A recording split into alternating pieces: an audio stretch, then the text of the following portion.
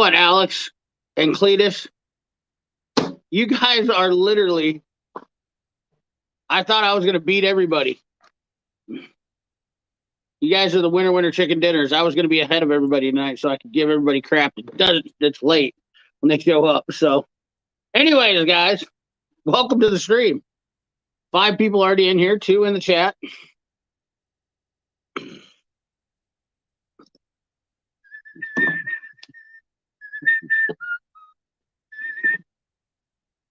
Alan Kaufman.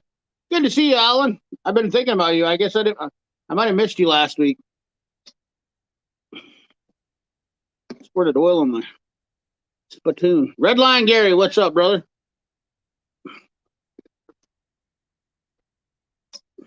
Mike Swindell, you old scallywag, you. How you doing, brother? Getting ready to probably go through some harvest season there, buddy, aren't you? Anthony Robles, what's up, brother? Chris Hodges. What's shaking? Where you guys been at? You're all late. Only had 2 guys here on time. I'm just kidding. I'm kidding. Stephen Doolittle, how you doing, brother? Oh, let's get this thing rocking.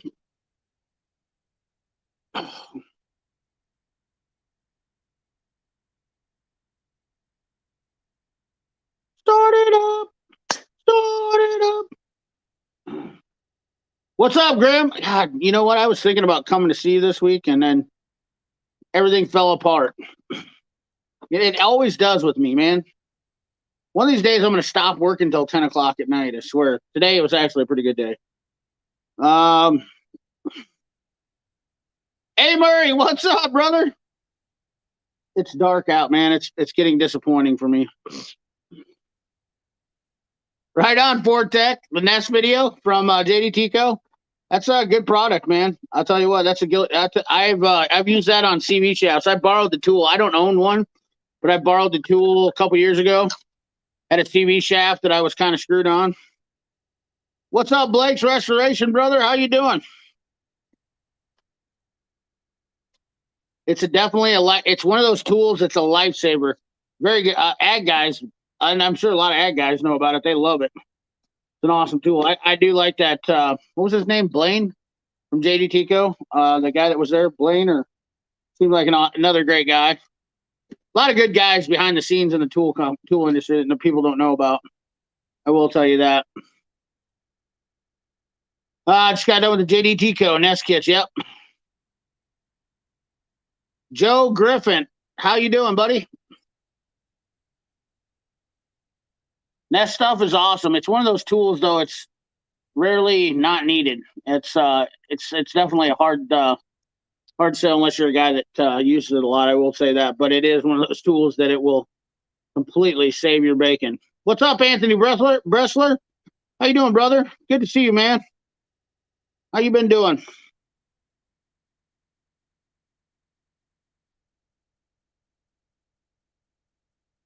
Man, just trying to stay busy and trying to get back into uploads. Hell yeah. Hero Rider, what's up, Hero Rider? Long time no see, brother, man. Jim C, how you doing? Love the the memes you've been putting up on Instagram lately. Killer, dude. Just killer. I laughed my butt off the other night at that one.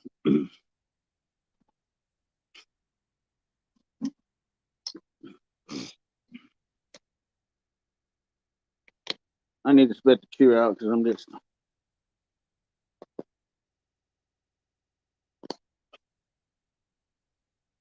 Is it true some workers left Snap-on to go to Harbor Freight? Who said that? Where did that come about at? I gotta hear that. B Feline Maximus, what's up, brother, man?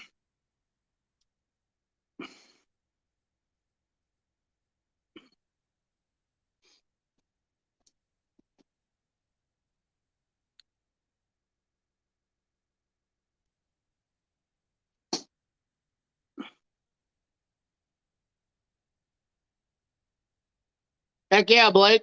I say, go for it, brother. Get on it. Check them out. Make a video of it. Definitely worth it. Where a hero rider? I'm curious. Where'd you hear that? Is there a link or a channel?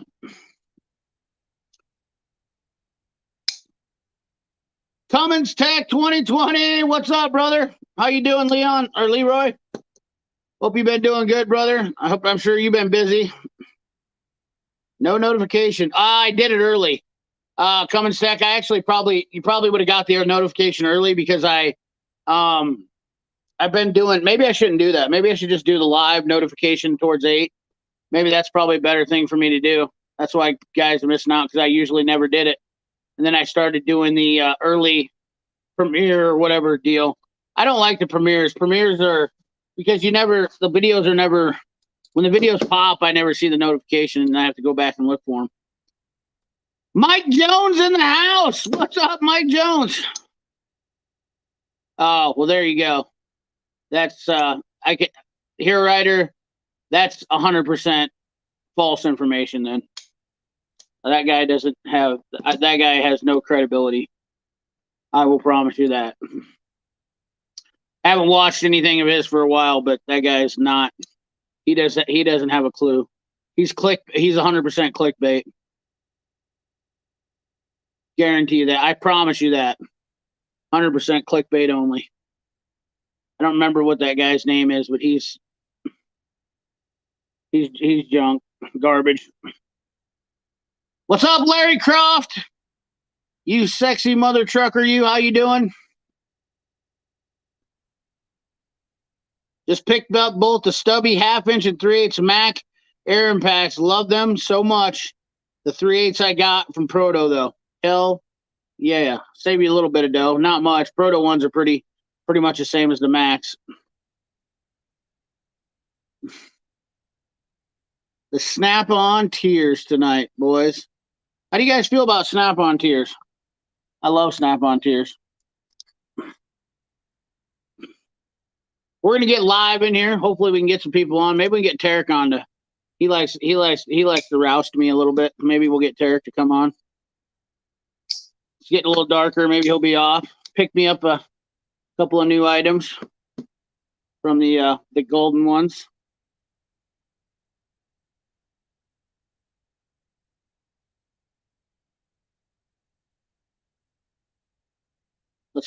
Let's trigger people. We're gonna trigger some people. Trigger warning! Trigger warning. Warning! This is a trigger warning.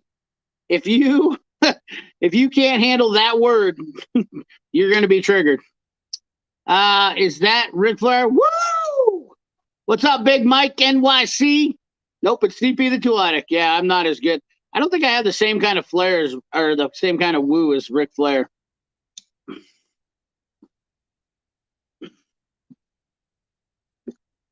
Still looking for used tool truck to do my Harbor Freight tool truck. Oh, that'd be funny. Go buy it, mark it up 20%. That'd be awesome. Heretic, is not a Mac tool. Looking Heretic. Did I miss something? Mac Air straight stubby. Love them so much. The 3/8 inch I got from Proto though.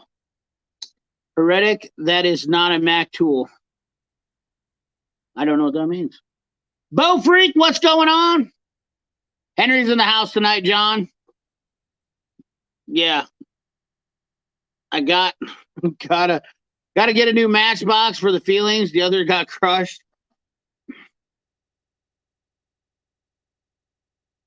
I can hear him now, overpriced junk. Yeah. Oh yeah. I love my Snap-on stuff too. We're gonna trigger some people. We're just gonna keep triggering them. Bam! Bam! Trigger warning. You can't be on YouTube and be in the tool world without being controversial. That is a fact. That is a fact because without a little bit of rousting, your channel doesn't have a chance. You got to get in there and mix it up every once in a while, and that's what I'm all about. I'm all about flaring people up. What's up, Juan?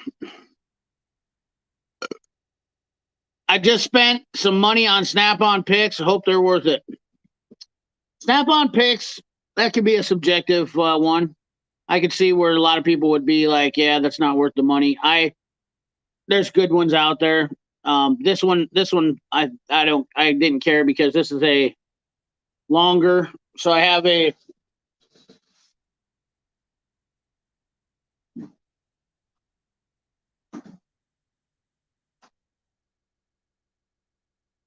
couple weeks ago, I did on a Mac video where I got this one warrantied out. And I love this one. But it would be nice sometimes to not burn my hand because this is a little bit shorter. So I got the Snap-on one version with a little bit of it. And I love these for breaking around hoses. That's why I love this pick. I don't know anybody else that makes them. Probably is somebody, but this is a tool that's been around for years. Once again, there's a lot of tools out there that a lot of people don't know about that have been around for years. And that's kind of the basis for my channel, is that people were always talking about new stuff, but they didn't talk about stuff that was been around. Didn't show guys stuff that's been around. Alan Kaufman. My Harbor Freight tools do identify as Snap-on. These are Harbor Freight tools. They just identify as Snap-on. That's great. Alan Kaufman. Dude, that's awesome. I need to put that on a t-shirt. Alan, that is freaking, that's beautiful, man. Alan Kaufman, everybody give him a hand for the great. Give him a grade for that. Sad some folks can't. Yeah, I understand. I'm ready to get people's opinions. I'm gonna buy the Vessel Comp Torch from JDT Co. Paycheck. I'm like, yeah. They're tamper proof. So I mean, if you ever run across tamper proof stuff, those would definitely be real nice. I just spent whoops, I went back too far. Tony Couture, what's up, brother? Hope I don't skip over anybody tonight.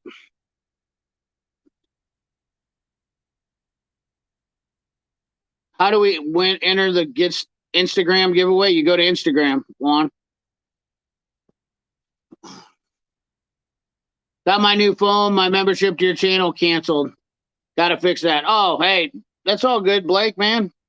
I appreciate. I'm not worried if people leave or cancel or whatnot. I mean, you can't afford it, don't do it. CP, do you know Honest Outlaw? I gotta say, I don't know who Honest Outlaw is.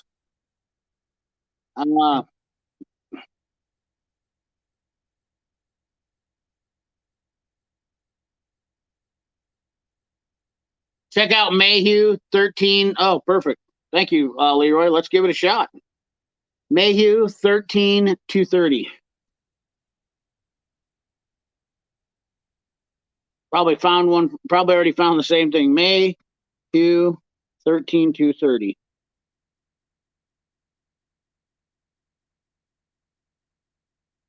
Ah, damn it.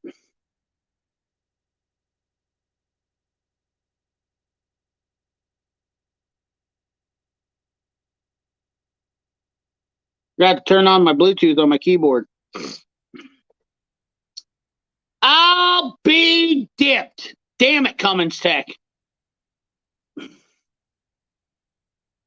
Mayhew Pro Grip 90 degree. Yep, there she is. There she be. That's the one. Son of a biscuit.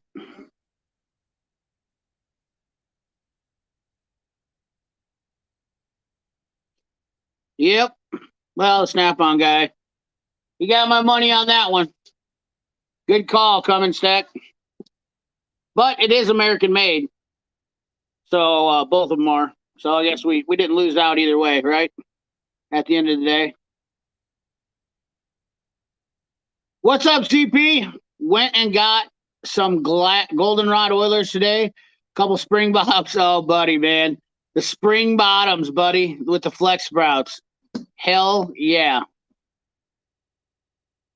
Here's a hand for Alan Kaufman. Hell yeah, dude. Alan nailed it with that one. How do I become a member? If you go down into the super chat button, or you go to my member or my actual main page, there's a subscription or a membership button you can click on.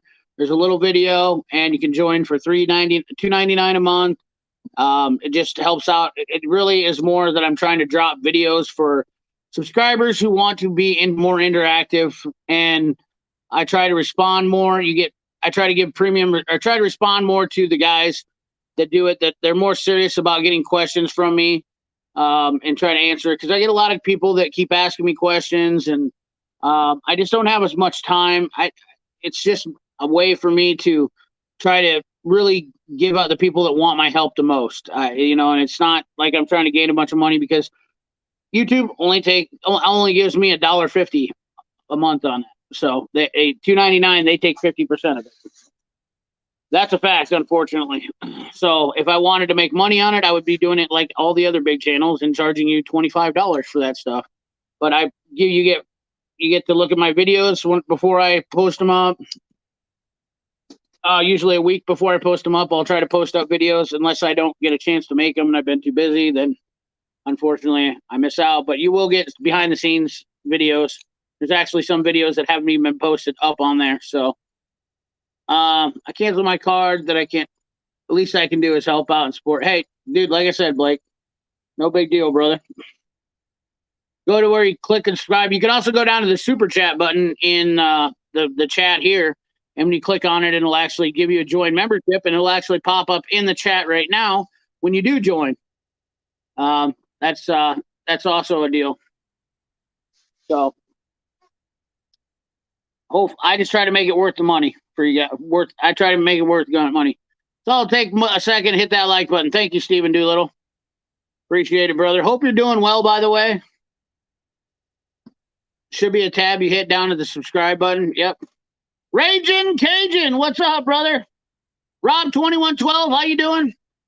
I'd bet money that Snap absolutely Cummins stack. There's no doubt about it. Looking at this, that is 100% a Mayhew tool, without a doubt. They're buying the stock from the Mayhew and using their instinct handles, without a doubt. Oh, I mean, I can promise you that they are the same tool, same as the instinct handle. So yes, you're 100% spot on, man.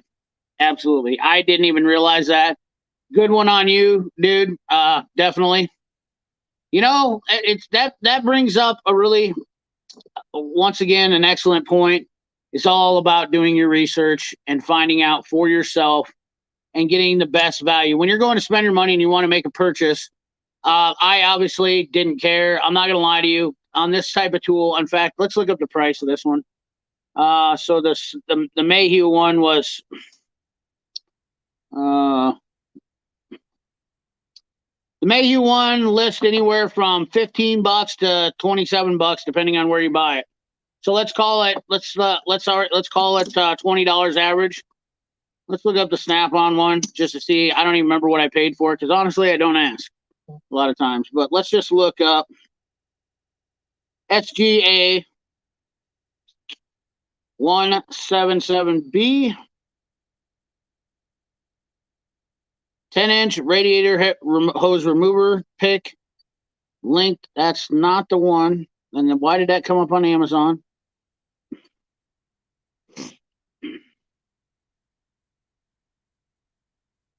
You can actually buy these in a set for $113, I believe. So I didn't want the whole set. I just wanted the one pick because I use these two. I use this guy all the time. In fact, I wore it out and broke it after about 15 years. This is a new one. I do not like the Mac, the way they do it now. My old one was engraved in it, but it is still the same hard handle.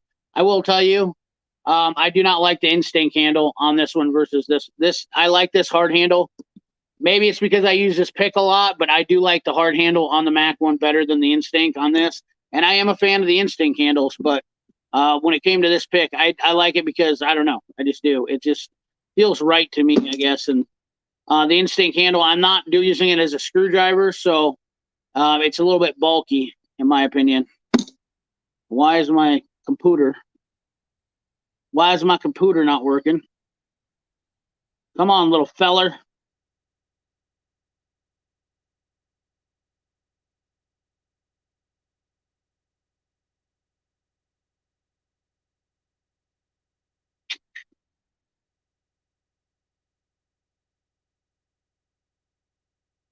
does not want to work on Chrome.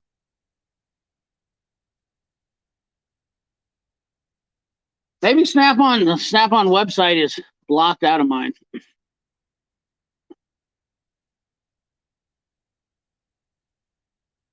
Snap on. Snap off. Snap on, snap off. The snapper!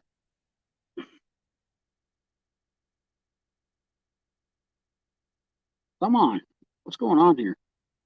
This thing is, my Wi-Fi is just taking a dump on me.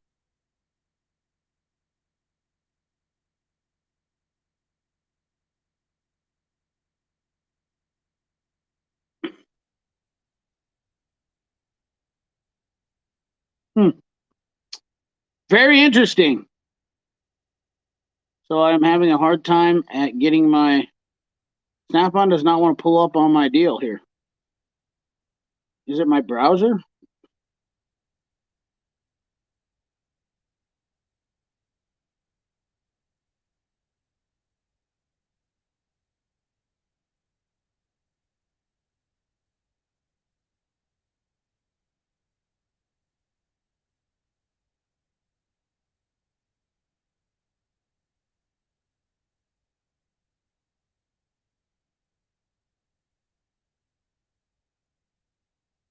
Hmm.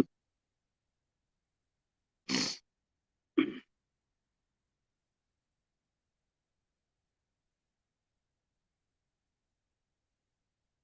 thing sucks. I hate a Fire tablet. Don't ever buy a Fire tablet. Like Nick told me never to buy one too. But man, I'll tell you what, Amazon Fire tablets are garbage. Hot garbage. Hot garbage. I think I got something in my ear. Oh, shoot.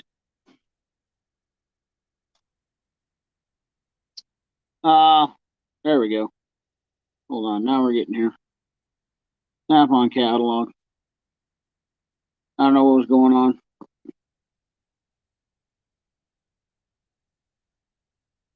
Got something in my ear. Should I stick this thing all the way through my brain? Watch this.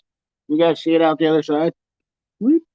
I know. I'm being a dork.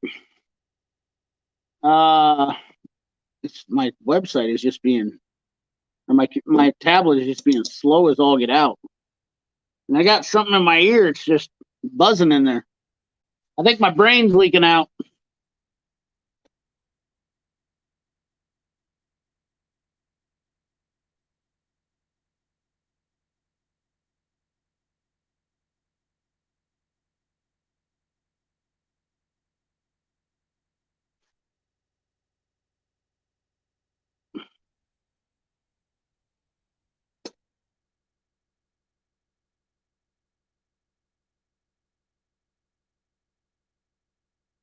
It certainly doesn't help my stream when I can't look up stuff like I want to. Anyways, I bet. Oh yeah, absolutely. Let's get back to the chat here.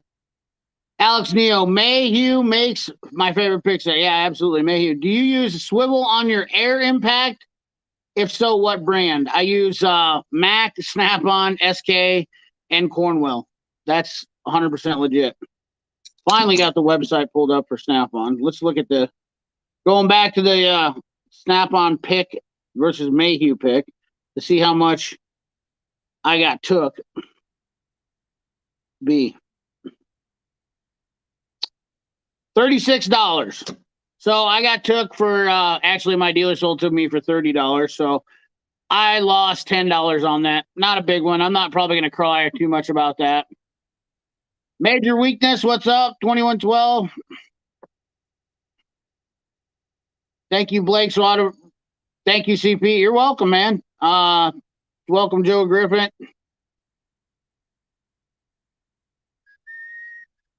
What if God was one of us? Oh, I'm going to get a copyright strike for singing.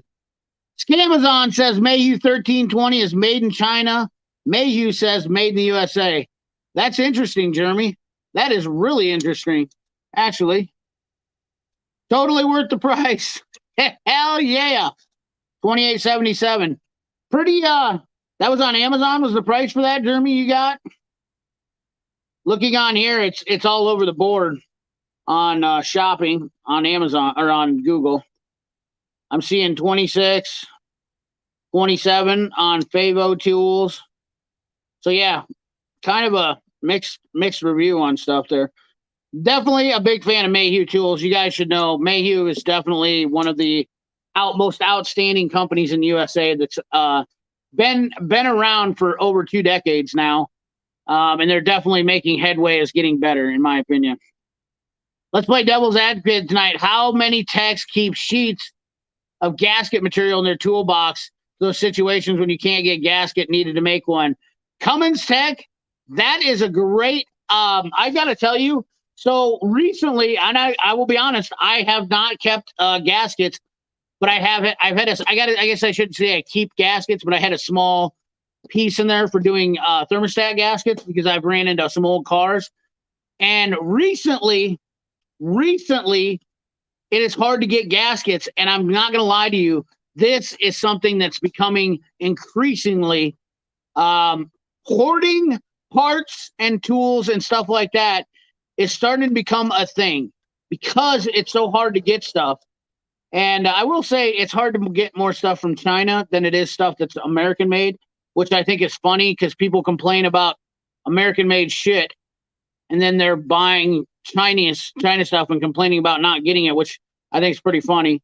Honestly, I think it's asinine, but not tonight, Josh. Unfortunately, I got a couple of guests coming on, Josh, and I appreciate you asking, but I'm gonna have to decline for tonight. We'll have you on again sometime soon, maybe around Thanksgiving. But good to see you. One mechanic. What's up, Everyday Fleet Tech? Pat Paulson in the house. Scamazon, us $37. Country Mile Garage, how you doing, Theo? Get the Mayhew one and do an in-depth comparison. Oh man, I don't want to buy another one, but now you kind of asked me to, and I can't help it. So with that kind of deal right there, you just pretty much help support that one. So at Leroy's request, I will be doing a comparison on the Snap-on Mayhew pick and the yes, absolutely. That's going to be a video that's going to happen now. Courtesy sponsored by Leroy. Cummins Tech 2020. That's actually going to happen in the video. I'm actually going to say sponsored by my subscriber, Leroy, for doing that. So thank you. I appreciate that. You're an outstanding man. Definitely appreciate that. CB the Tool Addict, thanks for getting better every day. Just wish my shoulder would start to heal. Hell yeah, dude. Joey Preciado, what's up, brother? How's everyone doing tonight? Good to see you, Joey. Country Mile Garage, hello, Theo. Richard Ocho, what's up? Everybody coming in hot. Larry Croft, boom. Hello, Richard Ocho. Pat Paulson, Stephen Doolittle. Be held up soon, buddy. Appreciate you, brother. Stephen Doolittle, Stevens has been doing that. Chad, computer's way of saving your wallet. Chad, computer's way. Completely pro grip hose grip sets is $72.90 on Scamazon USA. So yeah, $72.90. I would imagine JD Tico would be smart for him to pick up on this deal with Mayhew. I don't know what all he's got from Mayhew. Actually, let's look. I know he's got a few things. I'm curious to wonder. I'm wondering if Mayhew is easy to deal with for him. Probably not. I'm guessing the biggest problem is with a lot of U.S. manufacturers that are dealing with tool trucks. I can tell you, I know why Nick is having problems dealing with them. I actually found out why, and that's because they're too loyal to the dual tool trucks. I got to tell you, I'm going to save that conversation. I was hoping to be on with Nick tonight, and I wanted to have that conversation on his channel, so I'm going to save that conversation for Nick. But I definitely am willing to call out all the U.S. manufacturers that are scared to get to moving on their stuff, because I got to tell you, I was a little bit disappointed when I heard that they're staying loyal to the tool trucks, especially in today's age. There's no loyalty left. Hero Rider, I think it's like $34. Yeah. Yeah, there you go. I'm way behind. Mayhew has different size shanks. Snap-on, I'm pretty sure aren't the same. Yeah, we'll have to check that and see. I'm definitely going to see that. Cummins text 3675. Yep, thank you. I'm way behind. I know. Juan Prats. Occupant. What's up, brother, man? Occupant, how you doing? Whoops. Sorry, I skipped over a bunch of stuff. I got to get back here to...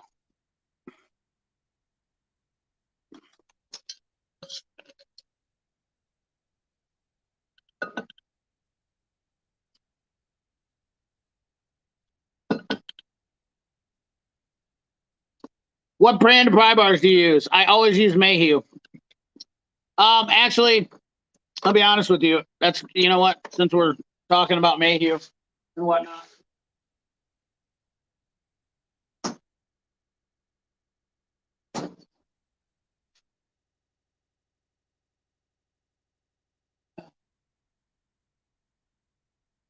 Good and tight. Good and tight. Good and old. It's been a long week, fellas. I'm getting old. You guys know how it gets. Not the young whippersnapper that I used to be. Not the young fella that I used to be.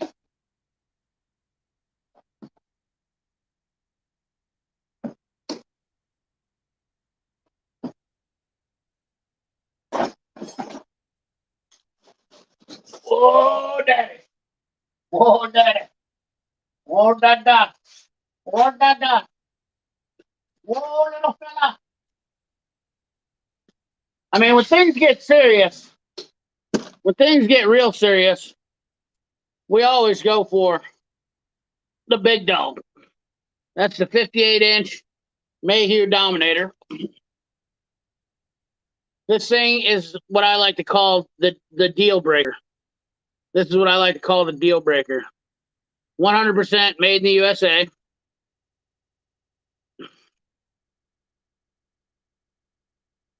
The deal breaker. I don't know why I leave stickers on things, but if you guys notice, I'm kind of like I'm like a modern day mini Pearl. I don't take stickers off stuff. I can't help it. Oh yeah, man, I'm feeling good tonight.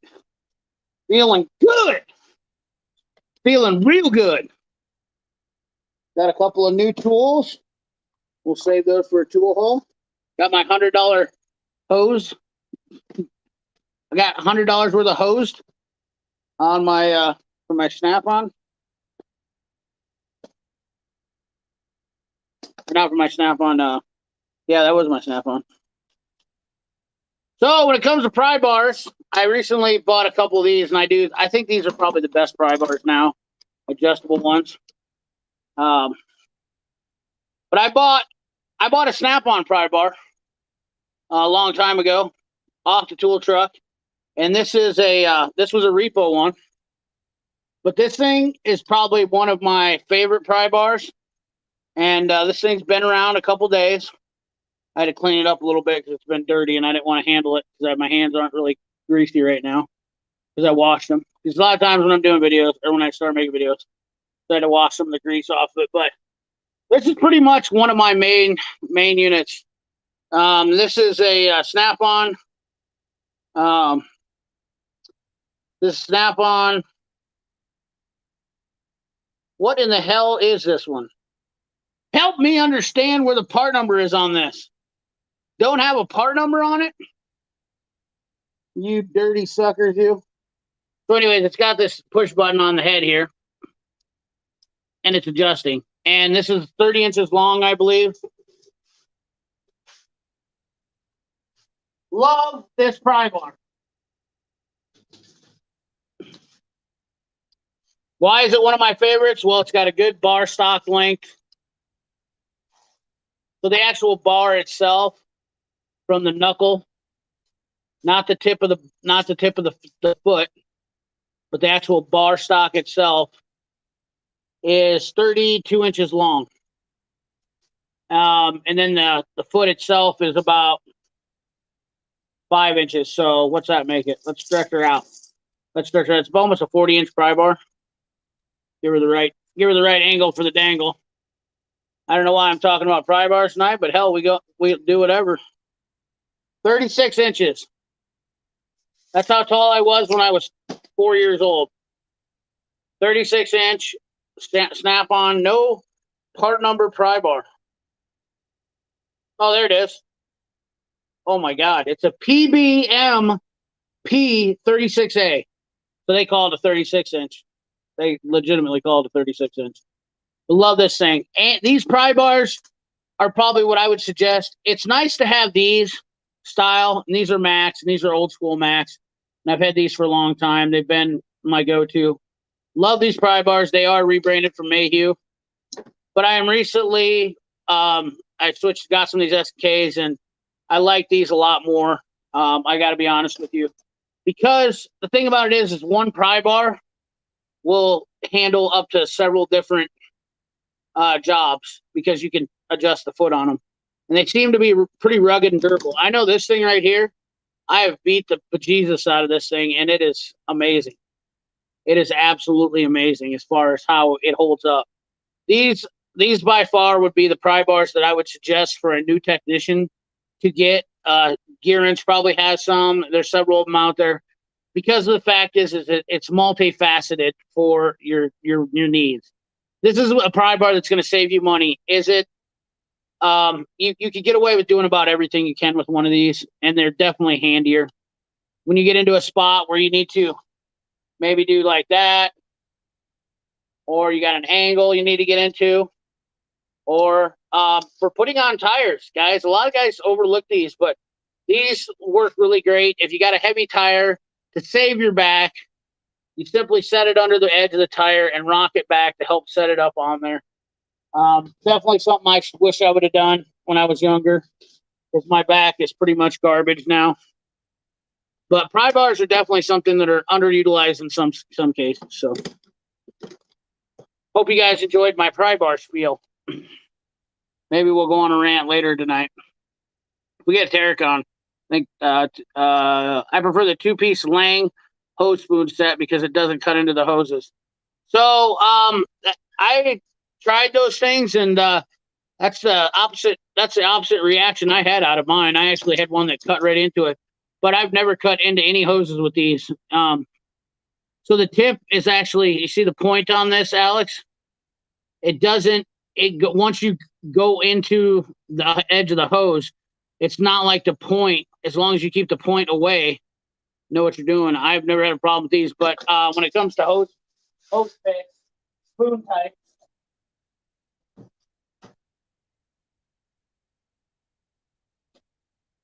Where's she at, fella?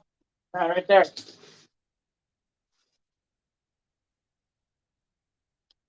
That's my go-to. I like this, a little bit thinner profile to get in there. I'm going to have every tool out on my table here tonight before it's all said and done. I just know it. Pat Paulson. The problem I had with Pat, that's weird. I would have never guessed you would have liked that. But the problem I had with the Lang ones is they don't fit on most hoses. It's only the bigger ones. And whereas this one fits on a lot of hoses. That's why I've never been a fan of the Lang ones. So that's interesting. I didn't even know if many people did like them. Greasy Chop Reg, what's up? Hello, Dave, what's up? EDT, whatever. Who else I missed? Yeah. Paul Allen from England. Man, you are up early for us. Bubba Ayers. Anthony Robles, Occupant. Broken Dave. Hey, what's up, man? Oh, Occupant. Waiting on helicoils right now. 2 weeks till they get in. Holy smokes. What? Helicoils? Yeah, dude. That's crazy.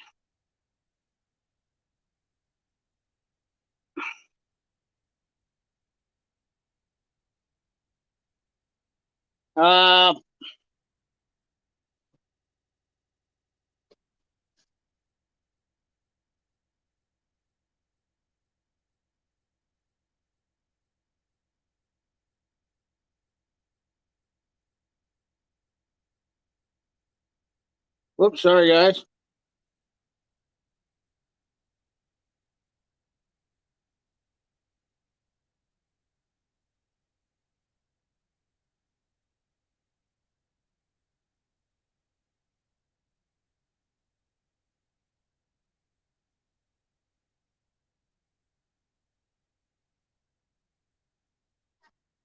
I love my work at the hospital. Pat Paulson. Hit the like button by accident. I love it, Leroy. Thank you, brother. Hey, Steven. Hope you're doing better. Hell yeah. Get the Napa parts version. Hell yeah. Great to see you.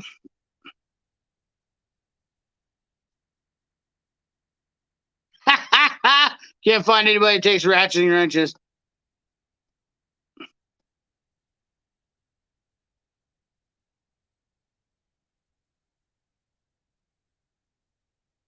Oh, I lost track again.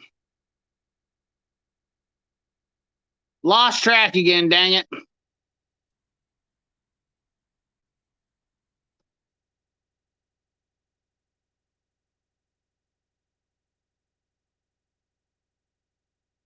Everybody has a preference on stuff, man. Everybody has a preference. Everybody, you know what I was saying the other night? I thought was fun. I thought it was real interesting. Actually, it wasn't interesting, but I made a comment, and I've always said this before. And when I say variety is the spice of life to people, if we all like the same thing, well, this would be the boringest place on the planet. There we go. Call back up, man. I'm way behind. I've noticed the same thing. Country mismatch on Mayhew punch sets. I can't roll back any farther, so I got to get caught up. I'm starting to lose it. Dave C, my voice of reason on YouTube. 77 in the chat, 40 thumbs up. Come on, people, destroy the thumbs up. Thank you, Dave. I appreciate it. Robert Hodge. Hello, CP. Does GSI make the Mac fuel injection master tester set? Looks the same, just needs the connectors. GSI, yeah, I'm pretty sure you're 100% correct because they are American made. Randy Duncan, what's up? Hey, thank you, William Walker. I appreciate that as always. Good feedback, bad feedback. However, if I'm doing something wrong, let me know. I don't know what that link is for, Pat. What's up, BSS? Mayhew that makes Cornwell, Mac, and Maco? Absolutely, fella. 100% spot on. CP also has the max caliber pry bar. I absolutely do have. I do have the max caliber pry bar.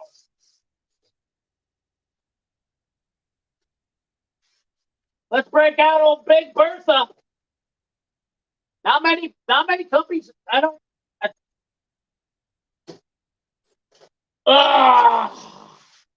This is my Graceland right here. Look at the thickness on that thing.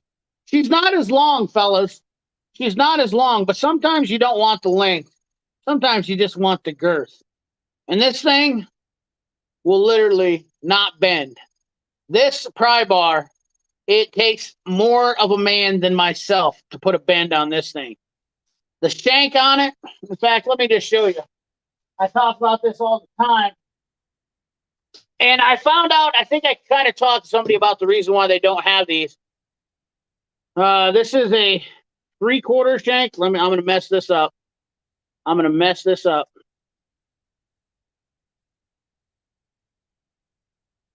7/8.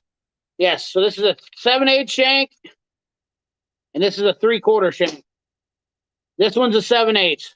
Look at the difference in width on this sucker here. This thing is a hog. It is a hog. And even though the 58 is much bigger, see the tip way down here? The tip way down. This one's a 44. This one's a 58.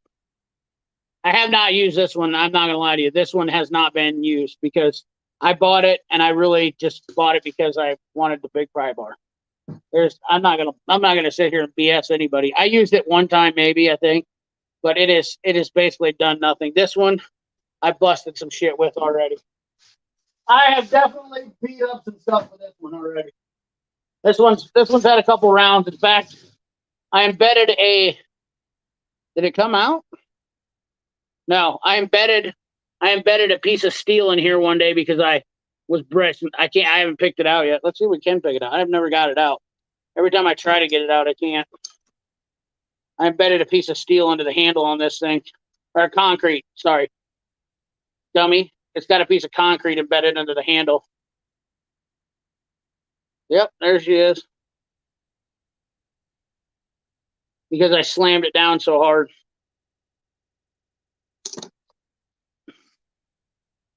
There was a piece of concrete embedded in that handle. It's been there forever. So yeah. Oh. I definitely have a array of pry bars.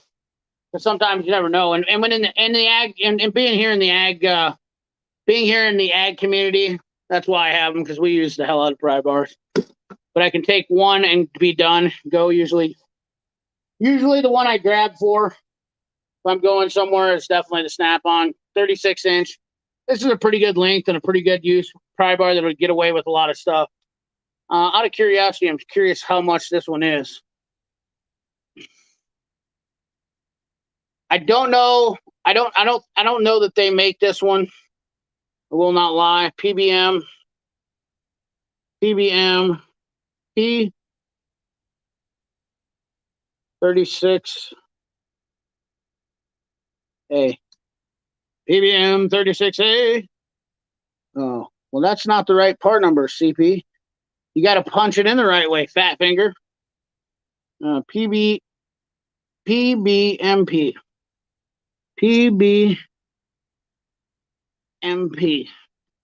PBMP. $202. I bought this on the repo on the Snap-on truck for $60. $60. Not even joking you. God, I stole this thing.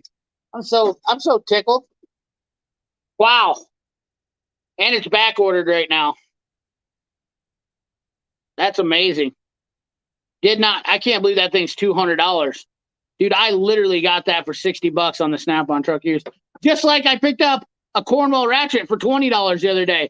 Guys who says you can't get good deals on tool trucks. Well, shucks a little, buddy. Look at me. I got a $20 Cornwell Ratchet with a blue handle. What's up now? A lot, dude. Some guys have told me too about Cornwell. A couple interesting facts. A lot of guys told me that Cornwell ratchets, and Dave, if you're still in here, if not, broke fixing, I haven't caught up yet. But a lot of guys told me about how Cornwell's chrome was peeling. This ratchet's over a decade old. Keep in mind. But I got to tell you, the craftsmanship, I got a good one here.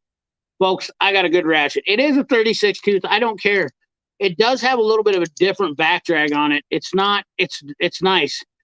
I actually like these. And I'll tell you what I like about Cornwell's ratchet versus all of your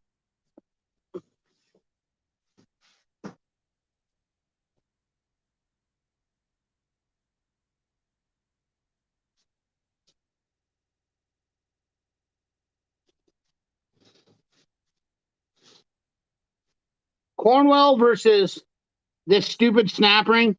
This is a cheaper way to manufacture a ratchet. I bet you guys can't guess who that is, but that's a cheaper way to manufacture a ratchet. This right here is a much more stronger fit with this type of snap ring in it than a little thin plate. God, I wish I didn't use this ratchet. For $200 that I paid for this ratchet, a lot of times I just want to throw it around. Anyway. But I picked up a Cornwell for $20 on the Snap-on truck. So there you have it.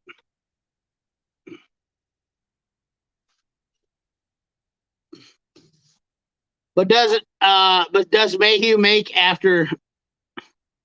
Mayhew make a after? I don't know what that means.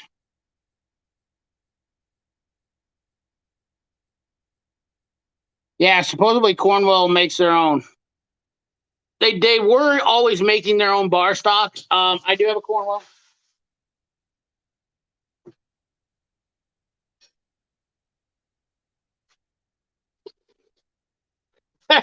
This is a fun little guy too. It does look very similar to the old Mayhew handle. And I don't know if they just copied that, but supposedly, I will tell you the tip is different than a Mayhew. And the bend, I can tell you that this is not Mayhew. This is how I know that Mayhew is not making Cornwell pry bars. Is if you look at the bend down here, that's not what Mayhew does. In fact, this is basically a Mayhew bar stock. Mayhew thins. Notice how Mayhew thins in order to keep that wrinkle the bend on their pry bars. This is how Cornwell does it. And they're a little bit thicker tip. So, yeah, this is definitely not made by Mayhew. Cornwell is one of the only companies that's still making and manufacturing their own pry bars. And that's a fact. Snap-on might have a couple, but I'm pretty sure Snap-on's buying their bar stock from Mayhew. A lot of companies buying them because Old Forge Manufacturing supplies a lot of steel for a lot of U.S. manufacturers out there. And Mayhew bought Old Forge years ago, for you guys that don't know or whatnot. 98 people in the chat. Welcome. I'm trying to catch up with everybody. I'm looking to get some guests on here.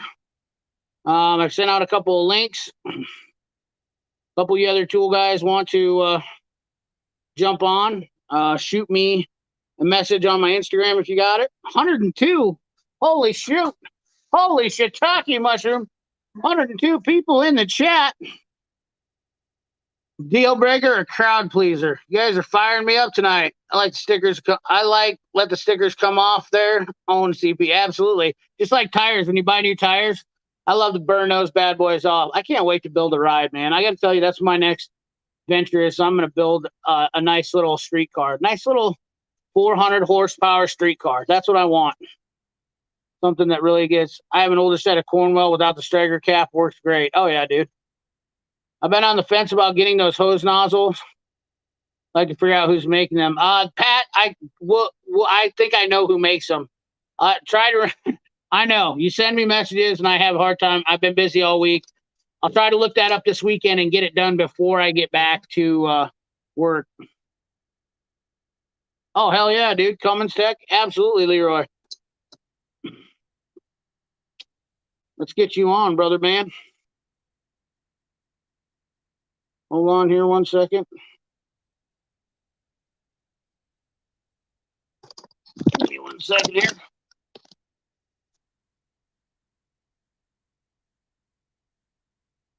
Get your finger out of your ear.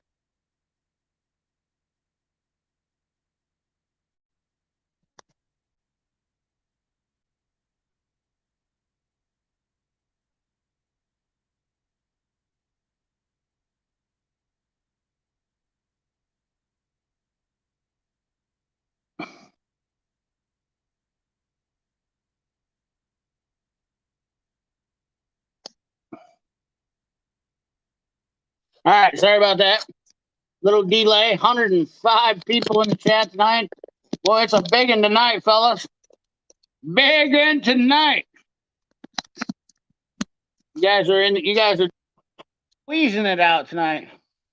I'm gonna have to blow through the chat a little bit, guys. In fact, I am locked up now. I can't even get back there. CPU Toiletic, I've got so far behind. I missed a bunch of comments. YouTube, the StreamYard does this to me, guys. I should put it on slow chat. So I apologize for any of you guys to ask me questions. Man, this is the first time. This is the second time it's happened to me. So many of you guys come in here. What's your opinion on Cornwell? Robert Keith, I love Cornwell's manufacturing stance. Their marketing is garbage. The way they do things is garbage, but I love Cornwell's. I really do like their tools. I like the fact that they're a family-owned manufacturing facility, but they let things just skip out on stuff, and it wears me out. Like, they have the opportunity to be one of the best tool companies out there, and I don't know why Cornwell's their own worst enemy. That's 100% the truth. Cornwell is their own worst enemy. They have this opportunity to make products, and then they just finish off lackluster, like Dave. You know how I feel. Me and you are on the same page. Like Cornwell, I'd get frustrated with them, man. Oh yeah, add to stream. What's up, CP? You here, buddy? Yep. You hear me? Hell yeah. How you doing, man? It's been a long day. Yeah, I hear you. Every day is a long day when you're working on stuff, right? Yep. That's why we sleep better than everybody else. We work harder. You know, Ain't that the truth? I mean, getting to bed is a luxury. You know, sometimes I guess some people would say it is. So good to have you on, man. First time you been on a live stream anywhere, huh? Yeah, I stream myself on Twitch, but that's about it. Oh, you do? You have a Twitch account? Yep, same name. Just Cummins Oh, okay. Yep. Hey, so you guys that are, I have not ventured into Twitch because I got too much going on as it is, and I'm always scared to open up another platform. But I will definitely, I will try to start up some Twitch maybe, and just to check you out and follow you. I'll be your supporter on Twitch, and you be the personality. Yeah, it's just mainly gaming stuff. I don't. Is it? So yeah, it's just no time. Tell me what you talk about on there then. It's just us. It's all the gaming stuff I do. You've seen the videos with you do some gaming stuff. Yep. Right on. Copy that. Is that what Twitch is for mainly? It depends on what you want to do. They have a whole just chatting thing now, so you could do this on there. Oh, okay. Very interesting. Why don't you tell the people in the chat what it is you do for a job and what you work on mainly and how long you've been doing it? Well, I've been a mechanic on diesel trucks and heavy equipment for about 10 years or so. Been moseying my way through the land of diesel trucks. It's been long and hard. Gone through quite a few toolboxes. I mean, you've got more toolboxes than I do now. But I mean, well, I used to have like 6 or 7 of them. No kidding. Finally consolidated. How long you been doing it? Been about 10 years. 10 years. Okay. Well, that's you're in it. You're a veteran, man. That's all. I mean, I would consider you a pretty. I mean, you probably ain't much you haven't seen at this point in 10 years. You know, except for anything that new that comes out. Obviously, it's always oh, hello, lost him. Leroy, come back. Hanging out with real friends. I'll hop on when I'm bored with them and need someone fake in my life. And so thank you, Tarek. I appreciate the super chat. Always enjoyable. Sorry about that, Leroy. I don't know what happened, if that was me or my connection just dropped for a second there. Okay. Well, so you've been doing it for 10 years. Work mainly on like Cummins, like what do you work on? Like big rigs or dump trucks or just big rigs and equipment for the most part. And I went through, did all my stuff to get master certified pretty much for Cummins. And it's been a pain. So you're master certified for Cummins? Somewhat. Depends on the engine.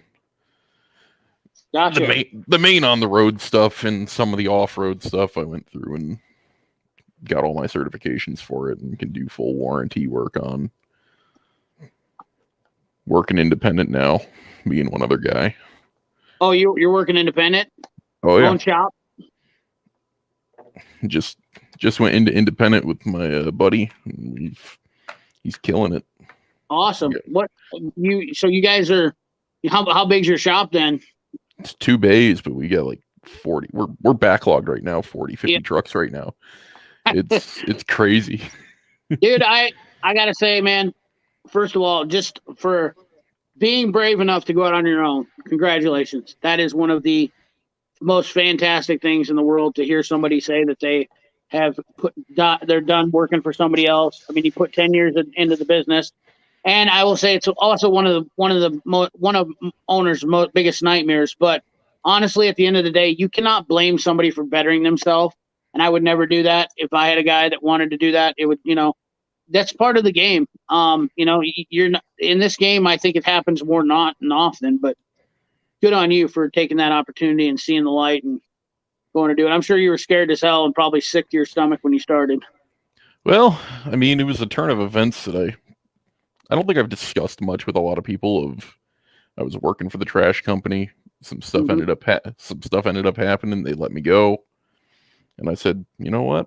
I'm not going to let the man keep me down. I'm going to go do my own thing. Hell yeah, dude. Hell yeah. Honestly, corporate jobs aren't for me. And I'll honestly never have another corporate job in my life. You'll never work for anybody ever again. I guarantee it. I can't do Nope. it. It's Nope. one of those, once you go working for yourself, you never want to work for anybody ever again. Yep. I mean, you find out that you'll make money. Yeah. I mean, I think a lot of us will end up being contracted that are, you'll either be contracted working for yourself or have your own business by the time this is all said and done. I've said this for the last like year and a half now because nobody else wants to work. So if you're going to sit and work for somebody for 70 hours a week and you're not getting paid six figures, you're doing it wrong. That's just a fact. I think people and companies should be scared. They've been treating their best employees like shit for a long time. I worked for the trash company for 2 years. I was making $23 an hour. Unbelievable. Working 80 hours a week. Yep. Because they said, we don't want to pay you what you're worth up front in the first 40. Right. But we'll let you work as much overtime as you want. So yep. I'm more valuable to you after 40 hours instead of being in the first 40. Dude, that's not okay. That's not okay for anybody. You recognize it though. And that's what I did too. When my company that I work for, well, I've been off and on for myself, I guess. I only go back to a job if well, in my case, I went back after I stopped selling tools. I went back because obviously I needed some revenue to come in quick. To me, a job is a temporary position that will get me a little bit of cash revenue flow, and then I will, because I don't want to expend to myself. So it's easy to get a job when you're willing to work. No overhead. It's no overhead, just having a job. Right, exactly. No overhead. There you go. No overhead. So for me, once I can get my stuff back together, which, I worked for 3 years after I worked for 3 years for a truck driving company. And then after I got my stuff back together, boom, I was gone, just like that. And I pretty much told them when I came, I was up front when I came in. I said, I don't really care about top scale or, like raises or anything like that because I don't plan on staying here. And I go, I'm only here to make money and, gain a little bit and leave. And he goes, seriously, you're telling me this at an interview? And I was like, if you don't want me, you don't have to hire me. I understand, but I'm not loyal to sitting here and working for anybody anymore because you guys aren't loyal to me. And he goes, well, what does that mean? And I said, it means that if I were to literally be in a distressed situation in my personal life, would you guys come over and mow my lawn? You're right. You're 100% right. I worked for the largest. To me is loyalty. You know what I mean? I spent 2 years working for the largest trucking company in the country, JB Hunt, as a mechanic. Oh, wow. Yeah. I spent 2 years there. I was the lead tech on night shift, working second shift, knew everything that there needed to be done on all those trucks. Put in for a manager position. Nothing. No, there's no advancement. And then the other problem was every Wednesday they'd tell you we'd have a shop meeting, first shift and second shift. We only had the two, and they'd go, if you guys don't like what's going on here, you're replaceable. There's 15 doors in the building. If you don't like it, leave. Yep. That's not the way to treat an employee. It's not. Nope. And that's everybody's. Up until the pandemic, they had everybody buffaloed into believing that was what it was. And a lot of people were scared for their jobs. But if you're getting smart nowadays, you should understand that you are the one that's in control of it. All you have to do is be the guy that actually is production numbers. If you know that you're producing, like there's people that show up to work every day. You know what I mean? Like I knew, those guys that would just come. Dude, I worked with two of them on night shift. Yeah. A job. Punch a clock. There's two of them, and it's a story I've told many a time to plenty of my friends. They'd show up, they'd punch in a job that would take me an hour and a half. Oil filters, fuel filters, grease a truck, and an inspection. A federal inspection. That's an hour and a half. 2 hours at the most. Lube techs. Glorified lube techs. 6 hours. They would take 6 hours. Unbelievable, dude. And then they would go, oh, I can't get the truck out. And because it's got a list of write-ups, so the truck needs to sit in the shop because we've been there for 10 hours. But they spent 6 of those 10 hours changing oil. Because they'll drop the drain plug on the pan and just watch the oil drain into the pan instead of walking around the truck doing the inspection. There's a lot of that, unfortunately. Yep, it is. This is a different world. I have to tell my buddy. My buddy has a sewing shop, and he's always constantly complaining to me about how when he hires somebody, like 1 out of every 3 people he hires, which he has a lot of turnover because unfortunately he's a hard ass. And good for him for that, but he's having a hard time grasping that the society is now is a good employee. Sometimes a good employee is the one that shows up at 8 a.m. whatever start time it is, clocks in. That's considered a lot of people's eyes. That's considered a good employee. The one that shows up at 8 a.m. Mediocrely does his job and then leaves at 5 o'clock. That's unacceptable. Right. To me, I agree with you. I'm at work at 7 o'clock and I leave when the work we have scheduled for the day is done. Absolutely, dude. I'm sorry, but we're talking $1,000+ a day that customer that has that heavy duty truck is losing because his truck's in my shop. What I can't do that to them. They're all the trucks I work on. I don't work on fleet trucks. I work on owner operator equipment. They own their truck. Most of these guys don't have 2 trucks, a spare. And then I got a truck sitting at the shop right now. The guy let the truck sit for 6 months. He drove it up here from Florida. Engine locked up in New Jersey. Wow. Because he didn't drive it. That's and you know what, dude? There guys like you and myself too are dying breed in the in automotive diesel repair. This is a huge problem that I see because I get a lot of business from shops because they're like, and people can't. I understand people are impatient, and there's a reasonable time to get things done. I do have a little bit of issue with people who are like, "What do you mean you can't get this done today?" Those are the people that are like the. Unfortunately, that mentality is how we've been raising people with like Amazon. You buy a product, it's here in 2 days. Yeah, you're 100% right. Instant gratification of now we got streaming services. Oh, I want to go watch a movie. I don't have to go to the theater. I can pull up Netflix. You're 100% right. We're conditioning the current generation to expect everything now. Absolutely. I'm sorry, that's not the case. I got a 2016 F-150.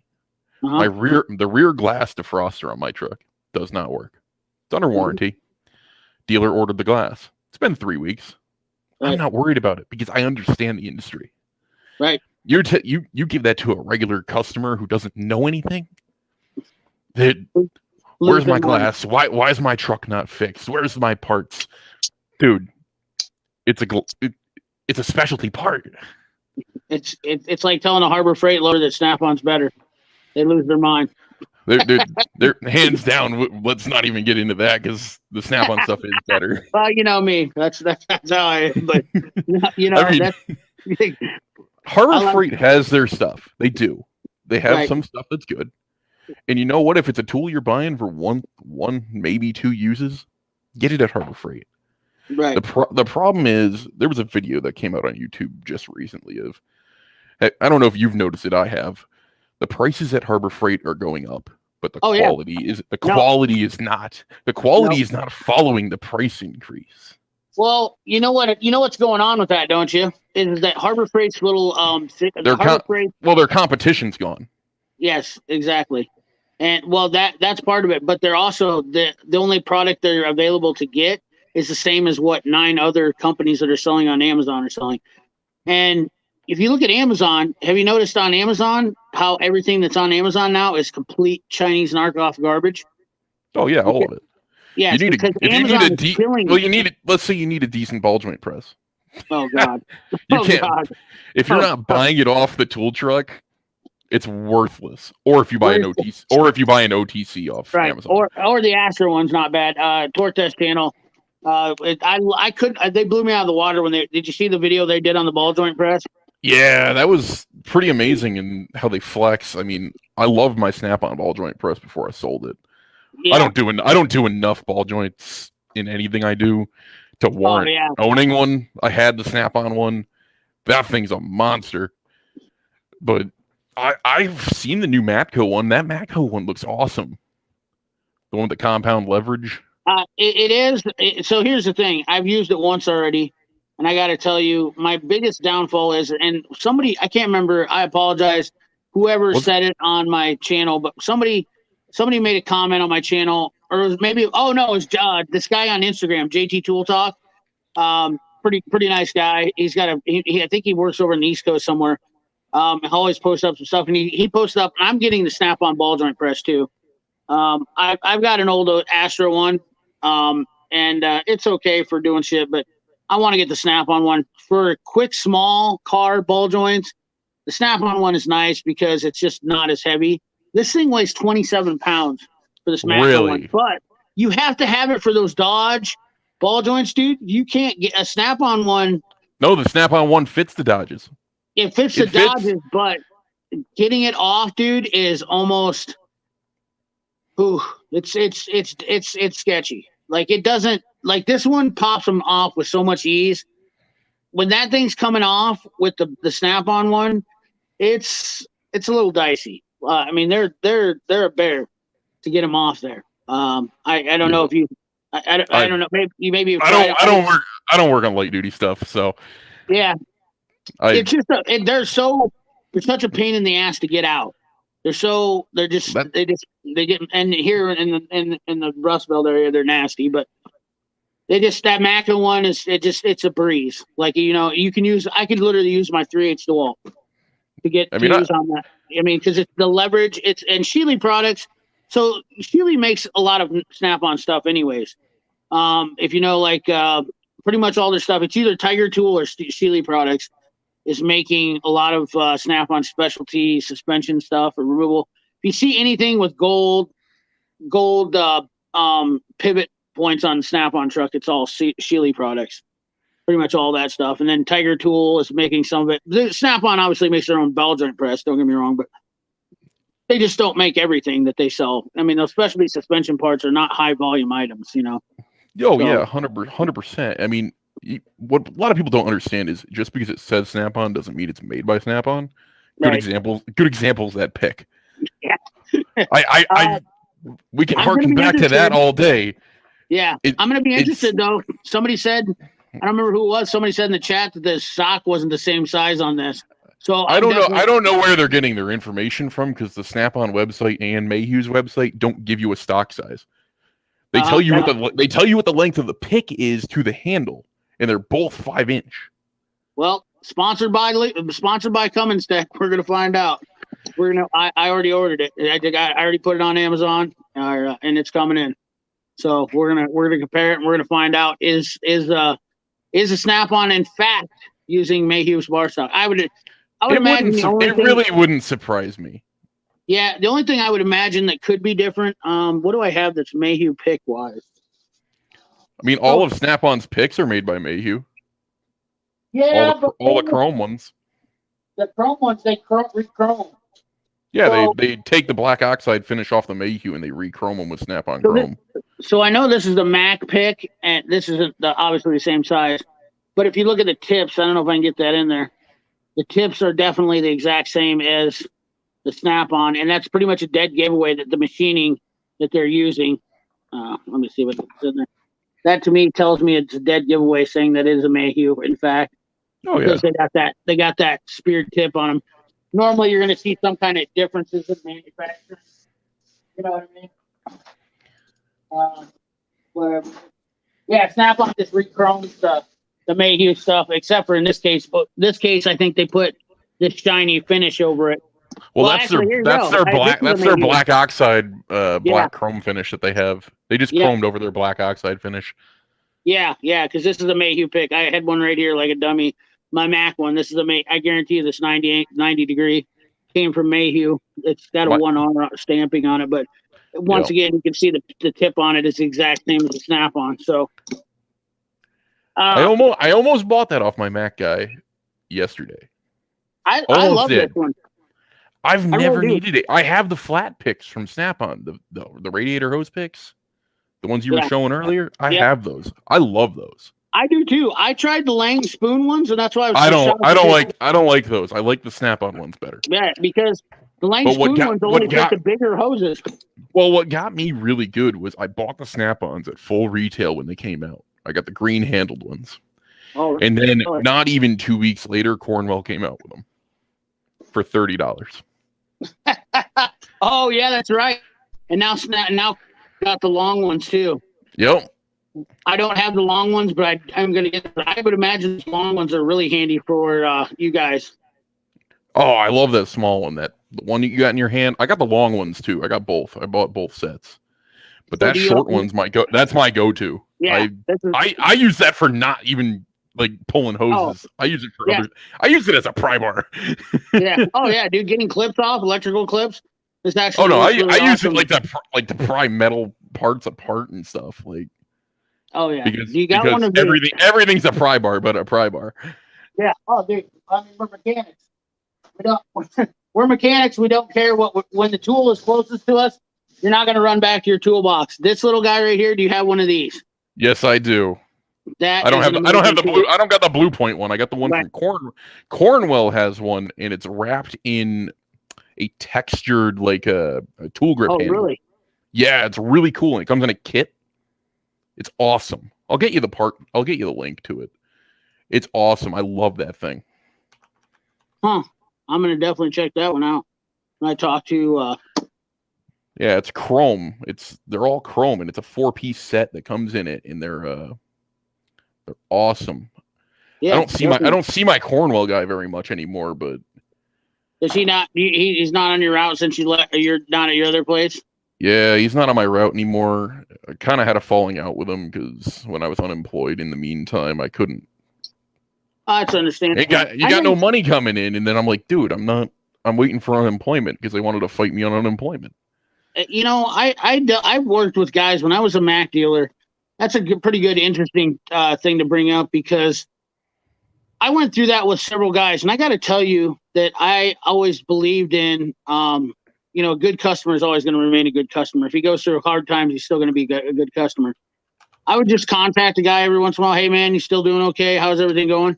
And I'd say when it got to like 6 months and I hadn't got anything from him, you know, I'd usually be like, hey, dude, like, what's going on here? We're going to have to do something. Either you're going to have to give back something.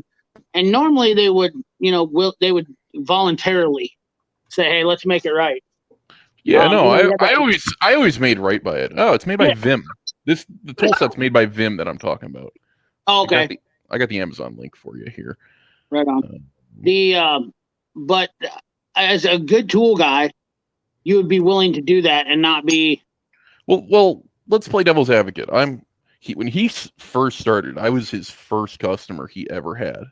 Really? In my first year with him as a dealer, I spent $10,000 on his tool truck. Wow.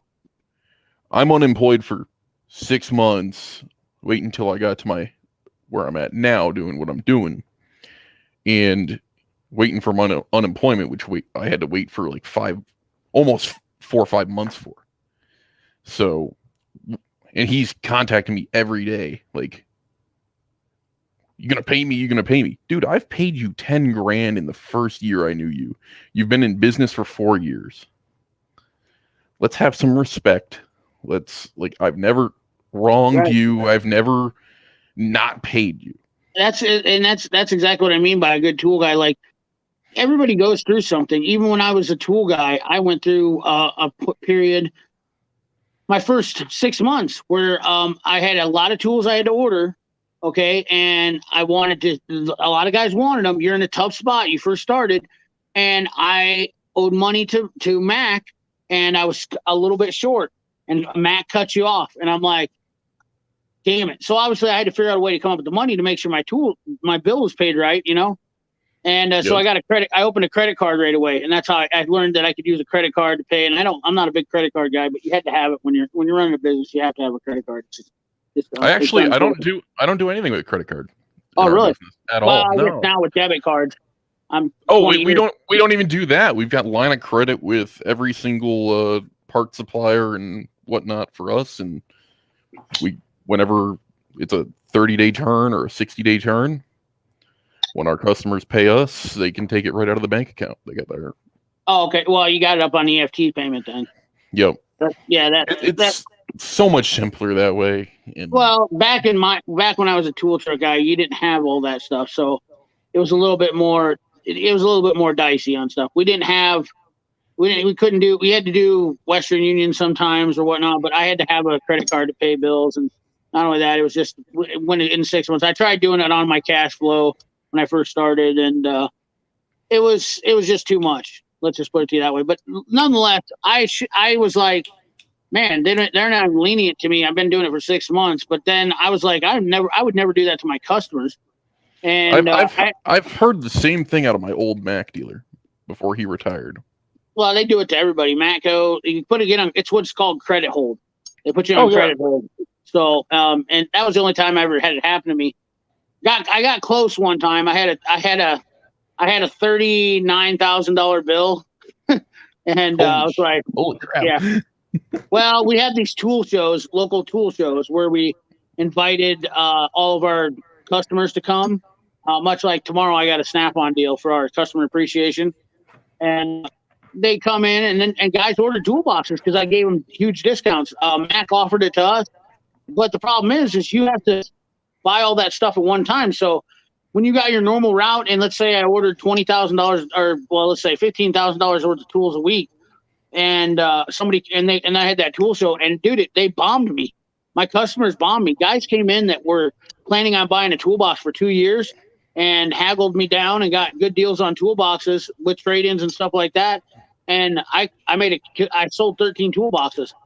That's a lot of freaking money. And I was just like, at the end of the day, I was like, oh my God, I made like all these deals with guys, and like I was like, maybe I should have stopped selling stuff. But I mean, on the back end, you still got the money out of it. Mm-hmm. Well, a lot of it, some of it came out of we had a bank. I had a bank, so I had an actual bank. What I did is I set up a local bank, and they ran credit apps and gave guys good interest rates at my tool show, which was a huge deal. At the time, nobody was doing anything like that. And I gave the customers options to get a 5 and 6% interest rate on a toolbox through the bank, and I was co-signing for some of them. That's way better than what Snap-on and all the other guys are doing. Nobody could touch it. And then they had the Mac credit card, Mac card they called it back then, which I don't know, it was kind of a joke, but it was like a credit card, which it was no different than basically you put it on your truck account and you could get whatever you want, and then they charge it to you. But well, yeah, and you can only use it on the Mac truck too, which doesn't help. Yeah, but it was still 10%, and then it was still 15%. They had 3 tiers: 10% for good customers, which I think was ridiculous. 10% interest on a good customer is ridiculous. And then they had 15, 14.9, and then they had a 21.9% for people that had to build credit or whatnot. And I just didn't like those terms, so I talked to a local credit union, and I said, "Look, I have a tool route." I showed them my numbers, talked about customer payments, and kind of got them interested. And they were the credit unions back then were a little bit more willing to do it. And they said, "Hey, if you're willing to back it up and you're going to chase the money for us, and I put my own money on the line for some of these guys, we'll definitely do this and try it out and give it a shot." So I had a $50,000 credit line, and basically I got those guys approved. They would sign and I would co-sign, and then they would buy the toolbox, and then all they had to do is make the payments to me, and I make the payment to the bank. And it was a little bit of extra work for selling a toolbox, but it worked out in some retrospects. I had one guy that didn't, and he cost me $2,700. So when that kind of stuff happens, it costs you a lot. But giving up $2,700 isn't something that you really want to do. But for the amount of money that I made, it wasn't a bad deal. I mean, my Mac guy, I pay him a decent bit every week. Like all my tool guys, it's a good chunk of change every week. Right. My Mac guy gets $300 a week. Wow. Most guys aren't doing that. No. My Snap-on guy was getting $700 a week. Wow. And yeah. Wow. My Mac guy, I give him $300 a week because he lets me buy whatever I want on the truck. And that's what people don't understand. Like, if you with 0% interest. Yes, on the truck account, no credit. Right. If you want to buy tools, you need to either pony up the money every week to get a decent I'm the only one who's allowed on his truck that can go where I'm at on money level. Right. I'm over $3,000 on the truck on an RA account. Right. Most guys aren't over 1,000, but it's because every 10 weeks he's getting everything I owe him, but I just keep buying tools.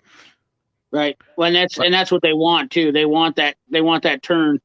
They call that a turn. And if you're paying $300 a week, you're meeting their requirements for them. They're paying for the tools that they're buying, and they're making profit within 10 weeks, which is exactly what every tool guy wants. In the big scheme of things, 8 to 10 weeks is a perfect number for that. So yes, you're doing exactly you're a perfect customer, essentially. That's you're what he loves. And he like, and it's cash too. I'm handing him cash. Right. So it's even better for him. He loves cash. Oh yeah. I used to too. Not so much anymore. It's hard to spend it. I'm not gonna lie to you. It's hard to spend it. I mean, I'm over here buying sockets and stuff still. Like, I keep losing sockets every day. What? That would be frustrating. I found my new favorite set of sockets.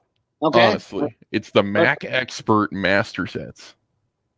Mac Expert. Okay, I gotta look at this. The Mac Experts, the impact sockets, the Expert sockets. Yep. Really? They are awesome. Mac Experts. They got a set of them. You can get a 3/8 set. It's every size Expert socket they got, shallow and deep, standard and metric.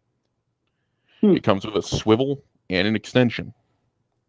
They do it in the 3/8, the quarter, and the half. They are awesome. And they are cheap. They are so affordable. I do like the master sets when you're buying sockets. 900. Oh, that's not the right one.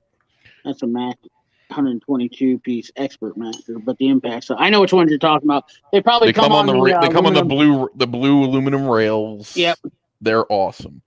Yeah. And if you're buying sockets, why buy the USA made stuff?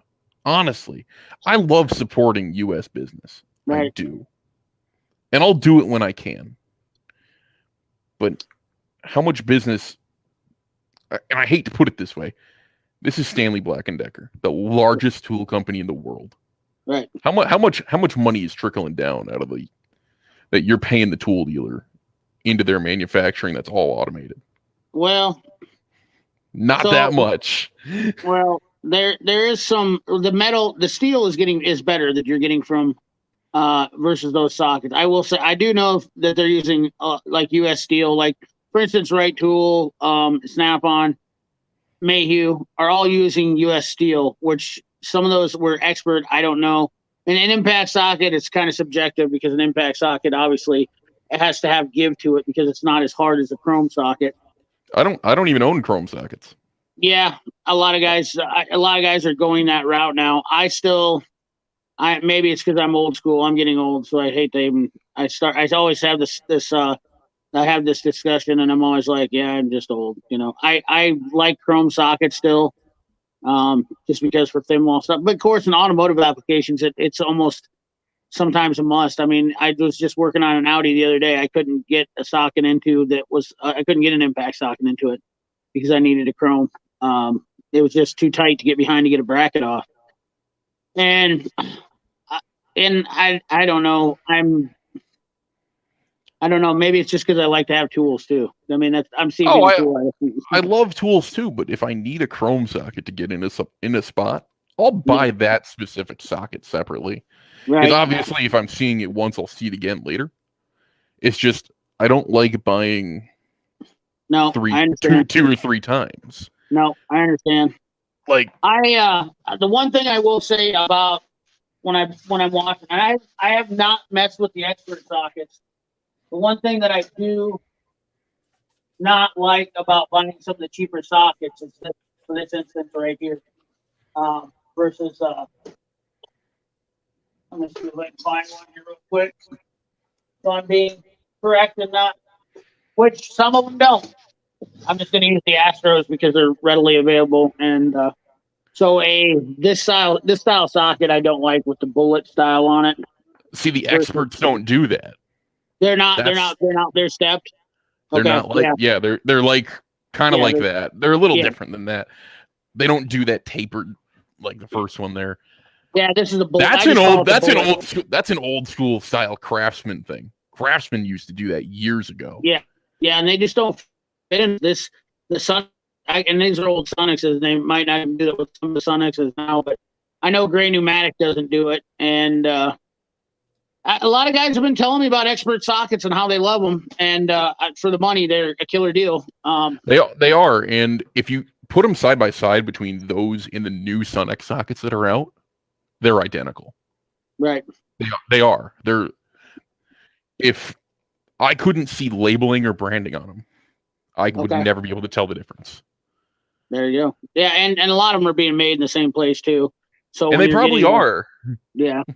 Oh, I'm sure they are. Like Gear Inch and Expert and Sonex Gear, and a lot of them probably similar. Not well. I mean, obviously Sonex probably not. Maybe they are even being made in the same factory, just using a different die because they choose to go with this style of socket. But I don't think Sonex does that anymore. They might not.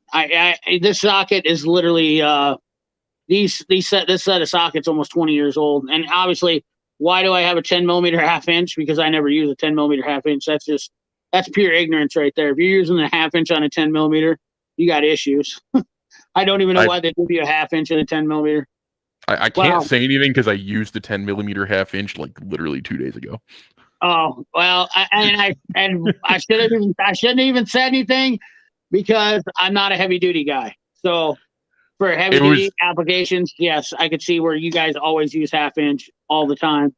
Well, the only reason I was using the 10 millimeter half inch was because I was too lazy to grab my 3/8 gun.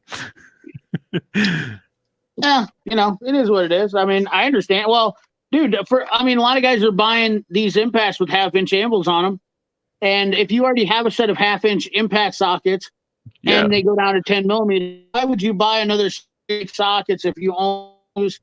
I mean, that's the other thing is overlap in sockets too, man. There's a lot of overlap in 3/8 sockets versus half inch. I mean, the only reason why I use 3/8 is because when I was started into this, and this is a fact, and I see Jimmy likes to work it, just jumped in here. He's started. He's an older fella. And when I started doing this, we didn't have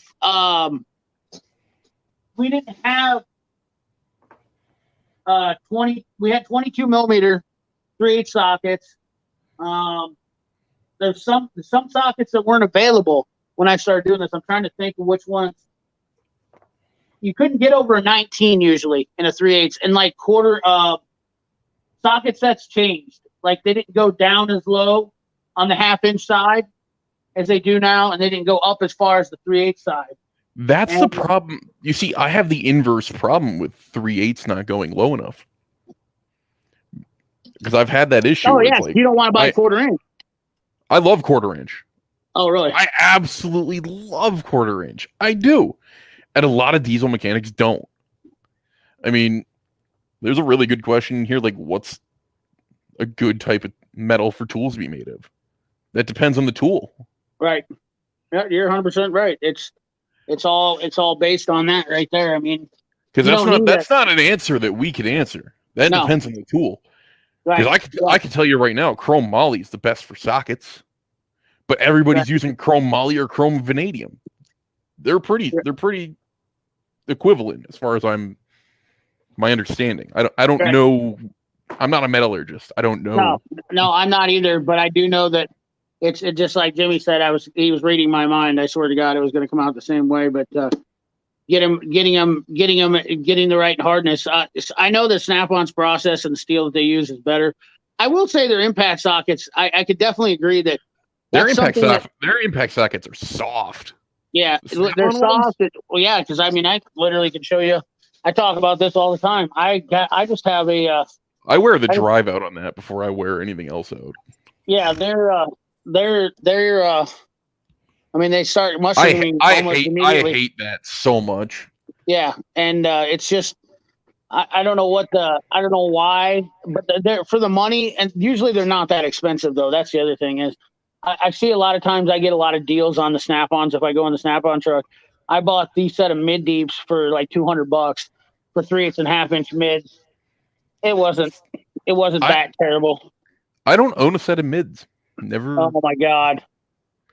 Don't I've do it. I've debated it, but I think it's a waste of money personally. Because if you can fit a mid in there, you could fit a deep. Is my Well, understanding. so and that's exactly what I thought when I bought them. But here's the deal: is I find myself grabbing the mids because then I don't have to guess.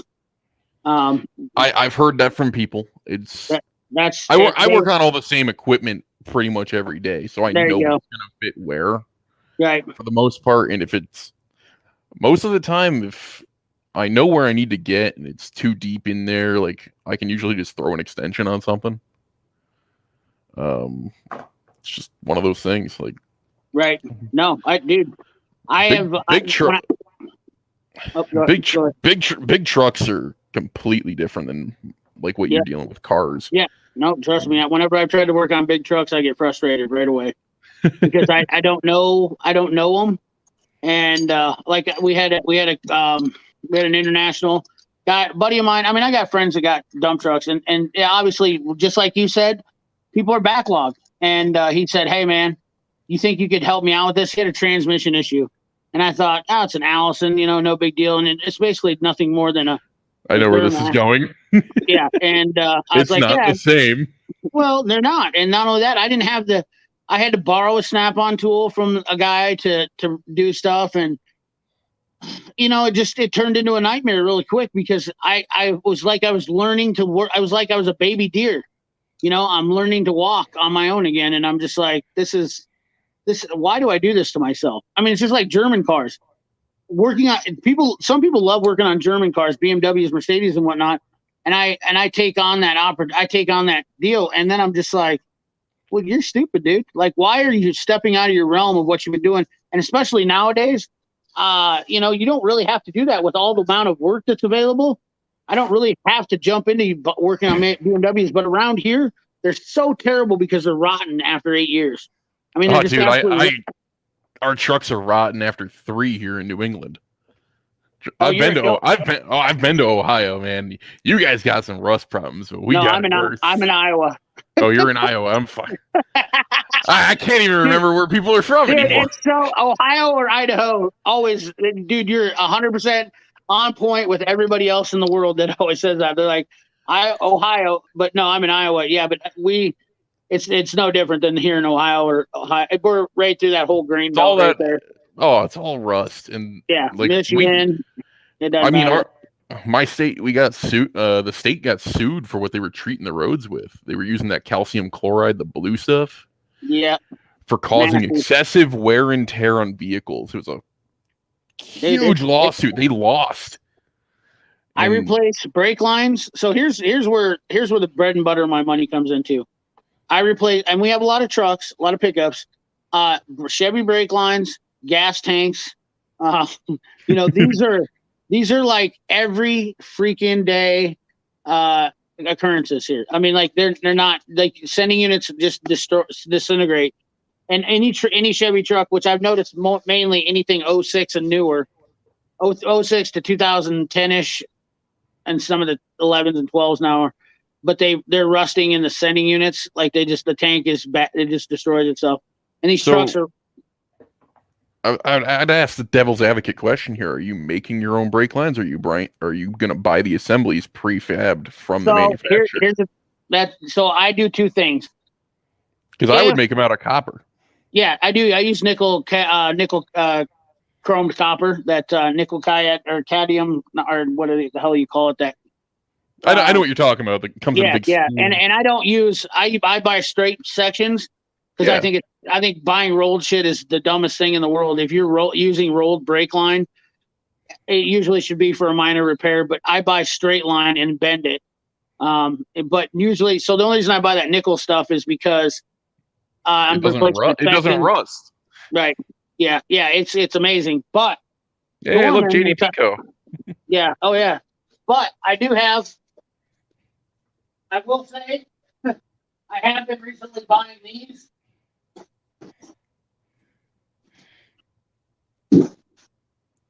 Just so happens, since you're talking about it, because basically I stock brake lines.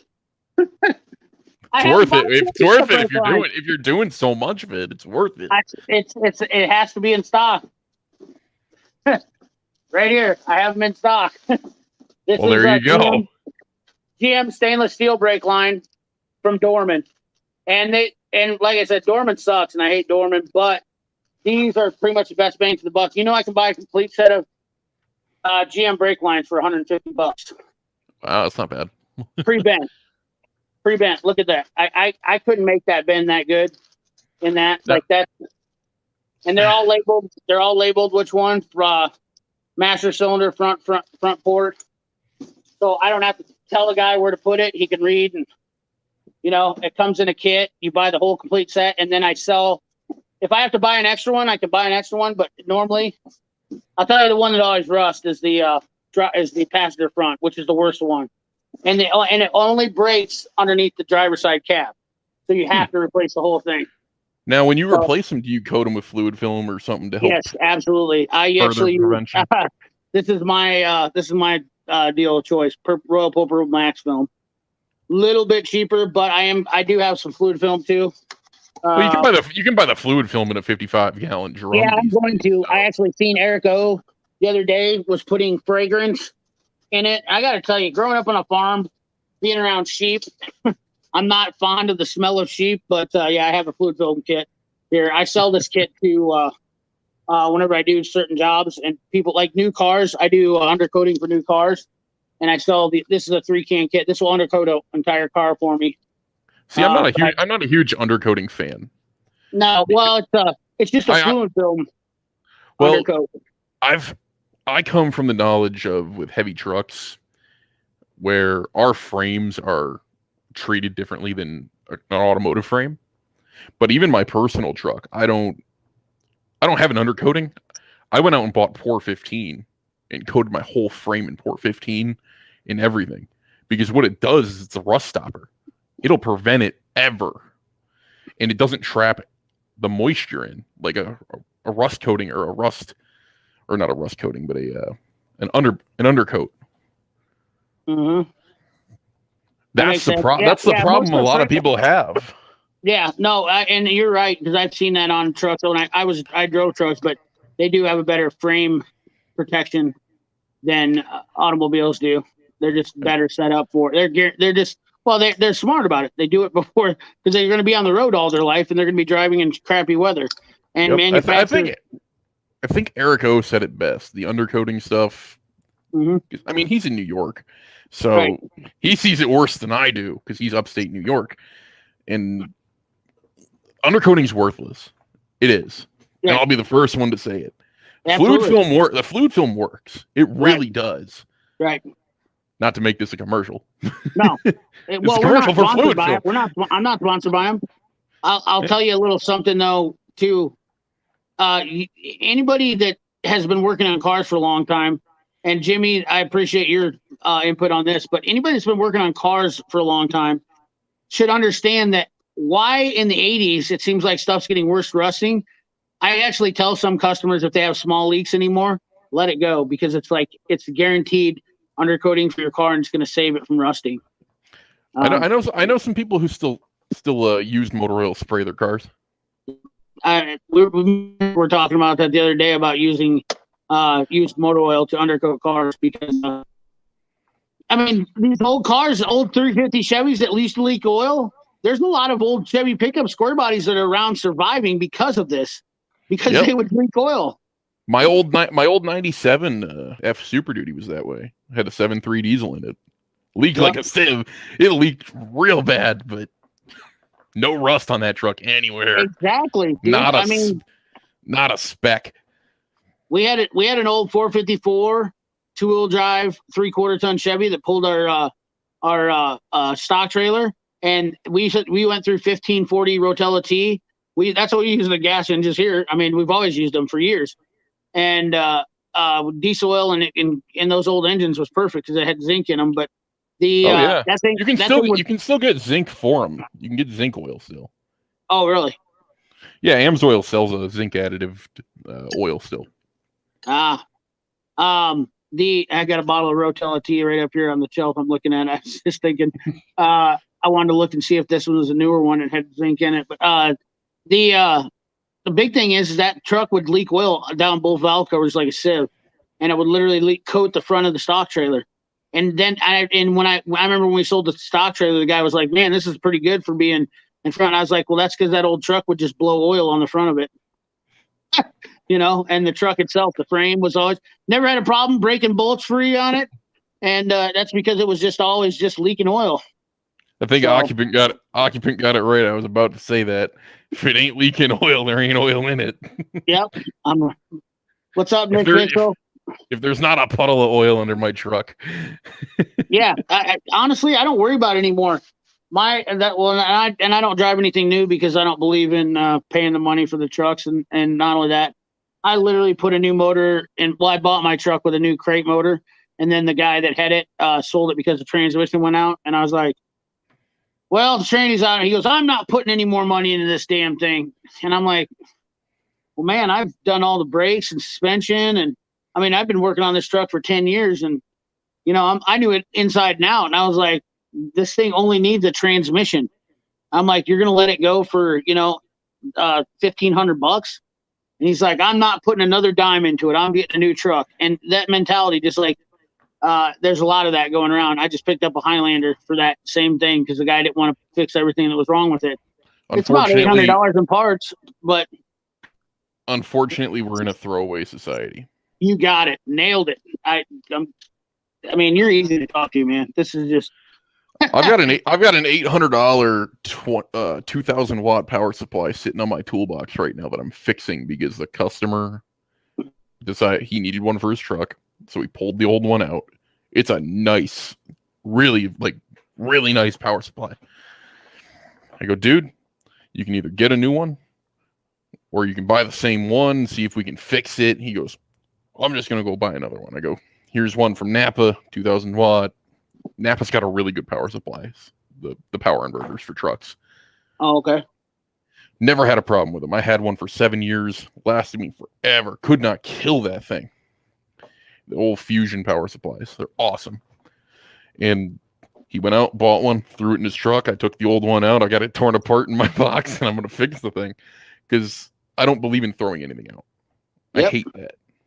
Nope, I'm the same way. I mean, I'm not as bad a hoarder as my dad, but I'm getting to the point now where I'm not throwing anything away. And if it's fixable, and I mean, if I have to weld it or whatnot, I have a compressor sitting over here that I've had for, I'm not gonna lie, 10 years, but it's so quiet. It's one of the old belt driven, single stage, 10-gallon. And I used it for, I used it to take in the house when I would do work in the house or something like that, for like nailing down floors or stuff like that with an air nailer. But it's so quiet, it was bearable. You could have a conversation. But it got a hole in the tank, and I refuse to get rid of this thing because it's good old equipment that works, and all it is a pinhole in the tank. Where most people always say throw away an air compressor. Most air compressors get thrown away is because they get a pinhole in the tank. And if you bought a new tank or found a new tank, even I've seen guys use old propane tanks, which is not conducive, or I'm not condoning that. You can go on and get a auxiliary tanks for air compressors. Right. You can. Right. Yeah. Just buy one of those, replumb the whole motor and pump up to it, and you're done. Right. And people somehow overlook that. I worked for a scrapyard for good part of my life. We repurpose stuff all the time. Well, then you were lucky because you probably got all sorts of good shit all the time. I got a 9,000 pound welding table for free. Oh my God. That would have been my dream job as a kid if I would have known better, to be honest with you. Because honestly, I would have had way more than I have now. But there's so much stuff that gets thrown away in the scrapyard and junkyard that it just blows my mind. Like I sometimes I go through there and I'm like, you got to be kidding me. Appliances. My buddy does appliance repair. I was talking to him the other day, and dude, that's another thing. People throw away refrigerators and stuff like that, and all they are is little parts in the refrigerators, and that blows my mind too. A $15 part and get a whole new $800 refrigerator, but that happens all the time. Thank you, JDT or Nick. Appreciate that. I know Nick messaged me earlier, said he was going to be around tonight. He was supposed to have a live stream, but he chickened out. He could still get in here.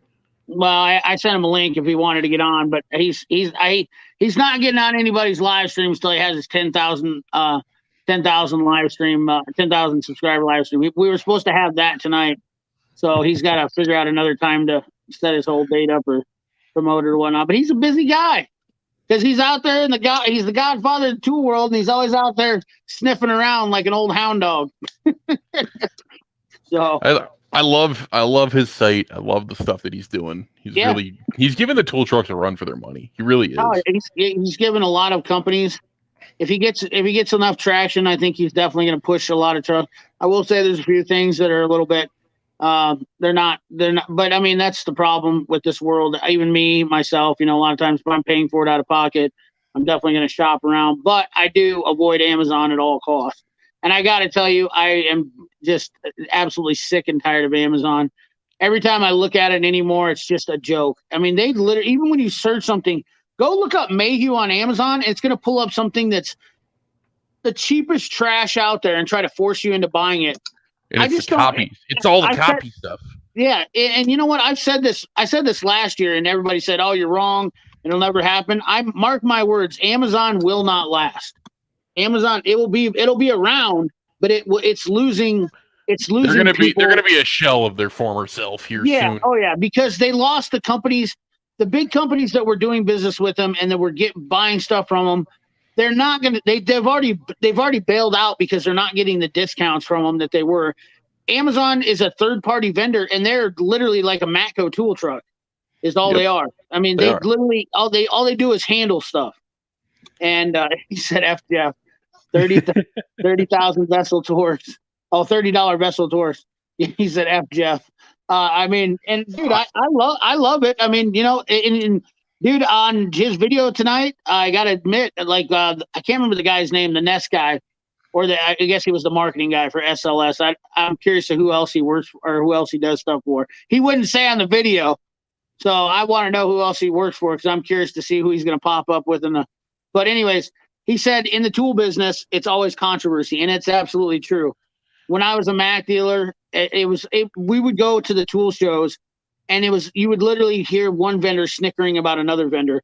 I mean, it's always a constant competition. I mean, it is one of the. I mean, there should be a tool show Olympics because I would love to see these guys who duke it out about their products better. I mean, like one of the you talked about VIM Durston. So when I started selling tools, this is a company that I used to like and I don't really find a whole lot of interest in anymore because they are now handling tools. And I think it's absolutely, Pat O'Brien, there you go. I think the one thing about VIM that blows my mind is that so they're handling stuff too. And like JD Tico could get all of his stuff that VIM gets from wherever, he just needs to find their manufacturer. He can go straight to their manufacturer and get the stuff VIM makes because they don't manufacture anything. They're another warehousing tool company that's manufacturing. It's another Matco. Yes, exactly. VIM, their little building was in California for years. And I remember it's VIM Durston, something else, but they used to make, in fact, I think Easy Red was part of VIM. I think it was a long time. Right, I think they sold off Easy Red though, didn't they? Right. Yeah, I think that's because when I was younger, or when I was a Mac guy, Easy Red came out with this light that was and the VIM or the Durston guys was pushing it on the Mac truck, and I was like, this thing's a joke. Like it was rechargeable. So back when I was started selling tools, rechargeable lights were not a thing. So in the early 2000s, and Jimmy will probably remember this too. Back in the early 2000s, rechargeable lights were only the Stinger. That's all you had. That was all there was. I love my Stinger. I got 2 of them. They're great. I've never been a fan of them because they roll away. And just like, here's the thing: you always have to have somebody to hold it for you. Well, that new 2021 doesn't roll away because it's no longer around. I picked that up because it's got the 3. It's got the 3 power modes now. Yeah. And I don't use it all the time, but it's a backup for me. It's a nice flashlight. Right. I knew it. I knew I'd spark up. Amazon doesn't go anywhere. Fleet of 70 jets already. Cloud services, other besides the store. Yeah, but they're not. I'm talking about Amazon tool store. regardless if you agree or disagree with me. That's my opinion.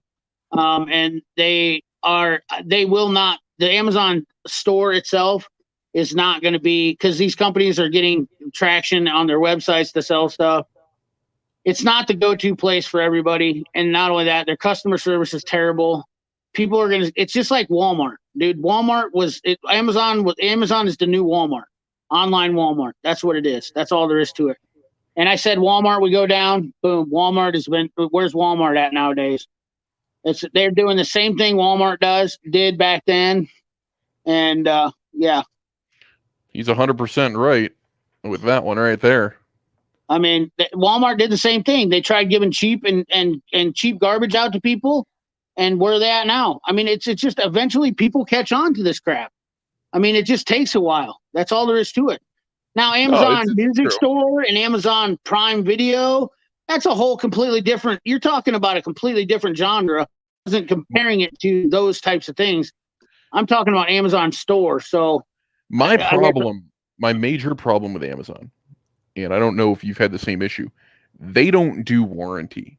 No, you have to go through the manufacturer. Yeah. So, okay, if you're going to be a first-party seller and it's going to be shipped by Amazon, but I have a broken tool, who do I go to? Right. Now I got to track down who the manufacturer is.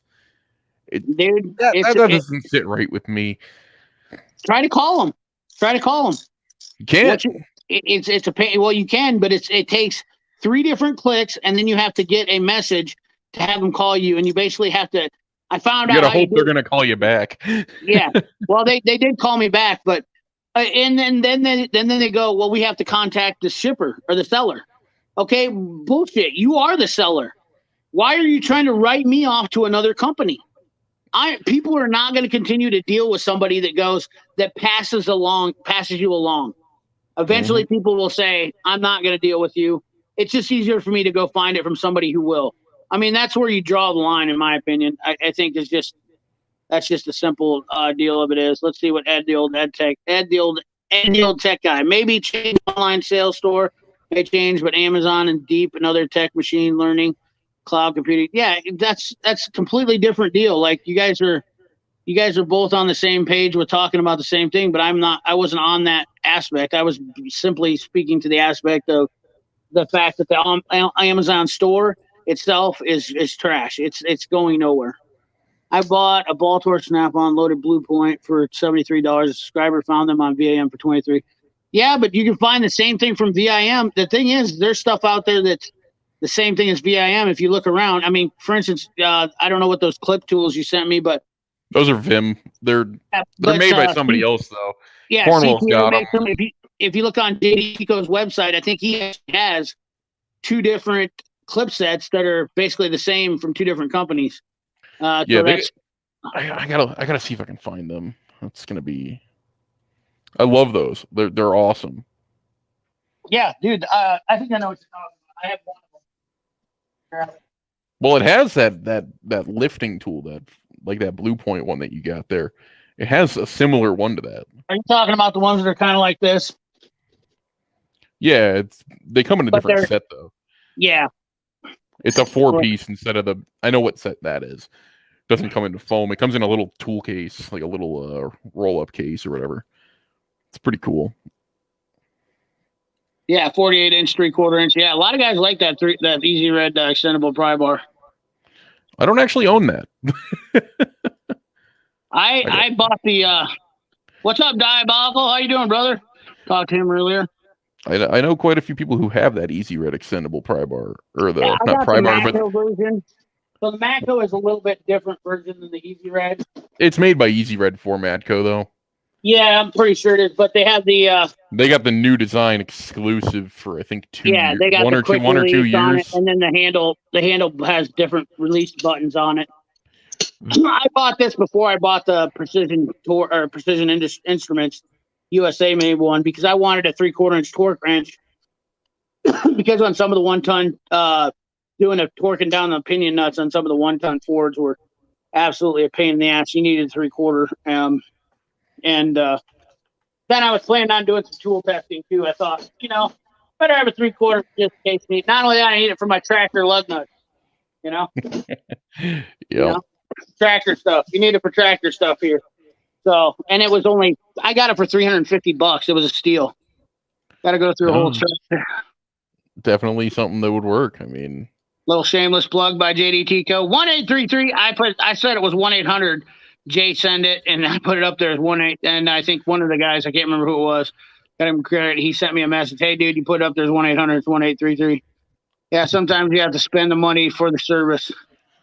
Pharma is coming next for them. well, Amazon's supposedly putting a pharmacy thing in too. Yeah, which I'm not okay with that.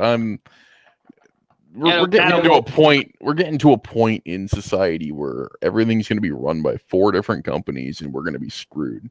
Yeah. Oh yeah. Well, dude, monopolies exactly. And this is exactly what I've been telling. I was just talking about this today. I go, the Chinese are putting a monopoly on America, and we don't even smart enough to realize it. That's exactly what's going on here. Because once the Chinese have the control of all the market, and you have to go to them for every product you want, what are you going to do? You're waiting for your stuff like you are now. And if you were waiting on your medication for them to bring it to you, we're getting into a dangerous territory here. I know. It's going to spike up everybody. I know. Hey, this is what I do, though. You know, I mean, I like to throw it out there. Most people don't actually. I mean, if you're good with it, I can definitely add to that one. Amazon store is supported by its other technology-based proportions, business, blah blah blah blah blah. Well, you know, whatever. We'll see who's right. I guarantee you, it's just like Walmart. We'll see. The only time will tell. That's all we can say. But it won't matter because by the time it happens, everybody will forget about it. Nobody will give me credit anyways because that's how it usually goes. Just like back in the day when I told everybody that everybody would use. I remember when independent suspension. Everybody told me about independence. Oh no, straight axles. I remember when I was a kid, I was like, dude, independent suspension and fuel injection will be the future. And that's when I was a kid. When I started working on stuff when I was 16 years old. And they're like, no, dude, carburetors will be here forever. And I was like, okay. Shows how right they were, right? Well, I mean, and this is half my family who now has fuel injection race cars and stuff like that, and they're just like, they don't want to acknowledge that we're shipping groups as fast as we can sell them. Yeah. What's up, Larry? How you doing? I'm over here looking at JD Tico's site right now. Yeah. He's got $105 for a 7-piece adjustable hammer set. Adjustable hammer set. I mean wrench. Oh, okay. Hammer, wrench, same difference. Yeah, gotcha. Yeah. In mechanics terms, I would rather buy everything's a hammer. Right? Yeah, everything is a hammer. I mean, for Christ's sake, there's reasons why my pry bar has smashes in it because when you're prying on something, this is what you got in your hand. It definitely becomes a hammer. I got ratchets. Well, I can tell you that the guy that owned this definitely used this as a hammer at some point. I do that with all of my flex head ratchets. Oh yeah, dude. Everybody. My dealers look at me sideways. See you later, Jimmy. I would rather buy local tool truck or even JDT Co. But today's kids are addicted to Amazon. All they express is buy junk. And we're not going to change that. I know it is what it is. Tech is tricky. I understand it. It's some areas. My dad rented a building to Amazon. It's crazy the improvements they did in the building. Money is definitely not an object to them. Yeah, I agree. And that's the problem is though, they're creating a monopoly, but their technology, their store is not going to last. I just know the way. First of all, when they first got on, I was on board, and a lot of people I knew were. But I guarantee you, 25% of the people that I know personally that were using Amazon have completely walked away from it. First of all, you don't hear about reorders from Amazon as much as they used to. Remember the button thing that they came out with? Those things disappeared because they were trash, and Amazon lost a bunch of money on that deal, where you could just hit the button and would reorder. Some people still use them, but very few do. Amazon actually tries to get me to reorder stuff, and Amazon's still trying to get me to get a business account with them. Yeah, and the only thing that really benefits Amazon for a lot of people is because they use them as a affiliate link. And there's where a lot of people still will promote Amazon because they get their 10% kickback from people using it on YouTube. I mean, that's a huge one for a lot of people. most people are going to bid for Amazon for that because they're using it. Like, not Tarek, obviously, or Ed. I don't believe Ed or Tarek actually have affiliate links. Like, I don't know for sure. But what do we got here? Cummins stash, JD discount tool. Oh, Hyperstep drill bit. The King Cut.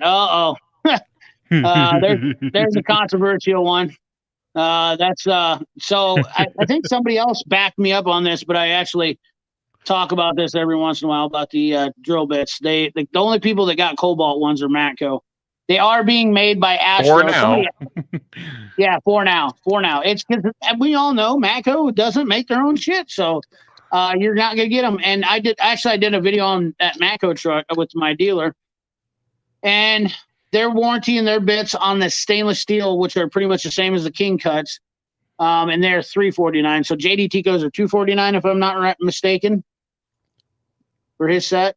$249 for the. Well, that begs the question though: how often are you breaking drill bits?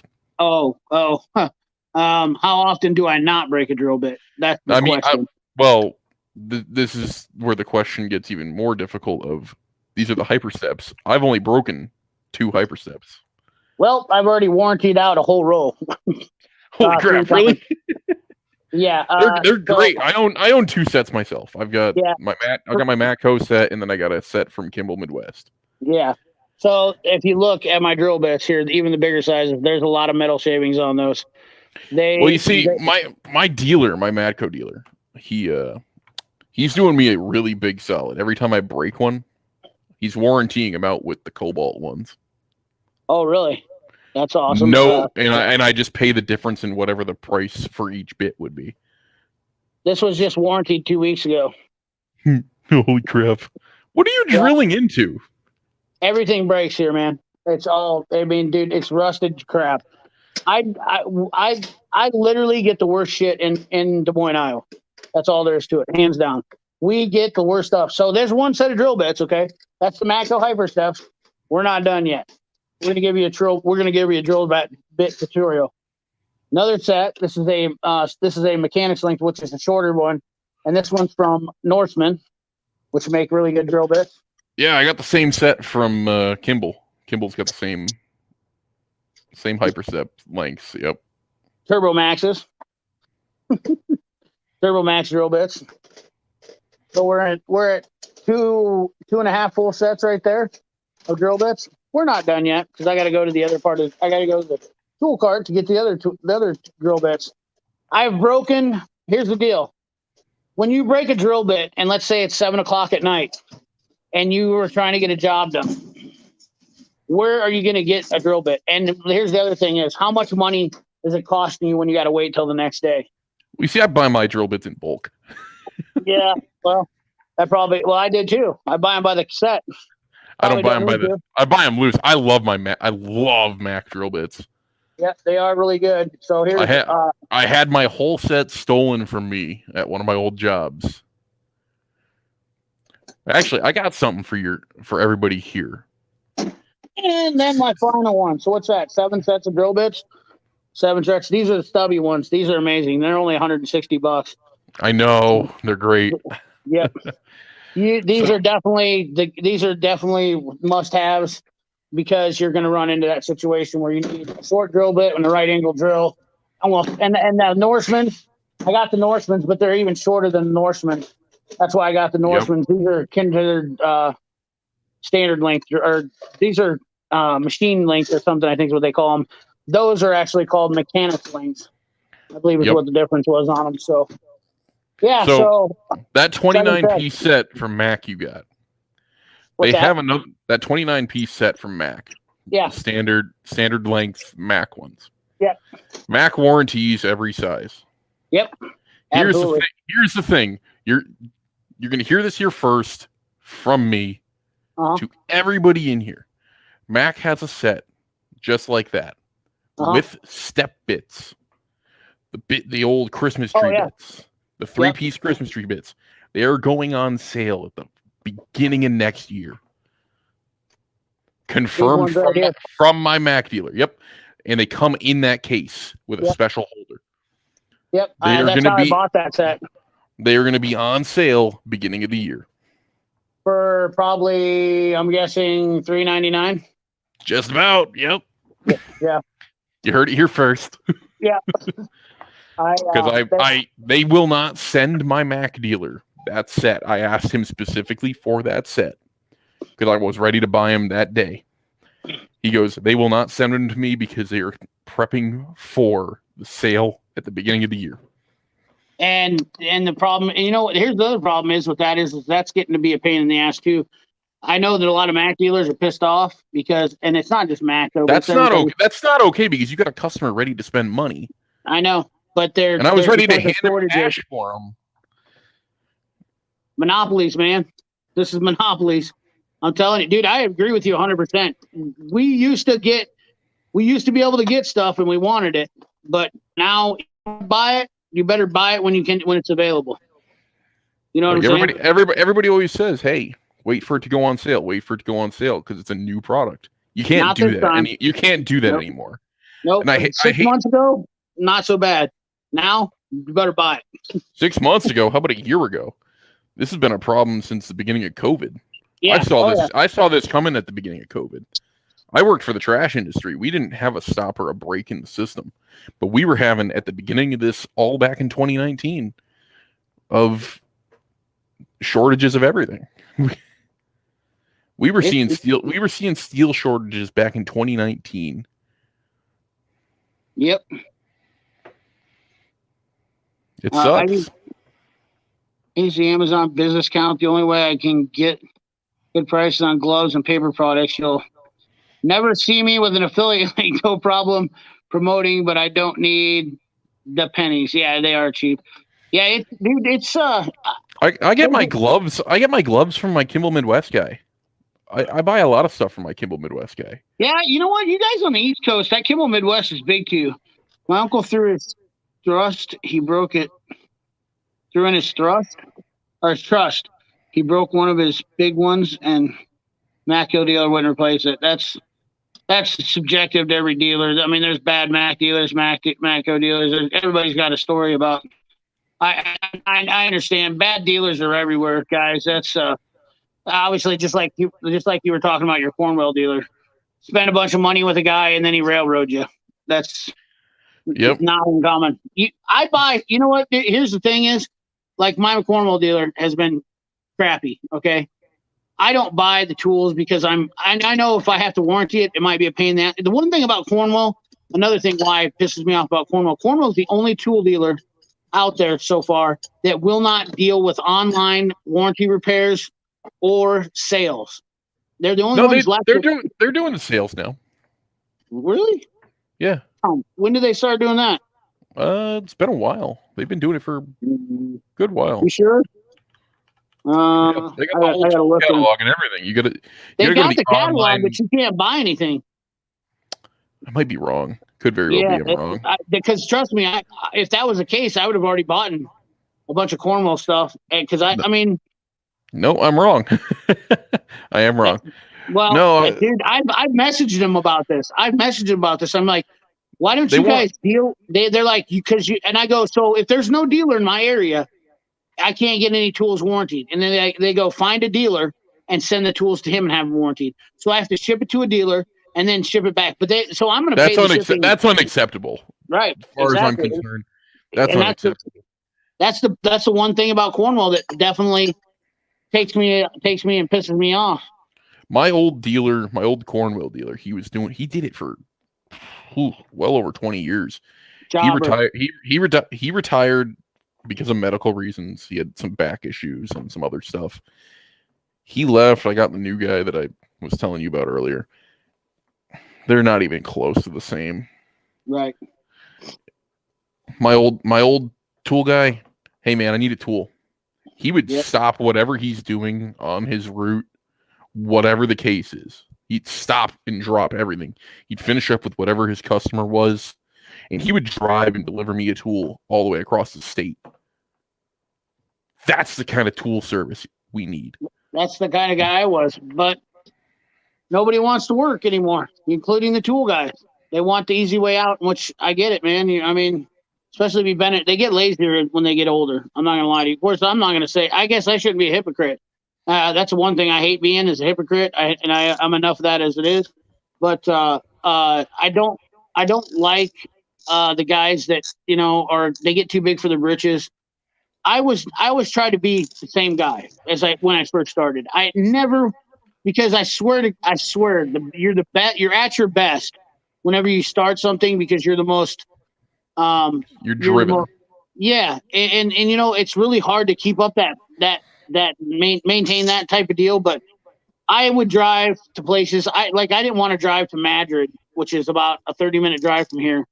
To one of my guys, I said, dude, please don't please don't make me do this. And he said, can you just come up here once every couple months, man? Because we have no tool dealers. And he goes, there's a Snap-on guy, and he's a jerk. And I said, once a month. I go, are you going to be willing to make a quadruple, or like make a 6-week payment? And he said, yes. And it's a lot of time, I mean, and not only that, you get up all the way up there, then you spend 30 minutes with him on the truck. I mean, and you're going up there, and let's say he was paying me $200 every so often. The math doesn't add up. That's the problem. By the time I spend fuel and my time, because everything breaks down, you've lost money at that point. And it's a good customer, and I don't want to leave them out like that. That's the tough thing about a tool truck is where the internet has got them beat, is because they're going to deliver to you, and they don't have an area. They don't have the overhead of a truck payment. They don't have the overhead of a tool payment to corporate. They don't have that problem. They don't have an insurance payment. Well, they do, but not in the same way. There's a lot of factors that people don't understand when it comes to being a tool dealer. Yep. I've thought about it. I really have. I thought about going and getting my Mac, go become a Mac dealer. I love Mac tools. Yep. My Mac dealer is great. I love him. He's great. My Mac dealer before him, he was good too. He wasn't the greatest. He'd let me meet with him wherever, because he didn't want to go to the shop that I was at the time because there was issues with management with him and them, and that's fine. Whatever, not a big deal. The downfall to the tool companies are not going to be the tool companies. The downfall to the tool companies is actually their franchisees a lot of the time.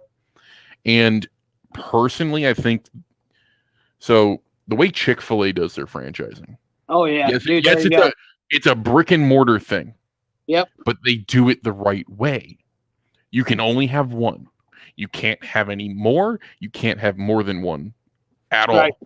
And I don't agree with them not letting the person own the business, where you're just an employee to Chick-fil-A. But I don't think I don't think a franchisee of a company, whether it's Snap-on, Mac, Matco, Cornwell, even a gear wrench truck, should have more than one route or more than one territory. Problem is why they started doing that is because of lack of dealers. I agree with that 100%. Yeah. I think that is an issue. Greed is a downfall. Exactly. And I mean, we all want to make more money, though. I mean, that's the problem. How can you regulate? That's communism. I mean, just it's a double-edged sword to that statement. Like, that'd be like me saying I'm only going to make $200,000 and that's it. I can't. I think part of the issue with the way the tool truck setup is now comes down to there's a lot of greed. Yes, 100%. There's a lot of greed in the industry, but I think the manufacturers, whether it be Snap-on, Mac, Cornwell, whoever, it doesn't matter. They give somebody a route in a territory, and then they go, oh, do you want to get another truck? Or do you want to expand your territory and buy another territory? There is no... Yep. Or they'll sell the territory next to you to a guy, but then he comes into your territory because one of his guys moved into your area. Dude, they'll sell and then he started selling out from underneath you. Yeah. Exactly. They'll sell it out from underneath you. The Cornwall guys are worse. They don't give they give them guys like counties, territories, so my Cornwall dealer, when he he's all over the place. He's all over central Iowa, and I'm like, dude, that is not the way to do things. Because I can promise you, being loyal to shops. Granted, I understand you don't want to stop in that shop that only pays you $10 a week, but staying at that shop might lead to bigger sales. If you stay there long enough, it's the old cold calling game where you go loyalty.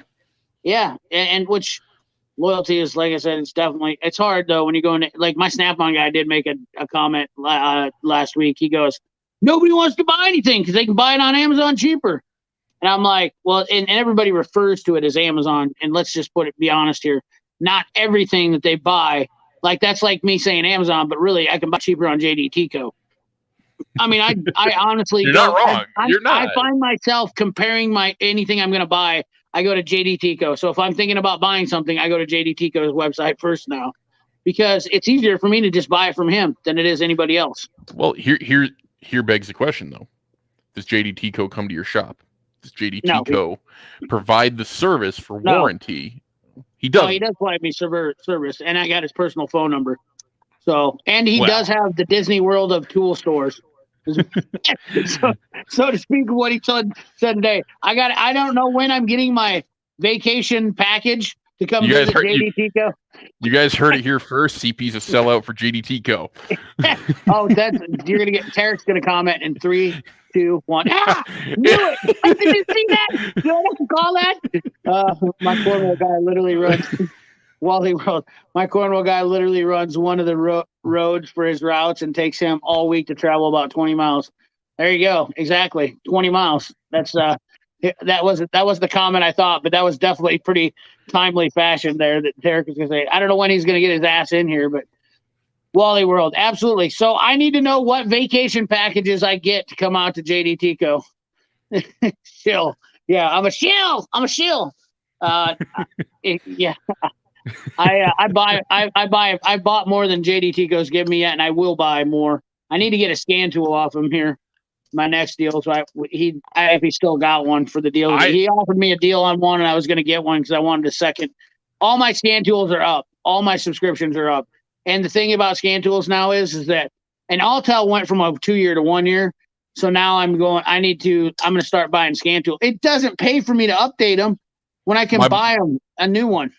Well, fun fact, my boss did the same thing. My buddy who I work with, he had the Matco Maximus 3 with all the heavy-duty truck software. Yep.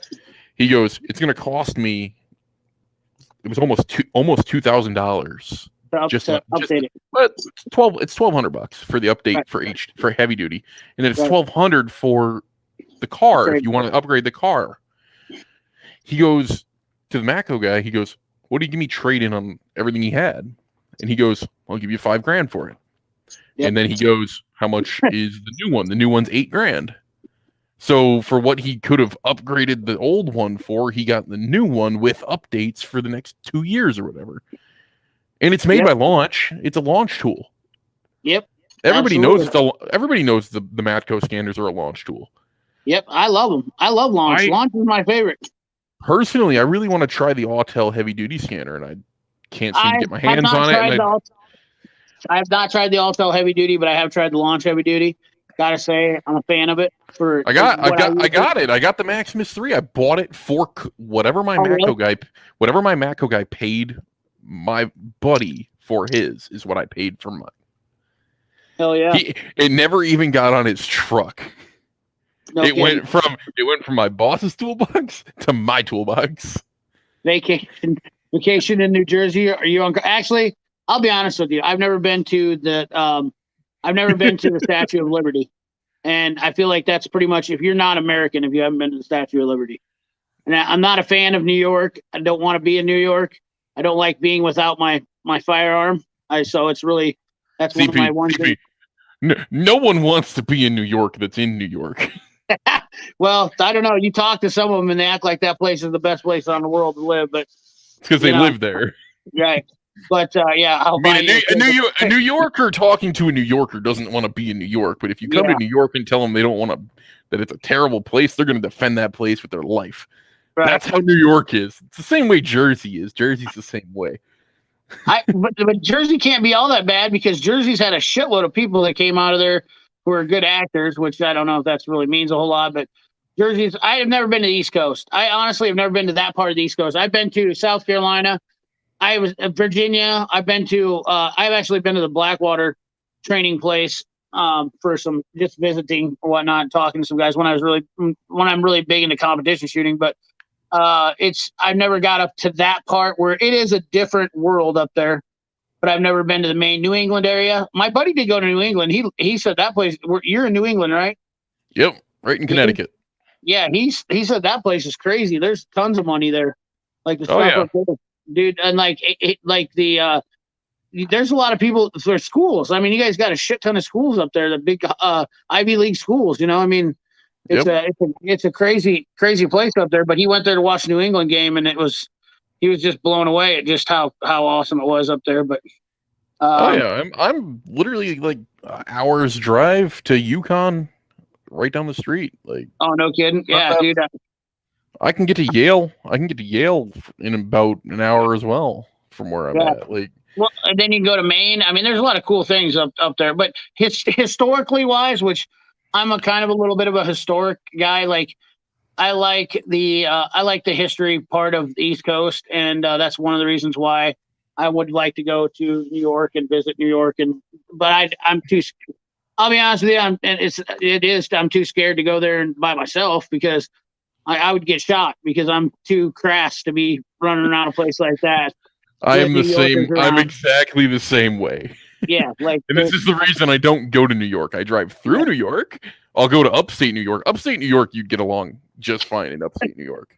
The P365 is fantastic. Everyday Fleet Tech, I agree with you on that. That's it. Yeah.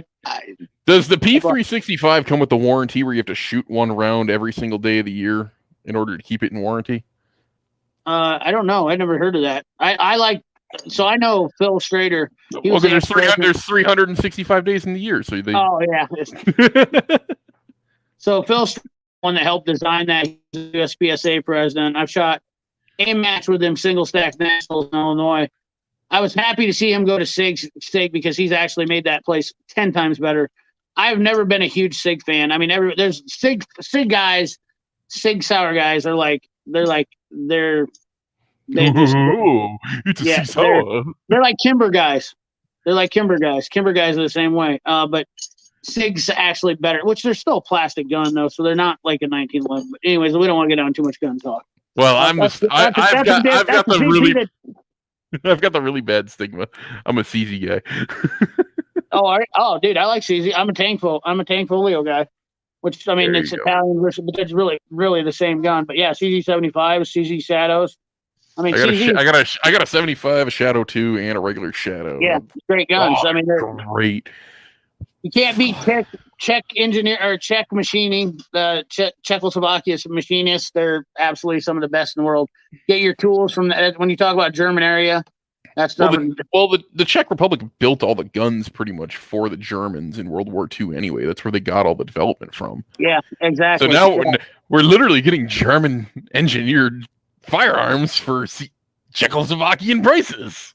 Right. There you go. So, I'm 100% okay with that. And yeah. Oh yeah. God, absolutely. they shoot like a dream. Yeah. What's wrong with Kimber? Now see what I did. You started something bad. What's wrong with Kimber? So here's what. Yeah, I don't even know if I want to say it. I'm going to say it because I can't. Because that's what I do. You guys know that I'm going to tell you how I feel no matter what. Kimber is the basic bitch of firearms. Well, thank you for saying that. I'll follow my sword. Let me see what they are. They're the Volvo of firearms. They're the wannabe luxury item that carries a luxury name that is a basic firearm. I mean, they're Series 80s guns on the 1911s. If you don't know the Series 80s, I can't go into this because this is CP the Poetic. But the Series 80s guns have disconnects in them. They got the safety disconnects, which is what I would consider a New York thing. And they're built in Yonkers, New York. So why would I not be surprised? And they don't run. They don't function. It's the pumpkin spice latte of handguns. Yeah, it is. It carries a name that doesn't disgusting and terrible. Right. Like me some Kimbers. See, I just lost 100 subscribers because I went on Firearms on a tool channel. But that's You're welcome. The average clicker. If you guys want me to go into that stuff, I've seen several Kimbers fail. They use a lot of cheap. Thank you, Chad. Everyday Fleet Tech. You have to shoot a lot of stuff. You have to shoot a lot of times people buy Kimbers and they put 200 rounds through them a year and they say, oh, this is a great gun. But it's much like me using my tools. If I were never using my tools and I said Snap-on was the greatest, that would be just a blanket statement. But I don't say that about anything unless I use it. And Kimber is no different. I've tried shooting some Kimbers. Actually, I'll give you guys some Kimber. I'll give you Kimber Custom 2s, which come out of their custom shop, are actually done up very well and a very nice gun, but it is a custom shop gun. So there you go. That's so that way I can get out of this Kimber conversation with a little bit of dignity still. Kimber was from a New Jersey gun shop too. Yeah, and there was some back in the day that were good. JD Tico, their Kimbers were good, but they started mass manufacturing, which means that they were putting them They were putting them in a CNC machine and just popping them out, and they were never hand fitting stuff. And unlike a lot of the firearms dealers, why do I always forget his name? Ed. There was Ed Browns and Kimber or freaking Wilsons, where they hand fit their stuff. Their gunsmiths actually finished fitting them. Kimber wasn't doing that. They were manufacturing them and fitting them together, and that's where they were having problems. So thank you, Wilson. BSS. Let me know if you want to talk about scan tool stuff, BSS. I seen your question. I want to buy a scanner. Been doing more automotive work maybe next year. This time your business usually slows down, so I stopped. Yeah, a good scanner. Don't have to spend a lot of money. A good scanner. JD Tico has some really good options on some cheaper ones. Those Autels are nice. They really are. Yeah, they're not a bad. I'm not saying they're a bad tool. The only reason I like a launch is because it's faster, loads up faster. They are fast. They are. Yeah. Just got CP. Yeah, I did get canceled. I didn't want to look at my subscriber count. I think I was almost to 6K. Turbo Ty, what's up, man? This guy, I need to have you on, Turbo Ty. One of these nights, I need to have you on because, brother, we could have a blast talking. I think this guy. Have you know him on Instagram? I don't think I do. Oh, dude, you got to check him out. Turbo Ty is the shit. He's an awesome dude. Awesome dude. Never gets enough. I don't think this guy gets enough, but he's a busy guy. But dude, talk about a complete riot, and he's a very he's what I want to say. He's just like me. Just says it how it is. Well, he follows me. Does he? Yeah, he's a good guy. He's a great guy. I don't date no girl named Kimber. I'm married. Yeah. High Point. Oh, Jeremy, I know you're messing with me now. There goes everyday Fleet Tech, bringing up the point I was going to. Wilson Combat makes some great stuff. Yep. I just grabbed a Wilson Combat AR. Yeah, absolutely. I am also a big fan of. Oh my God! Why can't I think of his name? Oh, I do this every single time. I've been over to his shop. He's here in Iowa, builds guns, has a lot of gray stars, custom gun builder. Bob Marvel is over in Omaha. He's another one that he's not as well known. But the PO7's another good one. Yeah. Oh yeah. PO7. That's a great CZ. Yeah. The PO7 is just a polymer framed 75 anyway. So I'm not crying. You're crying. Turbo Ty. So let me know, man, if you want to come on some night. I definitely I keep forgetting about it. He's never been around. Kentucky Tech. Haven't seen him for a while, but he had a kid. He's another good guy that if you don't follow him on Instagram. Yeah, I got him on lock. Yeah. Sure, he's a good one. Larry Borstrom. Colt is now owned by CZ. First of all, no, they're not. What? Colt is not owned by CZ. They've never been owned by CZ. And will never be owned by CZ. I live in the state where Colt Firearms was born. Yeah, I was Trust me, they are not owned by CZ and never will be. I was gonna say I never heard. When did this happen? Well, I'm curious. Chad might know something we don't. Chad's pretty. He stays pretty deep into the Google at CZ bottom. Dude, I mean, I'm not kidding you, Leroy. Chad stays Holy up on this shit! stuff. Yeah, they did. Yeah, dude. I never heard. I mean, I'm okay. So. I'm 100% okay with this. Yeah, I did not know that, so that's really interesting. Everyday Fleet Tech, thank you for bringing that to my attention. I didn't know that was happening. I mean, CZ and Colt have had CZ and Colt have had a freaking relationship for years. That's the mecca right there. Les Bear is my boy. Les Bear is the best gun builder on the planet for me. When you talk about somebody who wants to, that's the guy. This guy is salt of the earth. He's hands down my. Well, I mean, as far as like that style, or if I'm going that way, but I'm not a huge 1911 as I used to be. But this CZ thing is very interesting. That's why I said when Chad says something, he's usually not lying about it. I have to say, JDT I will eat my fucking salt. Yeah, dude. I don't. That's why we have these live streams, man. So some of these guys they're on it, dude. They were literally just purchased by CZ this year. Yeah. Gold quality definitely went downhill.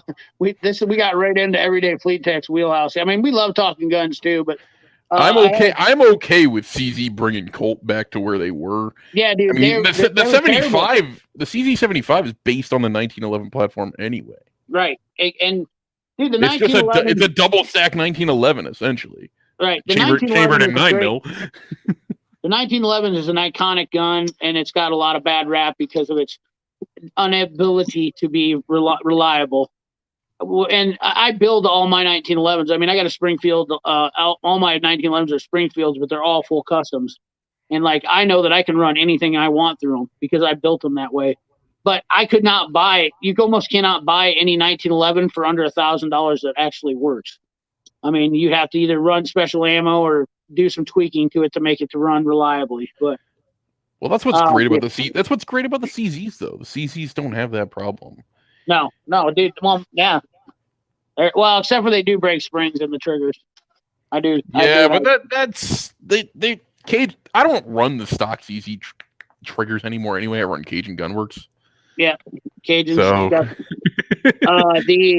I will say though that none of them I'll put anybody's up against. If any, I have very few people have. My buddy Alex in Omaha, he's probably got. I think he's probably over $1 million now on an XDM 9mm and he's cracked the breech face on his slide after 250, 300,000 rounds, and he's running a full blown stock XDM. Like, I think he's trying to get into Springfield's Hall of Fame. I'm not even joking. The guy will not shoot anything, and it's the stock trigger. The gun is so buttery smooth because it's been shot so much. It's unbelievable. And I'm not a polymer guy. I'm not like promoting polymer, and this is always another controversial topic. But I like everything. That's why I don't care. You know what I mean? Like, I like CZs 75s and everything, but when it comes to like something that I would depend my life on, if I had to pick one that I was going somewhere with and I was going to trust it, it would be a Glock 17, Glock 19, Glock 34. That's just I hate the grip on them. On them. I will take my CZP-10C over a Glock any day of the week. Oh, the plastic root. That's the plastic one, isn't it? The PT. That's the new one. It's not hammer fired. It's striker fired. Yeah. It's striker fired and fits in all of the Glock holsters. Oh, does it? Yes. I see the guys. You know, Kansas City is where CZ is, and I shoot. Have you ever heard of the guy Matt Hopkins? Yep. You heard that? Okay, so Matt Hopkins shoots matches with us. He became our Area 3 director. He works for CZ, and then a bunch of other guys that shoot out of Kansas City work for CZ also. But I always give them a hard time. So I'm known as a CZ hater, but they don't watch my live stream, so they don't know. So I'm going to let them know. Hold on.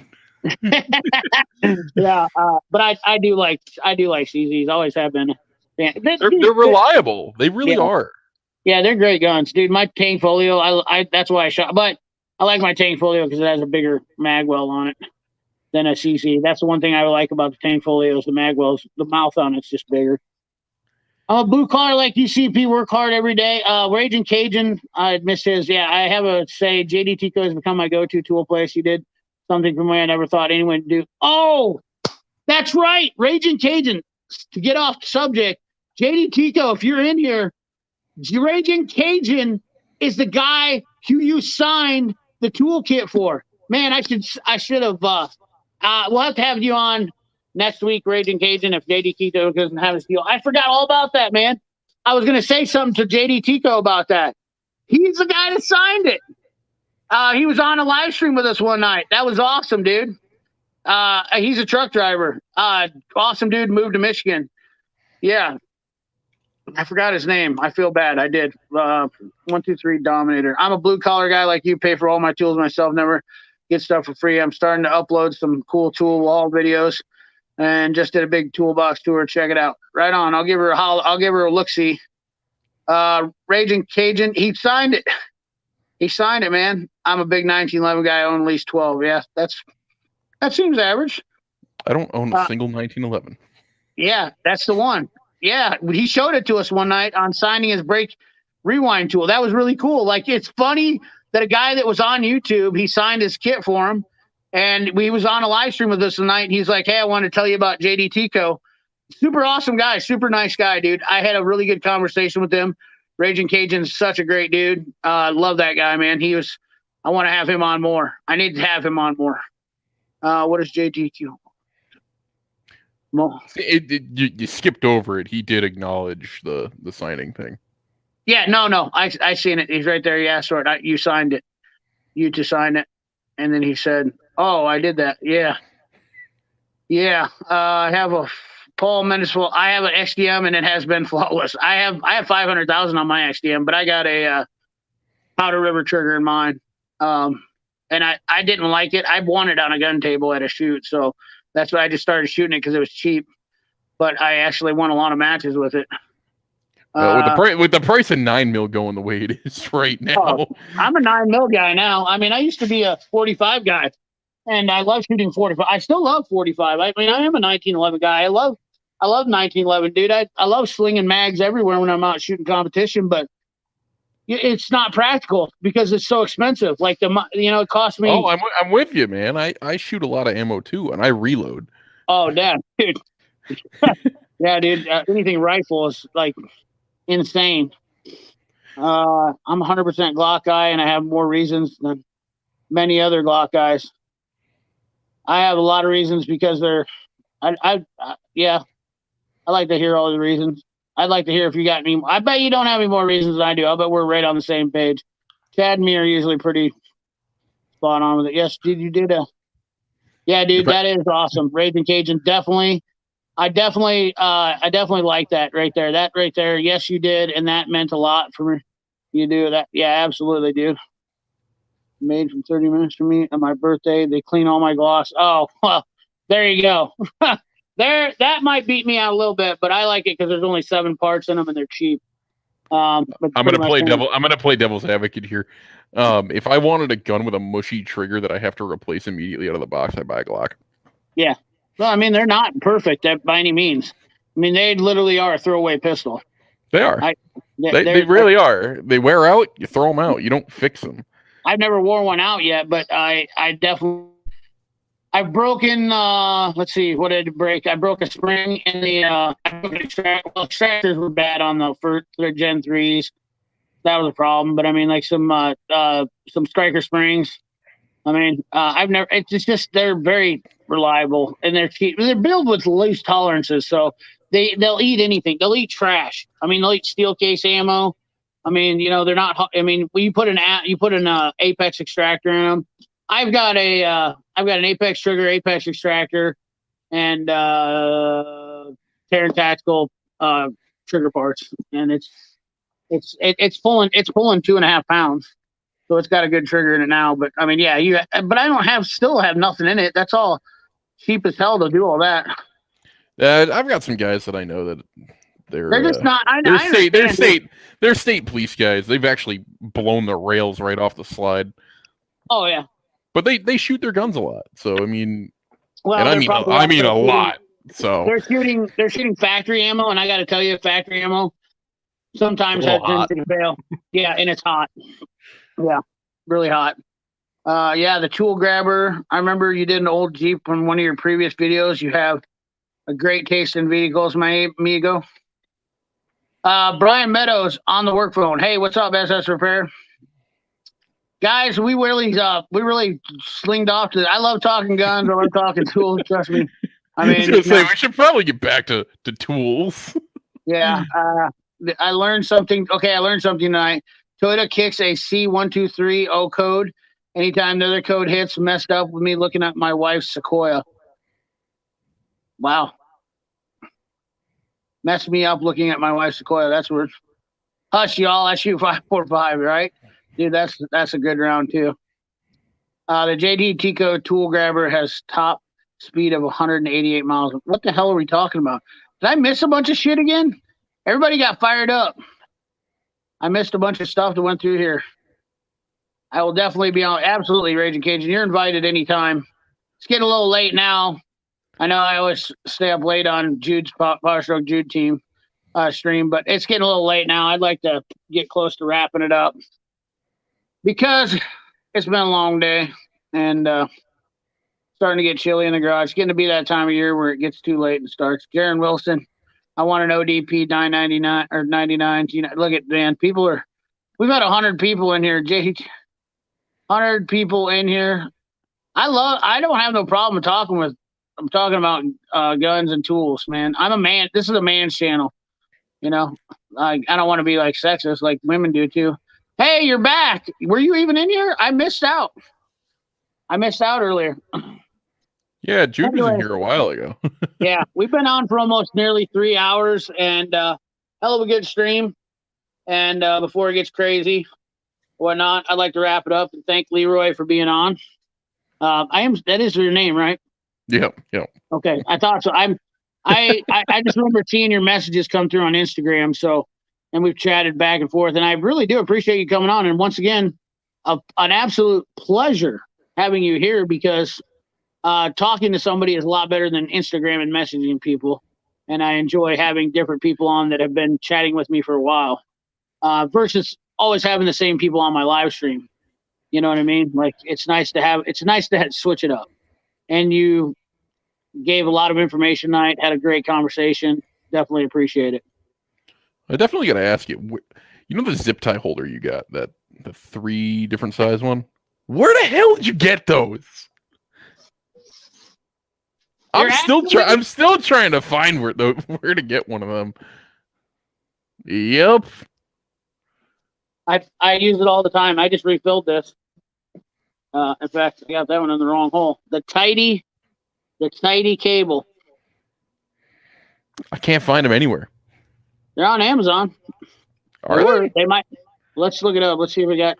I'm gonna Google it. First person that can find it for me. If I don't find it, just who knows what my deal here. So a guy makes them out of England. They're made overseas, but he makes them in his garage. Welds them, paints them, powder coats them, puts these nice little rare earth magnets on them that are just stronger than hell. Tidy cables. See if they'll pull it up. They're on Amazon. I just saw them today. He's got a website if you Google it. Tidy cables products. Is this the right one? Nope, that's not it. I did see them on Amazon for quite some time. Not gonna lie to you. I haven't seen them on Amazon. I look the day you made the video of them. I couldn't find them. Yeah, they sold out right away. So the problem is that he makes them and sells them based on his inventory. That's the problem. And I actually talked to one of the people that I know that is in the industry who manufactures tools. I talked to them and we got in contact and we tried to set up a deal. So I've helped about 5 or 6 different guys that made their own tools, and so far we've only been successful with one. JD Tico, get on that. Start carrying those. Hey, if you can make them, I don't think there's any patent, but I mean, I don't want to put the guy under the bus. Maybe you should contact this guy. Make him in green and purple. Yeah, if you can get a hold of the guy, listen, Tarek. I mean, it's always something with you. You're a drama queen. Can you just get over it? I mean, can we be friends? Challenge you to make something similar to the tidy cable. Amazon got them. 3102 1538 shipping. Done deal. Yeah, the tidy cable, he's a good guy. I actually think I'll have to send you his information, JD Tico. I'll have to send you his information from my see if I can send it from my Instagram because I have his message there. we went back and forth trying to get them. The problem is, price to make them wasn't efficient enough. That was that's the problem we always ran into. Because I think those would sell really well. Like I got one similar, but it's way bigger than that, and I feel like that's a really nice size for what it is. It sets right on your toolbox. Like I can put it on my card here. The magnets. The thing is, those are rare earth magnets. That's the biggest problem with these. Not only that, you can make these out of plastic, and they would be better. And that's what they were talking about doing. But the magnets, he didn't want it. He wasn't willing to, and I agree with him. He wasn't willing to go with a different magnet that had a different profile, because look at how thin that is. And I agree. I would agree with that. That makes sense. It's super strong. A little, yes, it is steel, JD Tico, not plastic. It's steel, and the bottoms are removable on these because he cuts off. What he's doing is, I believe that he's cutting off what do you call it? 1 inch square tube? Yeah, 1 inch square tube. I don't want to pull one of these out because they're a pain in the ass to stuff back in there. Let me tell you. When you go to fill these things up, that's the one thing that does suck about them. 1 inch square tubing. It's powder coating. I feel like I'm stealing a guy's idea by doing this, but 1 inch, 1.5 inch, 1.5 inch square tubing. First one's 9 inches long. Second one is 5 inches. Third one is 3 inches. But it gives you your main sizes of deal. But the guy that makes them, he's a really nice guy, and I don't want to sell. I don't want to promote somebody stealing his product, because I'm just that kind of person. Sorry, No, I 100% agree with you, but yeah, I'd hope JD Tico could probably work something out with the guy. Well, I mean, and honestly, if he can get them manufactured better, that would be. But they are a product that's been around for a while now that people just people have been asking me about. It's one of those deals, because I get a lot of new products guys that come to me for new products, like, hey, can you help me out? Because that's what I did kind of when I was a Mac dealer. I got involved really deep in the tool stuff, and I really did like trying to invent and make new tools. And I had a couple of tool designs and got into doing that stuff, and blah, blah, blah, blah. Long story short, I got into tool testing. That was one thing. So I would get the products given to me. A lot of people would send the products to me. So I still do it for a few companies. Take the tools, I use them, see if I like them. This is a good product. I like it. It really is a good product. A lot of people showed some different ones. PowerStroke Jude, I think, has a different type of cable holder that he's got too. But I really like this for the I'm sorry, Amazon hurt you. I know they touched you in a bad place. Can we talk? If you like our sex. I mean, it's Tarek, man. He's not scared to, he will literally he will embarrass me any way possible. He's good at it, man. Look at me. Got me turning cherry red on my own damn thing. Sent my guy a message already. PowerStroke Jude. No time to relax for the fans. Need 2 videos tonight. Right? Yeah. Yeah, JD Tico's already getting them made. I move fast.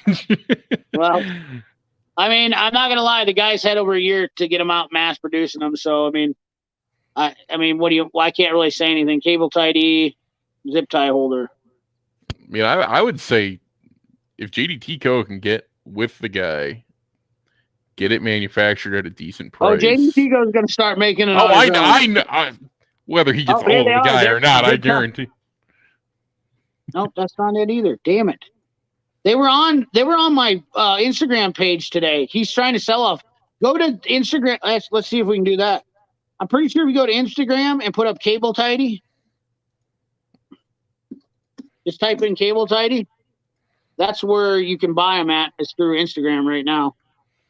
There they are. Yep. Are they? Good deal. Yeah, and I think he actually. What is your deal? Stupid computer, because I got my keyboard on. Cable tidy. Yep. So cable tidy. He's got a website. He's got it in 4 colors now. Oh, look at that. Yeah, I got the black and the red when he had it. Now he's got blue and white. I like the white. The white's nice. Probably gonna end up getting the blue one. Wish he had green. Green would be great. Whatever wording he's got it in is, what is that? Is that German? That's I want to say that's Dutch. I'm not Or sure. maybe it is. I don't know what new coupon is. New coupon. Hit the Union Jack flag there on the top right, Oh, thank you. or the red coat flag, as I like calling it. Union Jack. It'll make everything English. Right. That's awesome, man. The Union Jack flag. Wait a second. Why Man, don't I have a Union Jack? This isn't American. This is the wrong kind of English. Well, I know he's from overseas because he contacted me. So, but why in the hell can't mine's not going English? I only got a British flag. Yeah, click that one. Oh yeah, there you go. Well, it didn't work for me the first time. Buy one now. See what the price is of them. 25 euros, $24.95 euros. But he doesn't ship to the US. That was my problem. He doesn't ship to the US. So he had them on Amazon. Maybe the problem is, I think the demand was. I think he tried to push them, but here's the deal: is my vendor tried to get him to make them, or he tried working with him to make them, and because they don't cutthroat people. The guys that I work with, they don't go on. They aren't like JDT go. They won't go on and make your product without their consent. But so they tried working with him, which I'm just kidding, Nick. I don't give a shit. Okay. I'm just saying. Nick's over here like, I've already got them on order. Yeah, Nick's like, I've already got 300 of them in stock, guys. It's on the website. 1833J send it. Yeah, the things were, 25. So they were at a price range, I think, of about $40, and I think everybody agreed that at $40 it was a little bit too much for zip tie holders. But dude, here's the thing though: if we're supporting a small business, I'm fine with spending $40 for that. Well, you know what though? The rest of America is not on board with that shit. Mine are being. There it is. Mine are being. No, he's not. Derek, he's not. Dave, Dave, he's not butthurt. He's just he's giving me. Dude, Derek doesn't even get mad. He just likes to mess with me. You don't know Derek. Nick's over here. He's Derek, like. He always is hard on me. He's like a little brother that I never had, or didn't want. But he's one of my best friends on YouTube, without a doubt. There's nobody else I trust like I do him on YouTube. Nick's over here. He's getting his made in triangles instead of squares. Yeah. Well, you know what though? I move fast. Sent the guy a message. I move fast. They're already being made. I have 1, 2, but the magnets are weak. Mine are definitely not weak. Mine is perfect. The magnets are key to this whole thing working. So keep that in mind, JD Tico. If you literally don't have the magnets to hold up on this, you're screwed. You're gonna have to take the product flop. I think the solution to that though is just make that whole side that you're gonna magnet a magnet. Yeah, magnet. Yep. Just one big like sheet style magnet, and you can. Yeah, you're right. And it would hold it just fine. You don't need the strength at that point because now you get the strength and the size. Right. I already said, what's going on with? I already sent my guy on order. Oh my God, turbo tide. Oh damn, I've been using empty coffee cans for years. I definitely understand that this is a subjective tool, but it is a tool that guys would buy. Because I tell you what, dude, it is nice. I'll tell you this much right now, JD Tico. The biggest problem you're going to have with these is they have to be manufactured. And I will tell you this much about these things because I've already done it a couple times.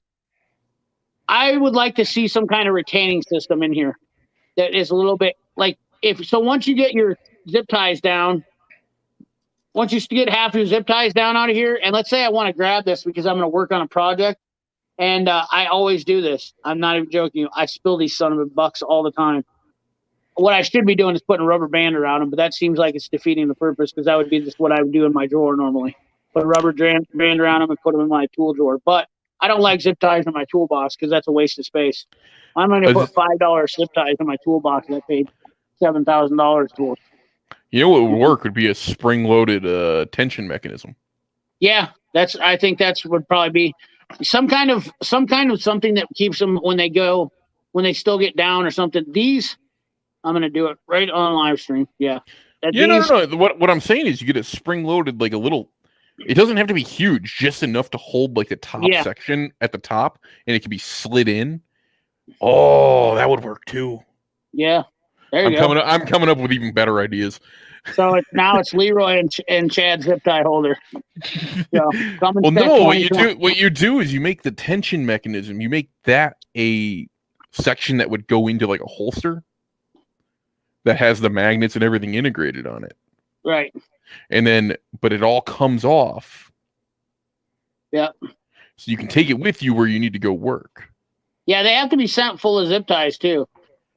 Cable Tidy sends them full of zip ties too. So Nick, you got to keep that in mind when you're having these made. It's not the same. And they better be the zip tie branded zip ties too, the nice ones. These ones are not the zip tie. I will tell you this much right now. You get your money's worth with zip tie branded zip ties. I tell you what. Dude, 3M and zip tie branded ones are the best ones. I like the zip tie ones because they got the metal tab in them. Oh, the metal tab ones. I'm thinking of. I use the 3M ones. The reason, I can tell here, and you should probably have the same thing, but in the cold weather, have you not noticed? Well, cheap zip ties. Oh, they break like you wouldn't believe. Yeah, they just snap, and like, dude, there's like I've had cars come in with harnesses that fell down into belts and stuff like that, and shredded them because people are using these cheap zip ties. Once again, our culture that people are like, oh, I'm going to save $5 by buying cheap zip ties. And I went to Harbor Freight and bought a pack of zip ties that break it. Thank you very much. Right there. Point in case right there. That's why I always have. And dude, and you know what the sad part is? I would get crucified all over Facebook that, Chad fixed my car and he did a shitty job and whatnot, all because I bought cheap zip ties. You know? That's the same issue with what I do. I mean, I'm dealing with truckers, man.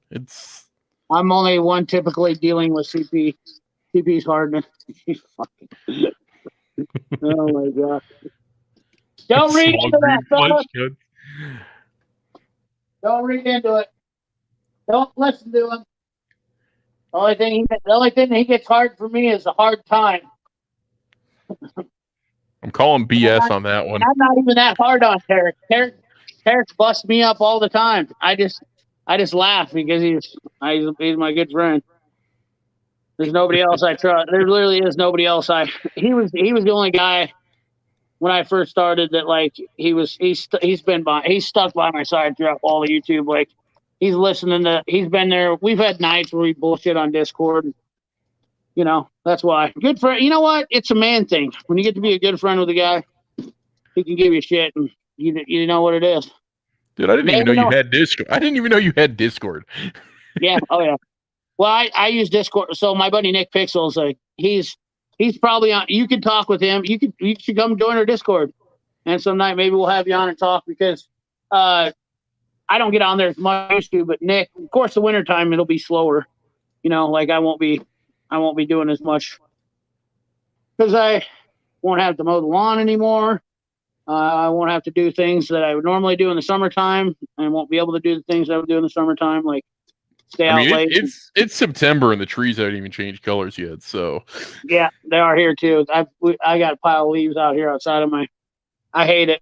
I hate it. I hate winter. I want to move south. I want to move to Brazil and like from about December till March. I want to move somewhere where it's green only, where it's nice. Man down. Oh, hey, I want to show JD Tico. I haven't lost my King Tony yet, but it's definitely getting well used. I didn't know this thing was hidden by gold. It's gold. All the black is getting rubbed off and it's gold. It's so awesome. So I can't wait till this thing is completely. Why would they paint over a gold? I guess they must have did that for the writing. That makes sense. Duh, CP. They painted it so they could shoot it black and get the stenciling in there. But dude, this is literally the best magnet in the world. I'm telling you. So far, I love this thing. This is definitely one of my favorite. Just a pure length. I mean, I always keep I'm stuck on using this one because it's got I use a pocket pry bar, but I always keep this one with me too because it's got a Phillips end and a. Well, did you see Mac came out with the colored pocket pry bars now? Yep. I've got them in red and green now. Yeah, so I'll be honest with you. I'm part of a team that's I got to help redesign the pocket pry bars, and I am going to. It better get a magnet. It better get a magnet. No, there's a magnet, but I am making the pocket pry bars better.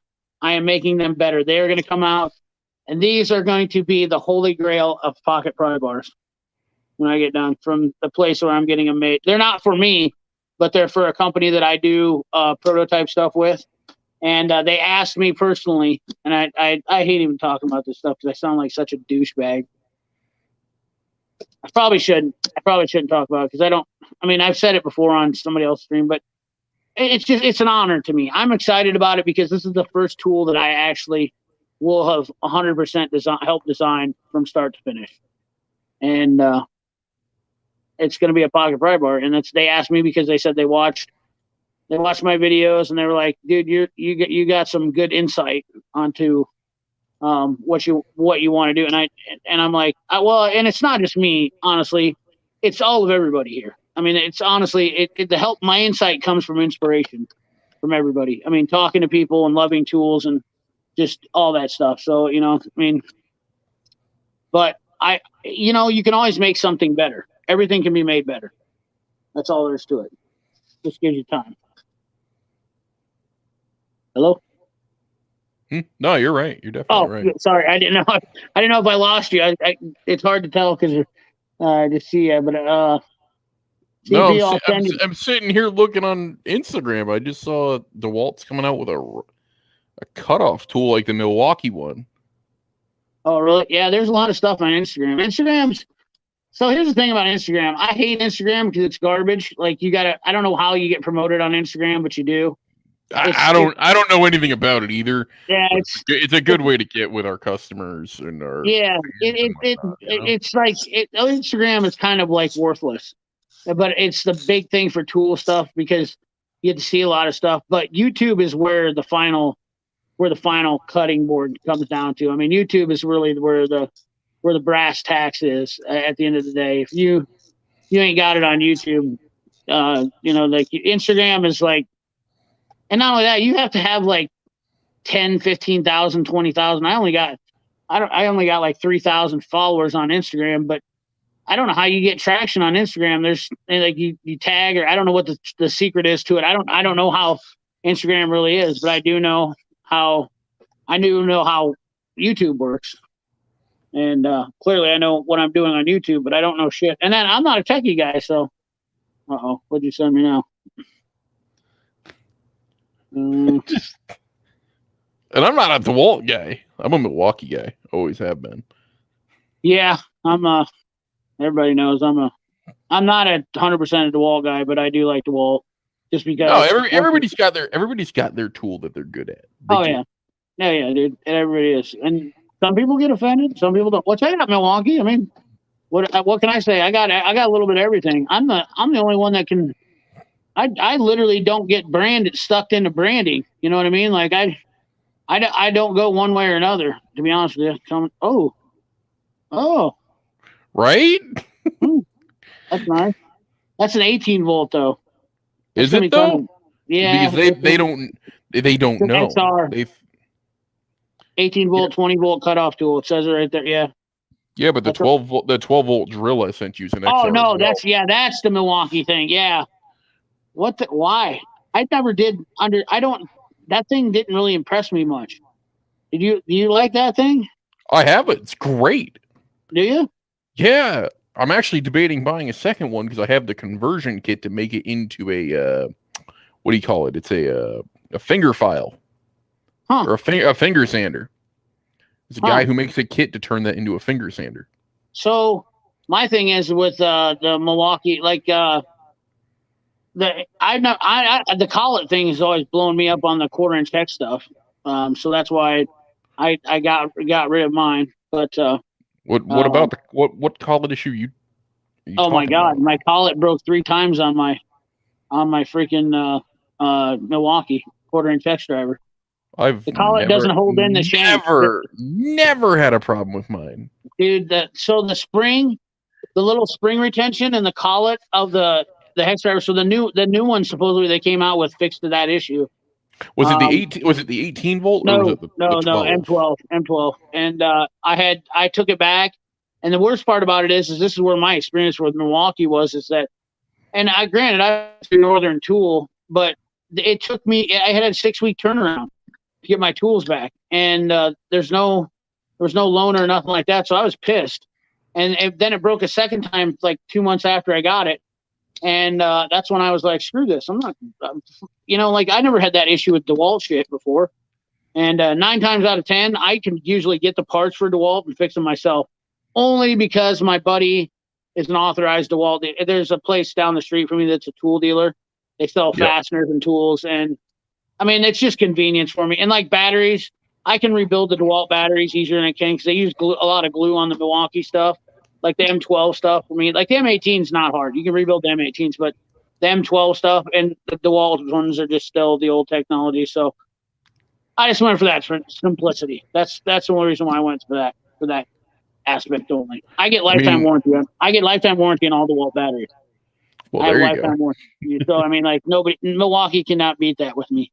I get lifetime warranty. My guy trades my batteries out, and I get new ones. Right before they go. So. That's one way to do it. No, Yeah. I mean I've only had like one issue with my Milwaukee. Well, 2 issues with my Milwaukee batteries. My 4 amp hours for the 12 volt, they crack where the lock mechanism is in the bottom, where the little 2 tabs are. You got to push them in on the 12s. They crack there. I actually went on AliExpress and bought replacement housings. Yep. For then you got to glue them in though, don't you? No, they screw together. Oh. Gotcha. So there's no glue involved at all in any of it. Maybe it might be for the 2 amps. I'm not sure. But these are the 4s. So they had the flat bottom, the bigger base. I don't have. I think he's asking if you got verified yet. Oh, I don't know where I would have got verified at. Oh, Instagram. Oh, because I signed, because they asked me, because I signed up. When I was talking about, whatever. It's a long story. It's not worth talking about. Tarek, hey, Tarek, let's talk about things that are irrelevant, like you right now.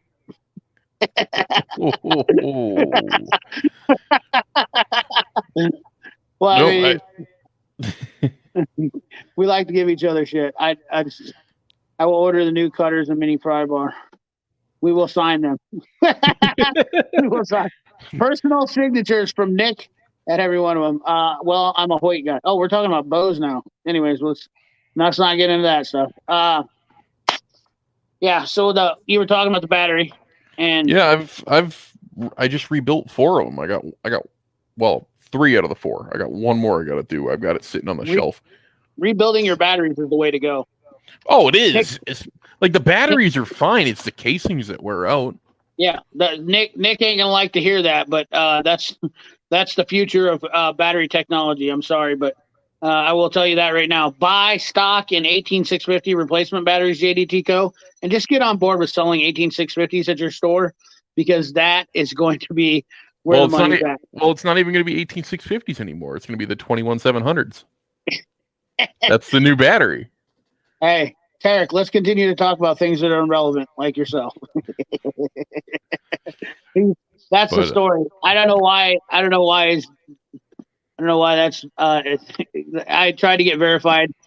Well, I didn't know you had to get. So here's the thing. I talked to Tarek, and I said, "Dude, I'm getting verified or I can get verified on Instagram." Or I said something. We were on some topic, and he let me know that it's not easy to get verified on Instagram. Once again, one of those things I didn't know about Instagram. Like I just said before, he said that I don't know shit about Instagram. So obviously, I admitted that I didn't know shit about Instagram. So once again, we are talking about things that aren't relevant. Honestly, the whole verification thing doesn't matter as long as your followers blue check mark know which CP tool addict on Instagram that they're looking for. Well, they're doing it. The reason why people are getting verified though now is because of hacked accounts. That's the problem. Is like so one guy. So there's a YouTuber that's one of those underwater like treasure finder guys, magnet fishing guys. Yeah. His account got hacked at 800,000 subscribers. Dude, it would crush you. I mean, if you were dependent on YouTube, you got to think Well, about it. These guys were making $20,000-$30,000 a month, and then they lost their account, and they got zero revenue just like that. End of the day, though, that's his own fault for not having two-factor authentication on. Yeah, well, dude, and the other thing is, why would you invest your life into YouTube? Because at the end of the day, YouTube can shut down tomorrow. It's not a guaranteed form of like, it's not, it's not these dogs right here are what pay the bills. At the end of the day, I want to rely on something. I'm going to have some kind of backup plan or some kind of deal that's going to keep me going into, you know what I mean? Like, that's why I don't want to ever stop working on cars or fixing cars, because you're going to become irrelevant too about that. And that's just the thing about it is that why get involved with that? Why put yourself in that situation? Like Cletus McFarland is, if that guy had lost YouTube tomorrow, he'd still have a ton of money because he's got a bunch of sponsors and people like watching him race, blah, blah, blah. Well, the question at the end of the day with him would be, all right, he's got a lot of sponsors, but are they behind him because of his channel? Or are they behind him because they are behind him behind his channel, but he also has Motion Raceworks too. He's a 20% owner in that, so he's got sales in that. And he's got a clothing line, I guess. If YouTube gone, maybe he would be hurting too. I don't feel like putting all my eggs in one basket on YouTube. Even if I was big, I'd still I'm with you. You know what I mean? Like Eric O. If YouTube shut down tomorrow, would it kill him? No, because he's got a shop. Well, Eric's got his own shop and he's doing his own thing. But that's the thing about YouTube is the smartest guys on YouTube are not doing YouTube because they're doing YouTube because it's fun to add to their business and helping people out. I mean, a good example was Eric the car guy. Look at him. Yeah. He just lost his shop. He just lost his shop because the owner sold it out from under him. Yep. I feel bad. I feel why didn't he own it? Why wouldn't he have bought a shop? He's a big YouTuber. Yeah, that's my question. His money right. And I like Eric the car guy. I do. Yeah, I do too. But he must not be very smart financially, honestly. Because I wouldn't be renting a shop if I was that big. Like, I'm just saying. Here's the real question, CP. You've been a tech for how long? Pretty much since 2000, right around 2000, 99, 2000. How many years have you worked as a tech without a lift? Maybe 3. Eric didn't have a lift until a couple years ago. That's weird. And he'd been doing it forever. And he admitted, he's like, I wish I had a lift. Dude, a lift's cheap. I can go buy a used lift right now on Facebook Marketplace or Craigslist for $1,000. Nah, they're not that cheap around here. You're going to spend about $2,000 for them around here. Well, but that depends on what you're looking for a lift. Are you looking for? I never really knew that. I don't watch a ton of his stuff, but I never knew that about him. Like, that's weird that he would. I've always liked their car guy. I watch his stuff, but I never knew that he did. Well, apparently his reasoning was he wanted everybody to think everything he's doing you can do at home. Oh. So he would do it the hard way. It's like, dude, you're trying to make money and you're trying to make videos. Make yourself comfortable. Yeah, you can tell people, yeah, you'd be on the ground. Just show them how to set up a vehicle for on the ground, but then put it on a lift for yourself. Make life easy. Well, dude, you know what, though? There's a lot of guys on YouTube that believe that YouTube is only for showing DIY guys stuff. And the bigger majority of the audience is for DIY people. I mean, it's pretty apparent when I talk about Snap-on, I'm only going to get 10% of the audience that's actually, 10% of the people that are carrying the tool community about good quality tools they're Snap-on guys. Very few of them are DIYers that, I mean, there's guys in here that do like it, but I mean, at the end of the day, they're not going to spend the money on Snap-on because they're home gamers or. Well, they're not making money with their tools. Right. But it's a small market. It's a small market in the world. Like, being a professional mechanic here's the best part about it is on YouTube, a professional mechanic is considered in most cases, a bad thing. And that's what's funny is it's like, so if I was, it blows my mind because these guys get on here and try to tell me about this and that. And these are guys that literally are working out of like not they're doing garage work, side work, basically out of their garage, and they have note scan. Some of them don't have any technology. They've been working on the same old shit for years, and here I Scotty am. Kilmer. Scotty Kilmer. Yeah, exactly. It's a Scotty Kilmer. There you go. I'm gonna call him out on that. Yeah, dude, that's exactly what it is. Well, dude, I love Eric O because he was doing Scotty Kilmer impressions the other day. No, guys, you don't need a big fancy scan tool. Blah blah blah. Like you can go to AutoZone and have them scan it. Yeah, that totally works. Yeah. I've had those guys show up at my shop. Well, I went to AutoZone and they told me it needed an O2 sensor. Okay, so I'll replace your O2 sensor. That didn't fix it. Well, you went to AutoZone and they diagnosed it for you. Like you need an outlet, an output O2 sensor after the cat. Oh well, but your cat's plugged solid. No shit, your freaking O2 sensor's not reading right. You need a cat. You don't need an O2 sensor. I had one guy pull up one day that said he went and got his car scanned. He said, "Yeah, they said it needs an O2 sensor." And I looked under his car and I was like, "Well, you need a cat." No, let me get cut out of the car. Yeah, I got stolen. And I was like, "Good job, AutoZone, for diagnosing that one there, Jim." Duh. When the car, he just went out there and plugged in. The car wasn't even started, and obviously he just diagnosed it without that. And then the guy started his car up, and it had to sound like it was the first hot lap of NASCAR. And I'm like, but the guy didn't have any muffler on his car anyway, so he didn't know any difference. That's the thing, though. Some people are just oblivious to that kind of stuff. Yeah, dude. Like he's driving around a shitbox, anyways. Like that's the problem is when you literally you're driving around a shitbox, you don't know anything. You do shitbox things, and then these guys are the same guys that will come up to you and tell you that you're wrong because you buy a Snap-on. Well, okay, fella, you want to drive a 1946 car that you don't put zero maintenance into, and then you want to tell everybody how to what kind of tools are working for you. Well, I mean, dude, I don't want to use mechanics wire every day to tie things up. My hands are gonna bleed. You know what I mean? Like it's just, and you can call me a bougie mechanic or whatnot, but when I'm using this thing 30 times a day, I don't want to use something that's uncomfortable because I don't want blisters, and I got enough calluses on my hands. I've been doing this a long time.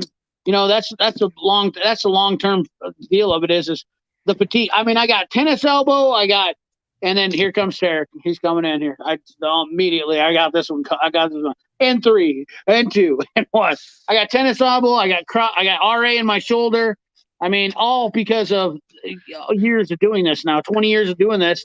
20 plus years of doing this now, and it wrecks your body. It's not. It's repetitious. You're doing a lot of this all the time. You're doing a lot of this all the time. You're doing a lot. I mean, you're just a lot of upper body strength and whatnot. Well, that's what the standard home gamer doesn't understand. Like, right. Nothing against people who want to save money and do it at home. No. There's just some things you can't do at home.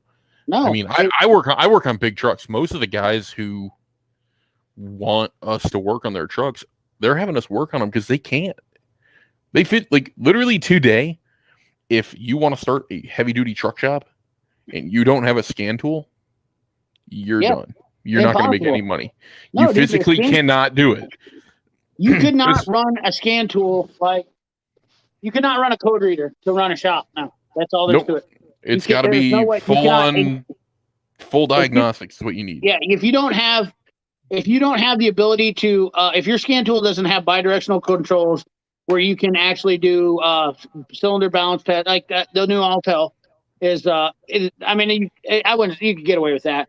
But if you don't have the ability to do, it would just make it extremely hard doing, testing out ABS sensors. Like, dude, it would be absolutely a nightmare. Yep. To have to look at a wheel speed sensor. You could ohm test it, but you'd have to it would take you hours. So much longer to do all that shit than actually. To ohm test it for me is not too bad because everything's in the frame rail. Well, all the wiring comes out, and they're all the same. All of our wheel speed sensors are the same. There's a range they can be in, and simple as that.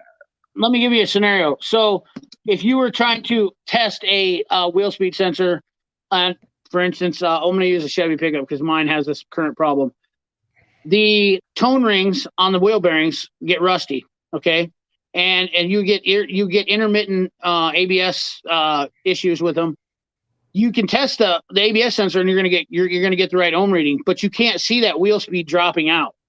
You know what I mean? Like it's intermittent. So that's why our scan tool is just like, you could never fix those problems without a scan tool, because you would have to literally take everything apart to see it. You know, you'd have to pull the wheel hub out and replace it, and you're going to become a parts canon. And to fix that problem on my truck without a scan tool, for someone to probably fix it, I would say both wheel bearings, both front wheel speed sensors, you're looking at $1,000 versus taking one ABS sensor out, maybe being able to clean the toe ring, or replacing one wheel bearing, because wheel hub bearing, because you found out which one's dropping out when you just spin it on the scan tool. Probably not it's not the greatest example for a scan tool, but nonetheless, it's the efficiency, the time efficiency that you're going to save for doing that, or injector testing. Injector testing for sure. Yeah, I just did a 6-pack of injectors on a Cummins. Yeah, like that's a big one for me right there. Testing injectors now is almost impossible, because you can't pressurize. You can pressurize a fuel rail, I guess. Probably drop it down. There's ways to get around it, I guess, on everything, but it's so much easier to go into your scan tool and go, I'm going to do cylinder cutout. Yeah, and I'm going to shut that injector off. And if the engine doesn't change pitch or RPM when you do it, you get an injector leaking back. Well, computer issues. Let's say you have a CAN bus communication issue. How are you going to tell that with a code reader? There's a simple one right there. Impossible. Oh, yeah. One thing that's impossible is for any of your CAN communication issues, there's not a single guy out there that does. If you have a code reader and you're working in a shop where you have a code reader, you can't fix it. I guarantee it, because you don't have the ability to see what you're not reading, and then you can test the DLC, but you need a breakout box, and that's a pretty simple one right there for me. I should have said that from the beginning, but Scotty Kilmer is a joke. Yep, he is funny. He's a funny guy. I subscribe to him. I mean, hell, who doesn't like to laugh? I watch his videos just for the memes. Yeah. Oh, dude. I mean, dude, how can you knock a guy for the hustle? I mean, the guy's got a great hustle, dude. I mean, that's all there is to it. He's the one clickbait car channel that I actually watch. Did I hear Makita? That was Turbo Tie. Sorry. Speedster. This guy's all the way from Romania right here. Speedster vlog, all the way from Romania. Good friend of mine. DeWalt's boasting of their 12-volt line, while Makita is promoting their 40-volt line. Interesting stuff going on with these cordless too. Yeah, so one or the other is, so they're all getting, if you look at it, Turbo Tie, DeWalt's trying to kill Makita's fuel line. Milwaukee. DeWalt's trying to kill Milwaukee's 12-volt line. Milwaukee is killing everybody in their 20-volt line, and now Makita's trying to jump in on there and get on their bigger stuff, like their 3/4 and all that. But yeah, I buy Snap-on Mac. Nothing wrong with them. I'm a DIYer. Well, there you go. Yeah, I'm the guy over here freaking converting over to Bosch tools myself. So yeah, well, dude, you can see it all from every aspect. Oh boy, Jared came in here with another comment. I can't wait to read what he said to me now. I'm here, Makita. Someone say Makita. Yep, we all know folks who refurbish any batteries. Hell yeah, dude. Refurbishing batteries. I tore my rotator cuff. Ailing it. Oh my God. Jeremy job. I have lockjaw from my service work over the years. My knees are always bleeding from the scuff. It's rough out there. How come you haven't came on yet? I mean, I've been on here still. Why didn't you just jump in by now? So, and the people want to see you by now because you gave me enough shit. They want you to come in and trash talk me so I can take my beating properly. Imagine doing an evap. Oh, dude. There you go, Jared. Yeah, like, I mean, I'm not good with usually bringing stuff off my head, but yes, dude, evap. How could you do a purge canister? Jared, that's a good one because I literally had a Subaru a couple weeks ago, and I asked the almighty Mr. Subaru Tech how to do open a purge canister on a Subaru, and he told me that I needed a factory scan tool. When I actually went down to Subaru, which he admittedly always says that old people, old techs in the old guard are all stuck in their old ways, which this guy is the best at everything. Let me tell you. The old guy said, dude, for years, Subaru's been a problem. They've never done this with their factory scan tools. They have no way of doing this. So you have to do it manually. And he showed us how to do it. So now I know how to purge and use or close the canister, purge valve canister on a Subaru to do the evap testing. So that way you can see if they're bad. It's a noted problem. But yeah, without a scan tool, that process would have been it's no way happening. Not happening. It's not happening. It's not happening. It's just you couldn't do it. You just have to replace parts and all the evap systems. And quite frankly, evap is a joke anyways because it's an emissions layer. Don't get me started on that. It's like TPMS shit. All this garbage that's on here is because we have to dumb down cars for people. Because I mean, like ABS is a dumbed down process because people don't know how to brake. If people would stab braking, I mean, like I drove old cars for years and I never gotten wrecked because I know how to pump the brakes. ABS I don't even think that's the issue. I don't think it's people don't know how to brake. Oh, yeah. I think it's more of society's just gotten so lazy. How many people you know that know how to drive a stick? I learned. I know how to drive a stick, but that's what I do. 90% of my subscribers do. You know what I mean? Like, they are the far and few between. And that's why there's only a small amount of us. The whole thing with ABS is because everybody wants to tailgate each other. Yeah. Think about it. If you want to sit 5 inches, ABS too, though. That's a downfall of ABS. Yeah. Yeah, dude, it makes everybody braver. And then guess what happens? The accidents are worse. So now what do? We add airbags and side airbags, and like it just never ends. Seatbelts. Playing God doesn't help people out, okay? Because this is one of the things when you are playing God. All we do is we find a problem, we try to fix it. But the thing is there's no medicine better than making a mistake. Guess what I don't do? When I cut my finger by running a knife across it, guess what I don't do anymore? I don't run a knife across my finger anymore. Simple as that. You learn from your mistakes. And that's the problem is if we play God, but what do I know? Because the bean counters are out there. They know, like they've got their statistics and they say, well, since we put in ABS, traffic deaths has went down 20%. No, since you put in ABS, you've just made everybody stupider and worse drivers. No, here's the best part. Since ABS has been around, which I don't know, these are not factual statistics, but here's the thing. They're not. Since ABS has been put into vehicles, now it is actually lowered car crashes. Okay, but now fatalities in car crashes are at all-time high. You see the correlation there. That means that now because everybody's tailgating, like we were talking about, now they just die when they get in an accident instead of just having an accident. Now they die from having that because they're doing 90 because they trust their ABS. That's 100% true. And I mean, there's another good one of like, I work with the state police and I know guys who do crime scene recreation. I'm good friends with these guys because I shoot with them. I go to the gun range with them. Back to guns, but we're not going to talk about that. But I was talking to one of them. He did crime scene recreation for 45 years. He's retired. He goes, do you know what I've seen kill more people than anything? Seatbelts. Yeah. Seatbelts. Seatbelts have killed more people than people not wearing seatbelts and getting ejected through the windshield. Because when that seatbelt locks up and the fire department can't get it off, you die to other wounds because they can't get you out.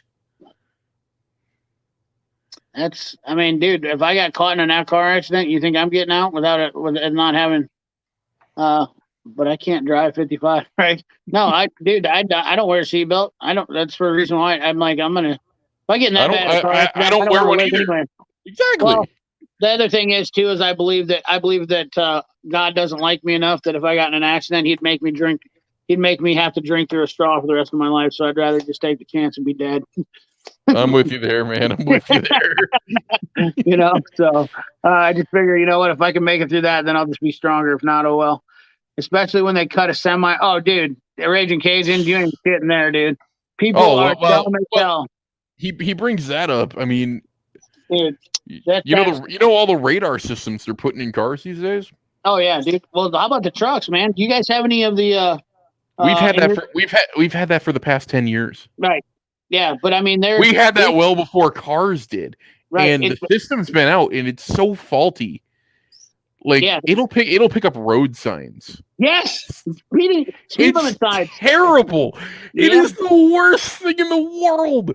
And they're like, oh yeah, if it's not aligned right, it'll pick up a road sign as the truck's going down the road, and it hits it at the right angle because the sign's at a weird freaking angle or whatever. It'll reflect off the sign and think it's a stopped car, and the truck will lock its brakes up and stop. What is the sign? What's in the Freightliners? Or not the Freightliners, but the Kenworths and Peterbilts and stuff. What's that system called? So it's all the same. It's all the same manufacturer. Okay, there's two different companies who make it. There's a Vorad system, which is made by, that's what we had. Yep. Vorad's the old system. It's changed now. It's made by there's Bendix Wingman, and then there's the Wabco system, which is the OnGuard system. OnGuard, that's the one, yeah. OnGuard, they both have cameras in the window. Yep. Forward radar. They have side radar for your blind side. There's a bunch of stuff. The one good thing I will say about that is people aren't getting away with the shit they used to. Well, it's made it safer for everybody else on the road. Yeah, well, it's made it safer for the truck drivers. No, it hasn't. Well, I mean, as far as them getting accused of being a bad driver, that's been a huge improvement. Well, I raise you. Do you think that DOT cops gonna care because you can't pull up the video to show that your truck just got cut off? Because your company, when you send them a message on your Qualcomm or your communication system to the company, and they're not going to send that video over immediately because they're that's what mine did. That's what I did. My company they did. They sent it over me. Yeah, I worked for Conway I worked for CCX. But when we first got them in the truck, they would send them. I got cut off one time, and they ripped off my fuel tank. And and I just call my safety department, and actually here's the only reason I know. I'll be honest with you. My best friend Ben is the head of safety department, or one of the head of the safety department, and that's his job. That's literally part of his job. Is to, if there's an accident, to get that footage pulled up and sent out over to the police immediately, so that there's no citations met if the driver is not in the wrong, because that way they can avoid as much court time as possible. Yep. Because that's a big issue. That's a big issue because a lot of these drivers are cutting off truck drivers. Yep. Oh, they have been for years. Slamming on their brakes because they want that big payout. Yep. There you go. Larry Borstrom's in here now, boy. He got the Agent Cajun. We got the truck drivers in here, boy. These guys love this stuff. They know. Dude, I put on $900 camera system on my rig to cover my butt. The Detroit Assurance System was developed by Bendix for Mercedes-Benz, and then Benz brought it into Freightliner and all the other companies like Mercedes. That's been around a while. It's all a shitty system to begin with because it doesn't always work right. Right. Every single one of the owner operators I deal with, they all have or had that system, ripped it right out. Makes sense. It's terrible because the maintenance upkeep on that system is terrible because you get a rock chip into it. Oh, now you got to replace $1,000 forward radar because it's got a hole in it. Even though there's nothing wrong with anything else, because there's a hole in the plastic in the housing, you have to replace it because it won't read right. Because it's so finely calibrated, if the plastic's missing, right, it just doesn't read it right. This is hilarious. You reading this right here? GM's passenger present system has lined my pockets. Well, there you go. I mean, dude, if you're a consumer and that doesn't piss you off, you've got something wrong with you. Because I know, dude, I know guys in GM, their GM techs that laugh about shit like this because they're in the dealership replacing this shit every week while they're literally spending. I mean, they'll work 8 hours to make 20 in a week doing stupid shit. And it, like Jared said right there, dude, that's 100% correct. Because GM does stupid shit, and you're paying for that when you buy that new car. You're paying for these dumb stuff to happen. That's why I don't buy a new vehicle, because I know people that work in dealerships. Dude, dealership guys don't even drive new cars. Dude, there's some of you. My truck's a 2016. Right. It's not that new. It's not that old. I got an EcoBoost in it. I got the 3.5 twin turbo Ooh. EcoBoost. You got an EcoBoost. It's a How many great turbos have you put it's on yours? under warranty. It's still under warranty. Man, I've replaced a lot of turbos on them. I like them. I like them though. I'm a Ford. I'm a partial Ford guy. Here's the thing. I run AMSOIL in my engine. Mm-hmm. And the reason those EcoBoost turbos are failing is because the oil breaks down and doesn't lubricate the dude, oil breakdown is terrible. And with the AMSOIL, I used to have a turbo whistle that was real bad. Really? I converted it to AMSOIL on the first oil change I had when I got the truck. Gone. Works great. I know a lot of people that don't believe in AMSOIL. I know a lot of people do. I'm a Lucas oil guy. Never had a problem with it, but I look at it as the same as AMSOIL to me. But I don't pay any attention to what a lot of people say. I don't care what other people say. AMSOIL was the first in synthetic oil. They're known for it. Right. They put out a good product. That's all that matters. What is that? Everybody these days puts out a good product. Just some are better than others. I'll never run Mobile One. Mobile One's terrible. That's so big. One perhaps remember what he just saying.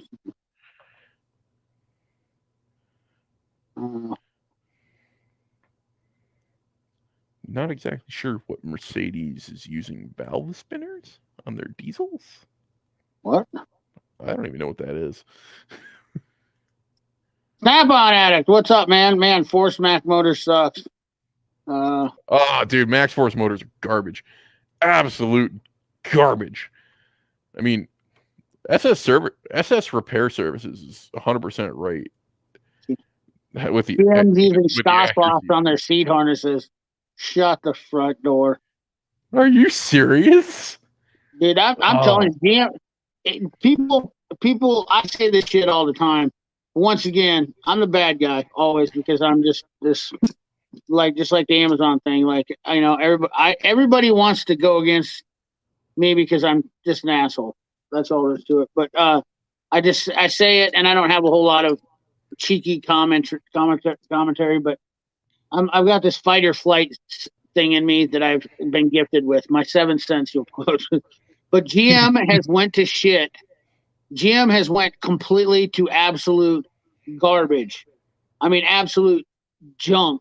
And I will primarily work on GMs. And I'm not loyal to any car company. I owned a Chrysler 300. I took to 200,000 miles from 10,000 miles, and I absolutely loved the car. And everybody told me never to buy a Chrysler. And I say, from my experience, I never had a problem. Everybody tells me that Dodge's transmissions are junk. We replace more GM transmissions a week in a month than we replace Dodges in a year. I mean, It's like, and like people talk. And the same people that are putting the transmissions are like telling me Dodge transmissions are junk, and I'm like, then how come your parking lot's not loaded with them? Like, if they're so bad, then how come they're not out there? And everybody's like, well, there's not as many. I hear that argument all the time. There's not as many. Dude, I can stand out here and count a Dodge going by every hour. You know? Yep. And no, you're 100% right. I mean, everybody has every manufacturer has a stigma behind it. Yeah, they do. Chevy's known for having really unreliable rear ends and transmission. Their transmission sucks. And you know what? Dodge used to, but they Dodge has come a long way since they got the Isin transmissions. They have. I'll admit that all day long. Right. I'm not a Dodge guy because I think they feel cheap inside. Oh, they do. They really do feel cheap. when you know that the dashes will eventually go. When you know they're going to crack and collapse. When you put your phone on it and it falls through the entire dash, like, you know, I mean, there's no doubt about that, dude. I'm not saying their interior isn't shit, but you know, like Ford's the bodies on Fords are amazing. Yep. What's your thoughts on ZF8 speeds? I'm guessing that's for Cummins, or is that the No, that's not me. That's you. ZF8 speeds. I haven't had to deal with many of those yet. Is that newer one? 20. Yeah, because ZF doesn't make transmissions for big trucks really anymore. Yeah, They used to years ago. I'm still dealing with a lot of 4L65s, and we're not getting a ton of new. Well, the 4L60, the 4L60 just alone. Pathfinder, we had a 2018 Pathfinder, I guess we had to deal with the other day. That's terrible. Those are, I don't know why you can't. They don't let you program. You can't program. Nissan doesn't allow you to program any of the transmissions. What? Yeah, Nissan plays God. Did you hear what Hyundai did? You can only program an ECM on a Hyundai once. One time. You get one shot, apparently. I don't know how true. I don't know how true that is. Oh, the ZF 8-speed Dodge transmissions. That's what he's talking about. I have not had any. I don't know anything about it. Yeah. Is it? Oh no, that's the one that they put in the Eco diesels. That thing is man. Oh man, yeah, dude. That's a $700 transmission flush oil on that. I do know that one. What the hell was I thinking? Except all my. Yeah, that takes the Chrysler. What is it? +4 fluid. Yeah, dude. Absolutely. Yeah, it takes the ZF Lifeguard automatic transmission fluid for the kit for just the fluid on it. It's like $500 to do a transmission flush on it. It's like a 30,000 mile service. I mean, that's still cheaper than doing Allison transmission services with how expensive the Allison transmission fluid is. Yeah, pan filter combo, and it doesn't have a dipstick, so and it's a pain in the ass to get in there. And the best part is the transmission's smoking hot when you go to do it, so you burn your fucking arm all off. Yeah, screw that shit. Nope. Dude, I want nothing to do with that. Yeah, dude. I know exactly. Ty, that I don't know if they're gonna last, but I definitely know that it's expensive, and usually customers shit their dress when you tell them what it's gonna be for a transmission flush. I think it's $700 is what most shops are getting. I don't do them because I'm not really typically my buddy's a transmission guy. He does all that transmission stuff, and I go help him. But I remember going up there and talking to him about that. I don't like doing transmissions anymore. I like to stick to diagnostics. I mean, with the way things are these days, anyway, you can just specialize in diagnostics anyway and only do that. So it's not like dude, that's the way of the future for the car industry is because there's guys that only want to put on parts and they don't want to diagnose anything. Unfortunately, if you're not willing to learn how to use a scan tool and understand how to do diagnostics, you're not going to be a mechanic very long. Well, you can be, but you're just going to be. Well, you ain't going to get far. Is where I'm coming from. No, you're not going to be. You're not going to make good. You're not going to make great money. You'll make okay money, but you're never going to. You're never going to be a master tech at anything. No, you're not going to move up in the world. There's no doubt about it. That's where I was at when I wanted to get out of this industry. I was like, I want to move forward? Well, when I started, I still got it. Got an MT25 graphing brick right here that I use, OBD1 system. I still use it, still love it. Still a great tool for when you're dealing with some of those cars. And I get them because old farmers still drive that shit around here. And there's guys that got 89. Dude, I got an 89 freaking Chevy truck that came in. And what are you going to do? You have to have this stuff because they're still around. Guys around here restoring them too. And I'll be honest with you, that was my bread and butter, was dealing with TBI K motors. And I know everything about them things. I mean, they're simple as shit to me. I mean, I can damn near look at one and smell it and diagnose it like a carburetor guy can. I mean, they're simple 1-2 injector system. I mean, they're no power, 700 R4 transmission. I mean, they're piece of the cake. That was what I cut my teeth on right out of the carburetor era. I mean, that's what I dealt with. I dealt with OBD1 diagnostic, which it's not even OBD1. It's actually called something else, and somebody might correct me in here, but that's okay. Everybody calls it OBD1 because there's no actual set standard with that anyway. Yeah, I think every manufacturer had their own connector. Ford had their own connector. Volvo's been using the OBD2 connector since God knows forever. Volvo Mac, they use the OBD2 connector on their heavy trucks. Yep. Pan is plastic. It's a Yeah, let's talk about that. Fucking what is plastic up with drain plugs plastic drain plugs and plastic oil pans can go because of lack of burn in steel. fucking hell. Yeah, I but hate that. it's because they're cheaping out so that they can charge more for these vehicles and give less of a. I mean, dude, it's like who was it that said in here earlier about the metal cheaper metal and stuff and all, like Jimmy, I think it was, who said it a while back, like cheaper metal. People are using cheaper metal and stuff like that. I mean, that's manufacturers will do everything to cut corners and cut cost and give you a cheaper product, but yet they're still selling a higher price than they ever have been, making bigger profits than they ever have been, and they're delivering.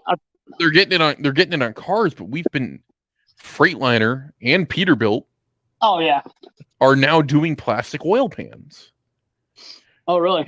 Yeah, and here's the problem: you get a rock in an oil pan, you can't fix that oil pan. You can't. You get a hole in a fucking steel oil pan. What do? You get a piece of metal, you weld it on there, you're done. Fill it back full of oil and go. You can even slap. You can even put magnet steel on it if you had to get by to get to where you need to go. You know, like a guy could actually a driver could actually fix his his oil pan on the side of the road and get back to where he needs to get to the shop. The plastic one, you're SOL. Exactly. Yeah. And I've seen trucks, dude. Like these pans are so fragile. It's not even funny. Yeah, dude. Car manufacturers do dumb shit. That's all there is to it. Dude, even the truck. But here's the thing. Now the trucks have been doing it before you guys were. Yeah. Oh yeah. Well, I've said this to a lot of people. Everything trickles down from us. Yes, everything. Exactly. Everything. People don't understand it, but the commercial highway vehicles are the ones that start out because they get the most miles and the most they get the most seat time. So they guinea pig truck drivers for shit first to see. Legitimately, what else? Why wouldn't you? Why wouldn't you want it? These guys put on 1,000,000 miles. Guys like Larry Borstrom, Mark Schumacher, Raging Cajun, all my other truck driver guys that are on here. They constantly are on the road and they drive and they see everything on the road. These guys are the eyes of America. When it comes to seeing shit, they know their shit. It's just like I'm gonna ask the weather from another state. I know that I would trust Larry Borstrom over a weatherman any day. Yep. I'm with you. You know what I mean? Like there's no truer information you're gonna get than from those guys. 100%. Yeah. We got the whole thing with the whole emissions issue right now with heavy trucks. The DEF shit. Well, we got the DEF problems of we can't right now. If I need to get a sending unit for a DEF tank, I can't. Yep. There's none in stock. There's none in stock, none in production across the whole country. My one buddy that I was in business with he's got 5 trucks, and he's only got 1 running right now because of DEF. Yep. What does he got? Does he got Peterbilt's? Yep. Have him go to the dealer. Peterbilt right now is doing a DEF delete ECM programming. He can get all his trucks back on the he can get all his trucks back on the road. PACCAR has a problem with a parts supply. They know about it. And they are the government allowing that? It's government EPA approved. And they're fining people on top of that. They're fining people for EPA. It's EPA approved. No, I know, but they're fining other people. They're fining people on YouTube. I know. But what they're doing on YouTube is illegal because they're deleting it without EPA approval. The EPA went in and PACCAR apparently had talked to the EPA, said, "Hey, we can't get these parts when they get in with the DEF." Like exactly what Jared's right there saying. He's like, "We can't get NOx sensors, we can't get sending units, any of this stuff." Right. Do you want the country to run? Because here's the issue: they're going to fail. It's not if, it's a matter of when. And so the problem is these sending units or sensors are going to fail. So when they do fail, now the truck's in limp mode and can't go anywhere. When trucks stop moving, 7 days. It takes 7 days for trucks to stop rolling for this country to go and shut completely down.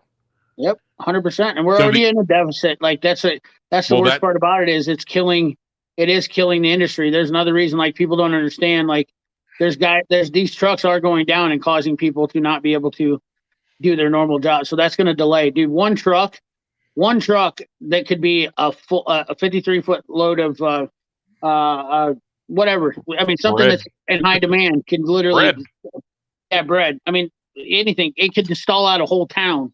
Yep. You know, like a whole town couldn't get bread because that's one semi full of that. But every truck. See, there it is. Yeah. Everything's on national back order right now. Yep. If I need to get, dude. Trust me. I got 3 trucks at my shop right now that need NOx sensors for intake or output that I can't get from Freightliner because ain't nobody got none. Right. Toyota parts, dude. Toyota parts the same way. Toyota was good for a while because Toyota did the parts on demand thing properly. But now they're everything's on back order for them. Well, that's because they depleted their backup, their what do you call it, their reserves. Yeah, I can't even get I can't get brake calipers for one. I got 2 Highlanders that are down. Can't get brake calipers for one. Can't get an ECM for another one, which is understandable because that's a chip. But and what's not understandable. It's because it's another shortage. But nonetheless, it's been waiting on it for 6 weeks. What else do I got? Oh, I got a Cadillac CVT, which that's a whole different story. That's not even. I can't even get nothing for that because Cadillac basically shut down everything on that. Well, let's play some even more devil's advocate. Yeah, you can't get those parts. I can't get a water pump for a Detroit DD15 right now. An electronic water pump. Guess how much they're going for on eBay, brand new? Oh God, I don't even want to guess. $5,000. Wow. For an $800 part from the dealer. Unbelievable. And SS right there, he's right. Mm-hmm. But I don't know. I haven't heard about the time limit thing on that. I haven't heard anything. And I don't know how they would pull a time limit issue on that anyway. I mean, what are you going to do? Tie it to the company, and then if they don't bring them back in once parts are available after a certain amount of time or have them reactivated? I don't know how the EPA would handle that, because if it were me, when parts become available, I'm not re-enabling any of the emissions bullshit, and I'm selling the truck, and I'll make a huge profit because I can go, hey, it's EPA allowed, delete. Yeah, dude, this is real. Like, people talk about, this is kind of the shit, though, that pisses me off about guys that talk about, you know, what we're doing as a career or knock on our career. And try to tell us we don't know what we're talking about or whatnot. This is the kind of crap that we have to put up with every day. And it really irritates me that someone comes in and they want to dictate what I do as, you know, how or what I use or get for my job, when I have to debate whether I'm going to put on one of the shittiest parts known to man to keep your car on the road, or because I have integrity, I want to wait for a factory part. You know, like this. Dormant parts. Dormant parts, exactly. People don't give a shit, but the thing about it is, if I put on a dormant part, which I've had it happen, put on a cheap part, and we know it's going to go bad, and they say, well, we don't want to spend the money, and then it goes bad in 3 months, and then they come back and they're like, oh, my car broke, you just fixed it 3 months ago. Well, that's because you told me to put on a shitty part, dude. I got a guy I heard my buddy was talking in his shop the other day. He asked me, he said, guy had a Ford EcoBoost, I believe it was, and wanted to put a aftermarket turbo on, or he wanted to buy a turbo. His turbo's bad or something like that. He wanted to customer supply parts. And I don't remember the exact conversation, but I said to him, you know as well as I do, maybe it was on, it was on a Ford. Sorry, 6.7 Ford. He was on a 6.7 Ford, and we've been down this road before. Wanted to put a turbo on a 6.7 Ford. He was going to supply the turbo. And I said, why would you do that? Here's the problem with that. If I or he or anybody that has a shop uses a customer supplied turbo, that turbo goes bad, that guy's going to come back the next week and be like, my turbo's bad, you need to replace it, and think that he's going to get it replaced for free, even though, because so you have to take the part, he thinks you're going to take the part off for free. That's my labor time. And if I do it for a customer supplied part, I get parts labor claim through the parts store when I buy it from the parts store. You know what I mean? Like that's the reason why we use parts stores, because they back us up and we'll get a labor claim if the part goes bad. When you do a customer supplied part or something like that, they're not going to give you that. You're not going to get that money. And the sad thing is, I told them straight up, I said, you tell them, first of all, yeah, I'll do the work and it's going to cost you X amount of dollars. It's going to cost you 25% more than my normal labor rate because I'm doing customer supply, because I'm not dealing. And second of all, there's no warranty, only my guarantee of my labor. That's it. The part itself fails, it's not on me. We do the same thing at our shop. It's if you bring the parts, we'll do the labor. We're going to charge you for the labor, but Right. we don't warranty. We're not going to warrant, like, if there's something wrong with what we did for install or anything like that. Yeah, we warrant that.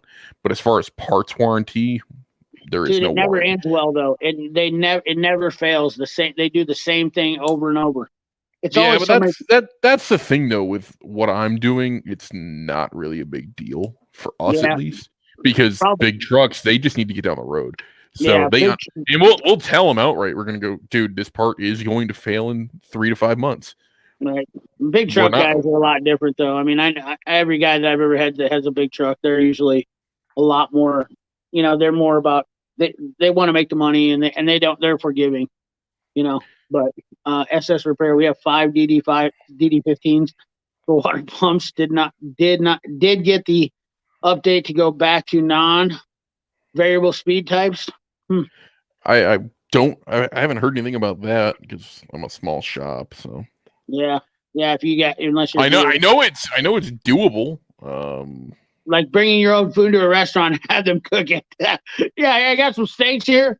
Not sure if they're good, but can you go ahead and make those for me? I mean, granted, I know some of us had farms and stuff like that, but I supply parts to a guy that does my work, but I'm not blaming him if the part goes. Yeah, you know what? And there's good people that do that. I'm not saying everybody does. You got to know the guy good enough. I mean, but every guy I ever do, they always roll in and they're all like, here, I got my brake pads and whatnot. I want to put them on. And then 3 months later, they smoke them because they bought the economy brake pads. And they're like, these things are bad. What did you do? You installed them wrong. Well, I had a customer, dude, literally this week. He was an international box truck, a 43. It's a 4,300 international. It's a standard regular box truck, Cummins motor. Goes to the international dealer, gets a throttle pedal because his throttle pedal's acting up. All right, brings it to us. He went to the dealer, didn't have the VIN. They gave him a throttle pedal for a truck with a Navistar motor in it and not a Cummins. 2 different parts. Don't know why you'd have 2 different throttle pedals for 2 different engines, even though you could make one that works for both. I don't understand that. Whatever. Doesn't matter to me. He goes, what do you mean? I brought you the part. Same issue. I brought you the part. Why doesn't it work? Well, it's the wrong part. I don't tell you that the dealer gave you the wrong part. Yeah, there's another one right there. That's a big one too. So who's paying for that? And they usually you'll have that problem too with them. So I'm like, I'm not putting it back on for free. So in this case, it's literally 2 bolts and super easy to get out and in. Not a big deal. It literally takes like me a minute to get in and out of the part. Not a big deal. But if it's something where, like, I have to take 15 parts off, put it in, put that all back together, I get where you're coming from. Of like, hey, you got me the wrong part. Yeah, we're not going to play that. But in the big aspect, in the big scheme of things, in reality, would that same person do the same thing for you? You know what I mean? Like, no, they wouldn't. That's the thing. Exactly. You know, that's the catch-22. But I've been burned too many times over the years. I mean, that's my problem is I've done a lot of favors for a lot of people, and in this business, seen a lot of shops go downhill because they do the good old boy system and whatnot.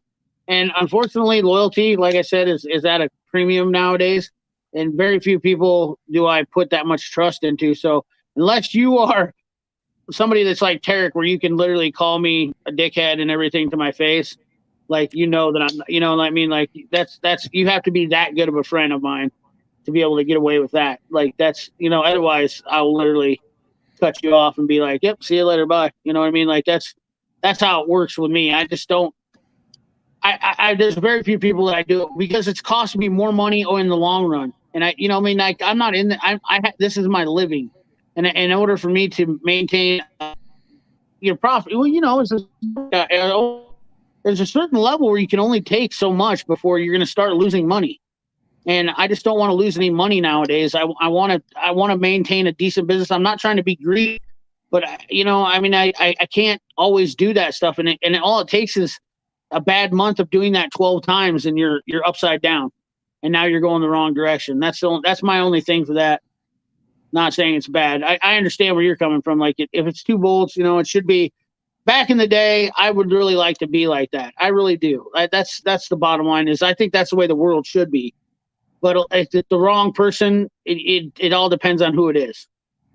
Some guys it's okay, some guys it's not. It's at the judgment call at the time, I guess, is the main thing. I don't know. Yeah, like it's all a situational thing. Yeah. So. Messages me how I have part numbers for the DD. Oh, he's got them. Look at that. SS Repair. Message me. I have part numbers for the DD15 Retro. There you go. That'd be great. Just hit me up on Instagram. Same thing. Cummins Tech 2020. Be great. You have a SS Repair. Do you have an Instagram account? Hopefully you do. Because we're gonna wrap this up here. If not, because it's been 4 hours on here, and I'm ready for bed. It's midnight. Was up way too late on Jude's stream last night, as I always do. I get excited. It's 1 o'clock for me, so lucky you. Yeah. Oh yeah. Yeah. You guys got that extra hour ahead of me though. Yeah, unfortunately. I always make fun of Nick. My buddy Nick's on the same time. There's his Instagram. Brian Meadows, congratulations. Welcome to the club. You're now a part of the elite few. I think we were up to 30 members maybe. We're killing it in memberships. Almost 6,000 subscribers and 30 members. Yeah, I've been a member since you opened it up. So. Yep, you're my first. The first 20 guys, I know who they are. Trust me, they're the first 20 guys. Anthony Robles, Larry Borgstrom, pretty much all the guys in here that've been in here. They're the first going members. Diabolical, Raging Cajun. I really do like Raging Cajun. He turned out to be a surprise out of nowhere. I didn't know him much, and really, really great guy. We got to talking. We didn't get to talk a bunch. Basically, that I had a small shop years ago with a buddy. People bought in their own stuff, and at times it was usually a headache. We shut that down in short order. Yep, it is unfortunate. Yeah, crap. No, I forgot. I was on a work phone. It's Meadows. Oh, Brian, that's right. Duh, I forgot Brian Meadows. Yeah. So Brian, you have an Instagram. Yeah, I found him. Okay. Yeah. You must have been talking to him already. So yeah. No, not exactly. No, yeah, I forgot about that too. I'm beat, dude, and I've got tons of work this week. Absolutely, dude. Yeah, good night, everyone. Chris Hodges, Redline Gary, Eric, Ed, the old tech guy. I want to thank Leroy again for coming on. Always a pleasure to have somebody, like I said, come out of the blue to come on. A lot of great commentary, a lot of great value added to the stream. Great stream tonight. And God, we had almost 115 people in here a couple times. So always, it's a good stream. So 4 hours in, and we're still talking. A lot of good information out there, and I appreciate Heavy D guys coming on. Hopefully, we get Turbo Ty on this because that guy's also a really awesome guy. Maybe one of these. I like to get different people on. So any of you guys that are watching, that haven't been on my stream before, always keep that in mind. You're more than welcome to show up or come in like Leroy did. Definitely all about that. Tarek doesn't like coming on anymore because he doesn't like me. So, Juan Prats, thank you, buddy. But let's go ahead and wrap it up. Thank you guys for watching as always. Check out Cummins Tech 2020 on Instagram if you do have Instagram. Great guy. Always has up some kind of post that's interesting. Always posting something about tools. Yeah.